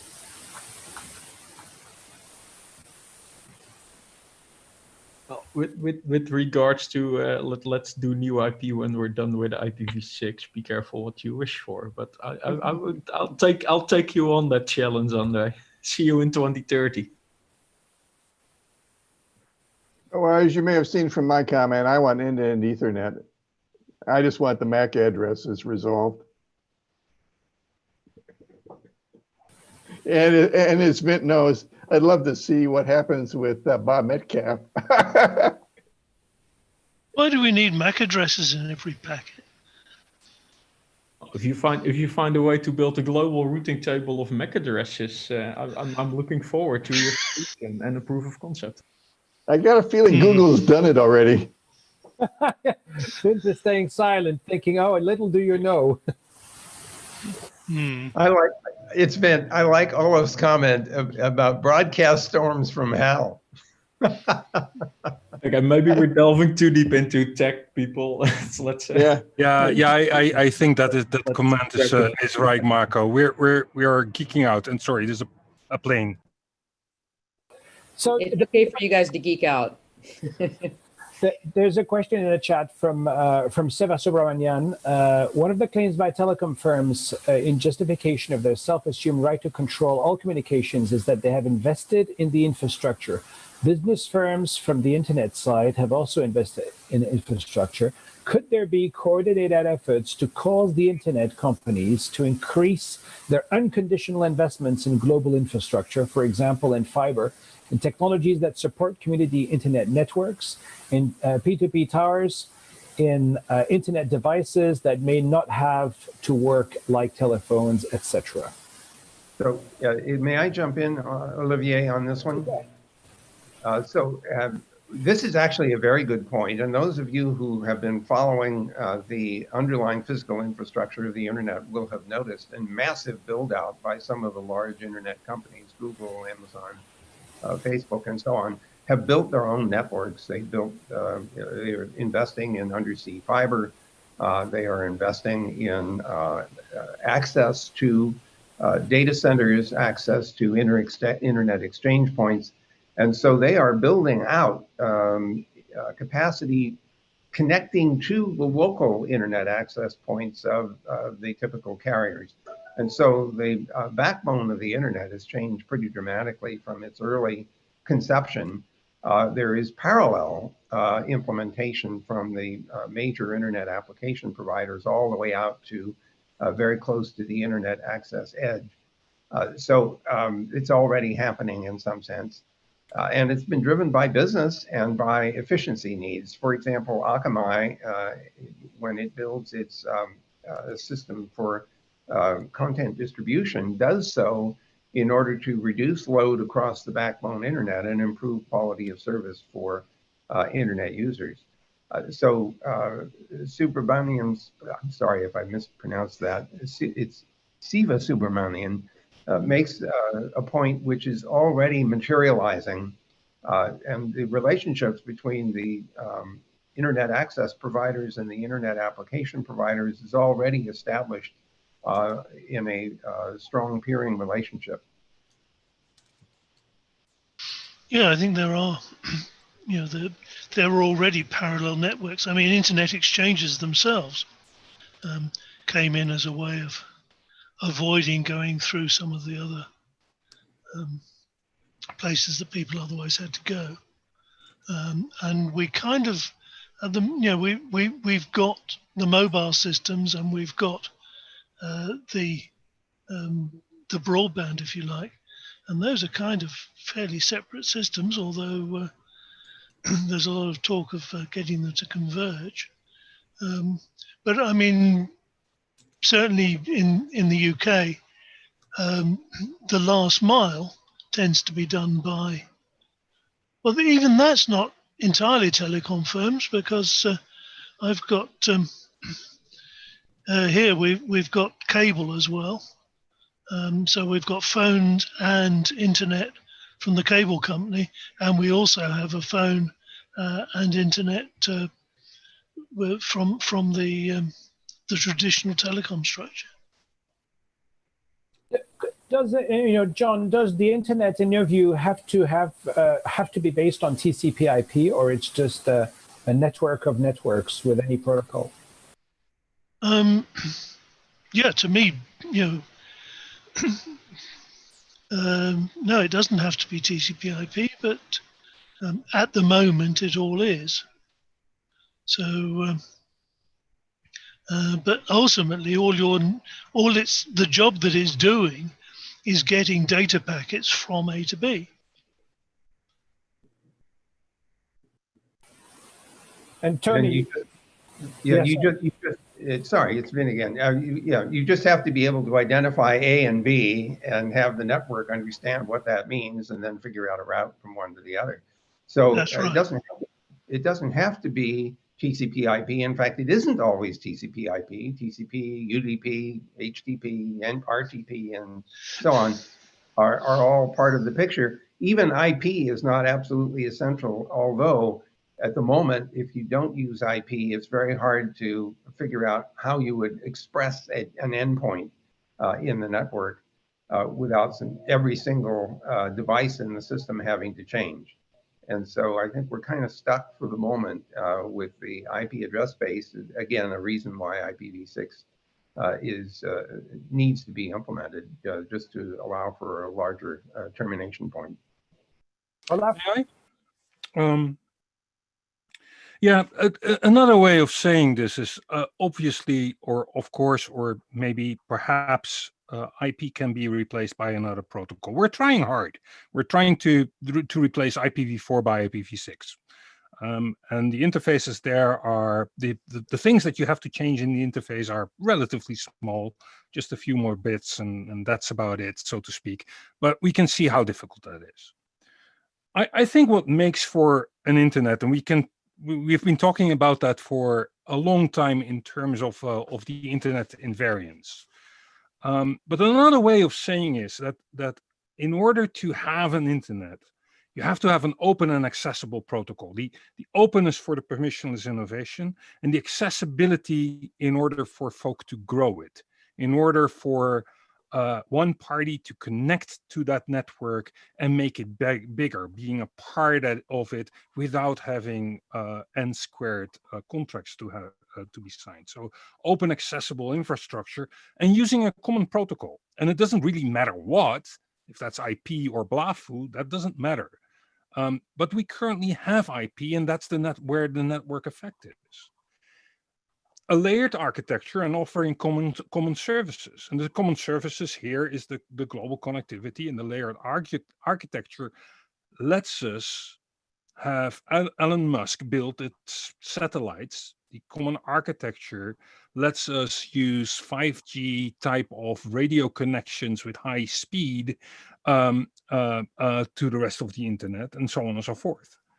I think what is important is that the decentralized routing and management.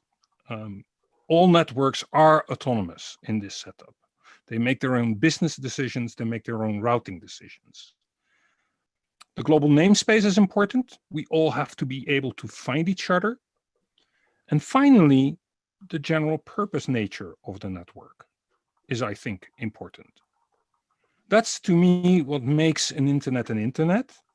And that to me is what IP currently provides. And most notably, some of the other architectures do not. If you look at new IP, it's clearly not a general purpose type of protocol. It is a multi-purpose protocol. That's how it's been marketed.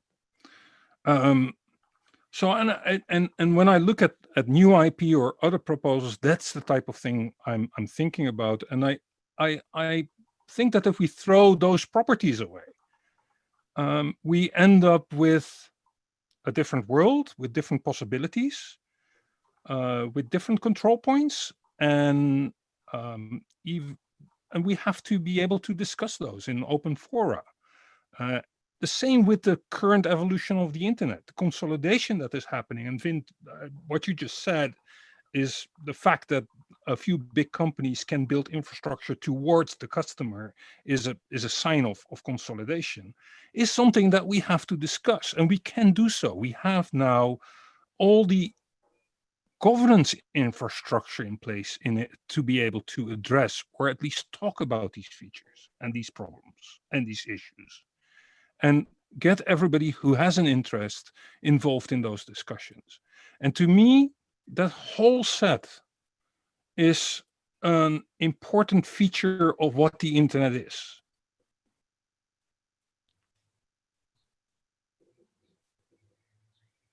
Over and out. Sorry, I didn't want to, you were on a discussion point there. I didn't want to cut you off. Paul, you have been asked a question actually here in the chat that is about how we are managing infrastructure being built out currently overwhelmingly by private companies and not public authorities. Is there a way to make the internet private instead of a public resource? That's from our chat.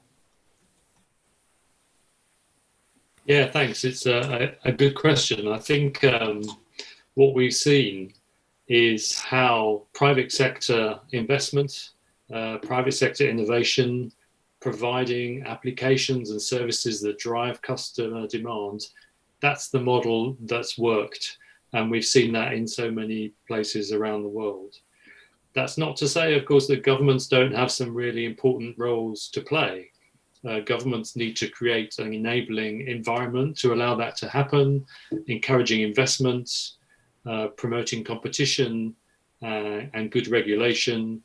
And there are many examples where you need to have public and private partnerships for major infrastructure investment.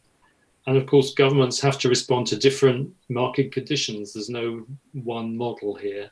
So that could mean using universal service and access funds. In some of the least developed countries, it might really come down to using development aid in countries where you can't, for example, rely on a consistent electricity supply, or there just is no basic infrastructure. So you need different models for different circumstances. And governments definitely have different roles to play. But we know that the long-term consistent model that is going to drive progress and drive success will be private sector investment, providing applications and services that drive customer demand. That's what works. Thank you. That's a great perspective on all of this. So we understand that we have been allotted an extra 5 minutes because this group loves dialogue. We're going to ask each one of the panelists, if kind of a lightning round, if you want to do a 30-second response to something or just a final thought, and then we're going to close this out by at 5 minutes after the hour. Paul, you want to start since you were last on deck here? Yeah, thanks. Just very briefly, it's been a great discussion. I've learned a lot, and my geekiness has grown a tiny little bit from small beginnings, but still very interesting stuff. I would just link maybe the beginning of the conversation we had about COVID-19 with this question of a new IP, because I think the attention that there is now at much more senior levels around how important internet is to public services and infrastructure does really mean that when we are talking about either new IP or developments of existing IP, there is so much more senior attention to the implications of that they're more than just technical geeky implications. They're really fundamental implications that affect all of us. And I think going forward, we are going to see much greater engagement and participation by governments in these kinds of conversations. And that's probably a good thing. Thanks. Yeah, I think that's a very, very valid point. Marco, any final comments? Yeah, well, with Paul, like tying the two ends together, we kind of initiated this discussion around like, okay, we should make sure that everybody has connectivity. It should be affordable. That's been an ongoing discussion in IGF and also in EuroDIG, ensuring affordable connectivity for all. And looking back now, and I think in the last discussion we had regarding investment, we also have to consider that sort of redoing it all will cost a ginormous amount of money, and we're already struggle getting the investments done to expand our IP install base. I don't even want to think what happens if we have to sort of restart it from scratch. So that's something to take away and think about maybe when you go home, or basically you walk back from your laptop to your sofa tonight. I'll leave it there. Thanks. Olaf, final thoughts? Not really, but I was thinking about something that Peter Koch said somewhere in the chat. IP There's might not be the digest there. Yeah, IP might not be the best thing, but that we have, but it's the best thing that we have. Okay. And I, you know, I am very sensitive to the fact that in lots of IT environments, you have very special network requirements, and that we need to be inventive and innovative about that. But I do really want to stress that there is a thing like an internet, even though Tony doesn't believe me and think I'm of a different planet. There is a thing that is an internet, and I think it is up to us to make sure that we keep the capabilities of it. Great. David? Yeah, so I largely agree with what Olaf said. You know, I think, you know, the internet, if you define it a particular way, will never meet everyone's requirements. It helps address a large number of people's requirements. It is not perfect in any sense of the word, but it is good enough to allow us to have the communication network upon which we're actually talking here.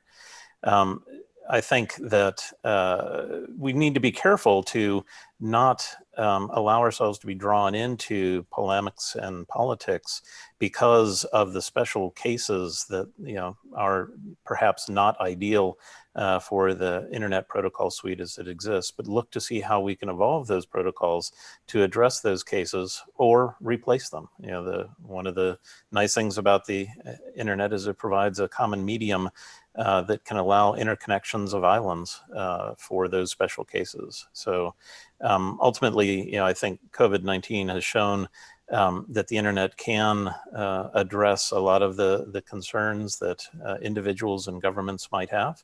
It also has shown where those the problems that can be derived out of that. You know, very early on, there was a mention of DNS abuse, and it's been known that there has been a surge in the registrations of domain names related to COVID-19, with an assumption that those domain names were then used for malicious purposes. It turns out in practice that most weren't, the vast majority weren't. But it does highlight the need to understand more about the dynamics of how the systems are actually being used and how they will be used, particularly by the bad guys moving forward. Thank you. Vint, final thoughts?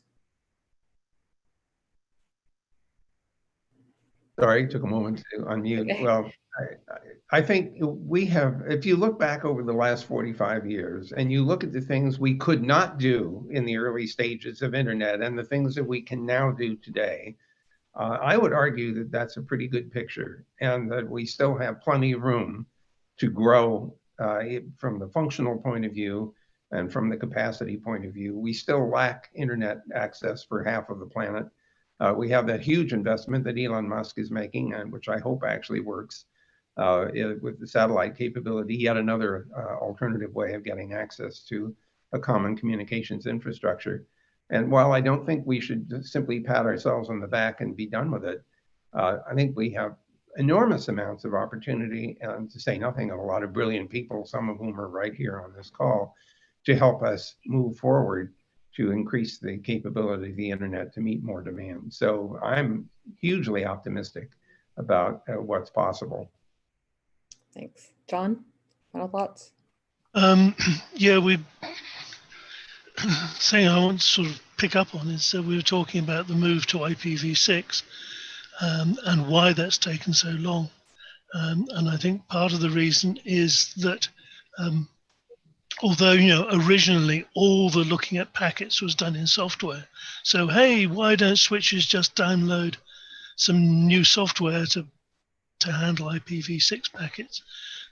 Actually, on the line card, there is stuff that's baked into silicon, which expects to find IPv4 addresses.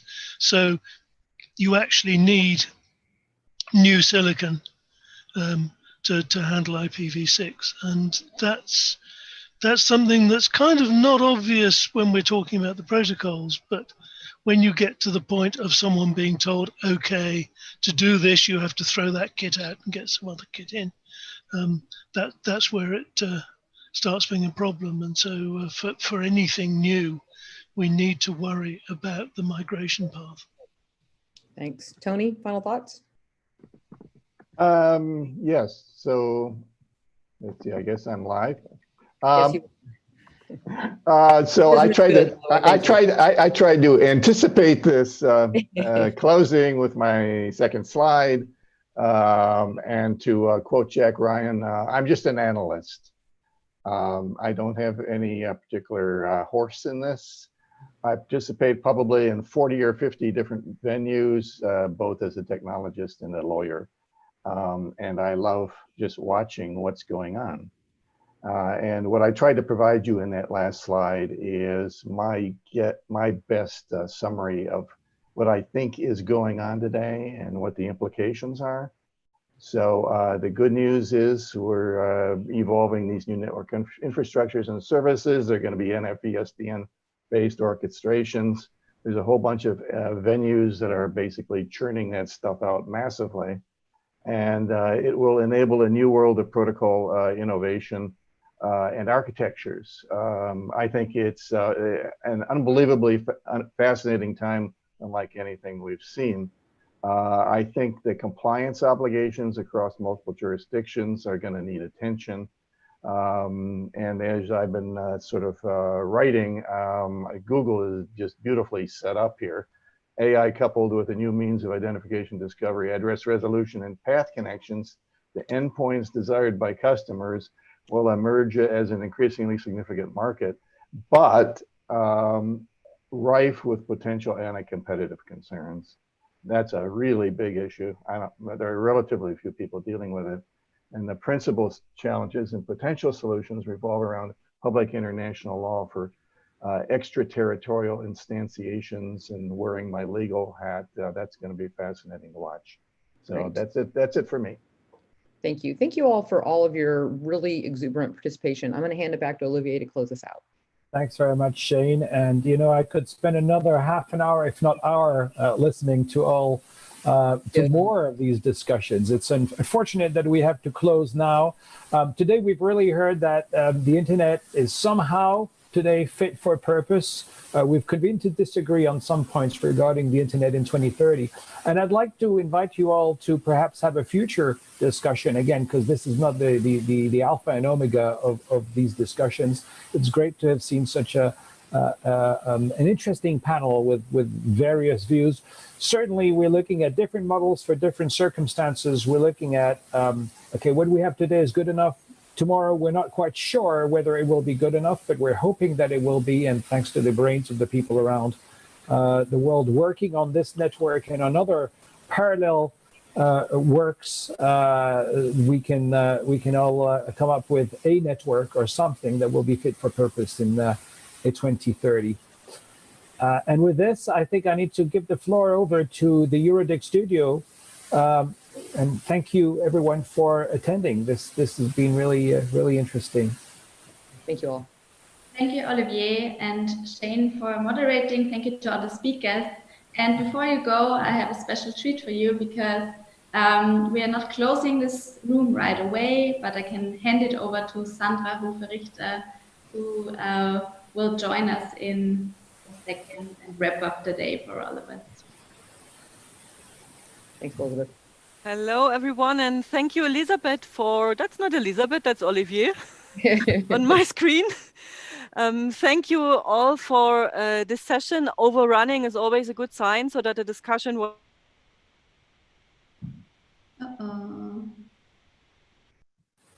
Someone muted Sandra. Sorry, that was me. Okay, so let's start again. Thank you, Elisabeth, for hosting that studio today, and glad to see now you, to thank you that you hosted that room. I think you did a remarkable job. Overrunning a session is always a good sign because then basically the discussion was a good one. And I hope everyone has enough energy for tomorrow. We do, and I just would like to share a very funny moment of today with you. We have a Telegram messenger here in order to react in emergencies. And one of these little emergencies just happened in the last hour. And with the permission of my colleagues, I'm allowed to read what happens. It's about windsurf. Is Wind still in the room or did he leave already? Did he left already? Oh, He's still in the room. Yeah. Okay, so let me read out. One said, windsurf is in the wrong session. Please direct him to Studio Berlin. I send him a private message. Thank you. I have contacted Win by chat in my session. Wind is still in your session with a raised hand? He's not here, definitely. He has raised hand in my session. I will give him the floor when the current speaker is finished. Wind is moving to Berlin now. Thanks, he has arrived. Normally, that would take 8 hours by train. That's an advantage of a virtual meeting. And then the funny last question about this was from, where was it? Sandra, when was Wind in the wrong room, before or after? So this basically happens only, I think, with a virtual meeting, and we hope to continue with such pleasure tomorrow. Rooms will open 30 minutes in advance, so you can enter the room at 9 p.m. We will start with our session sharp at 9:30, and we recommend you to come in early because we have 1,200 registrations. And getting everyone online, we hope there will no glitches.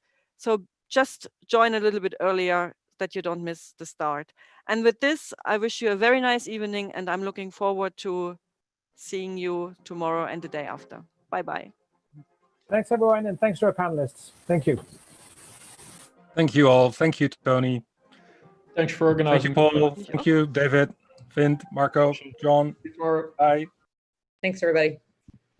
And Shane, of course. Bye-bye. No worries. Bye. Shane, you never seem to age.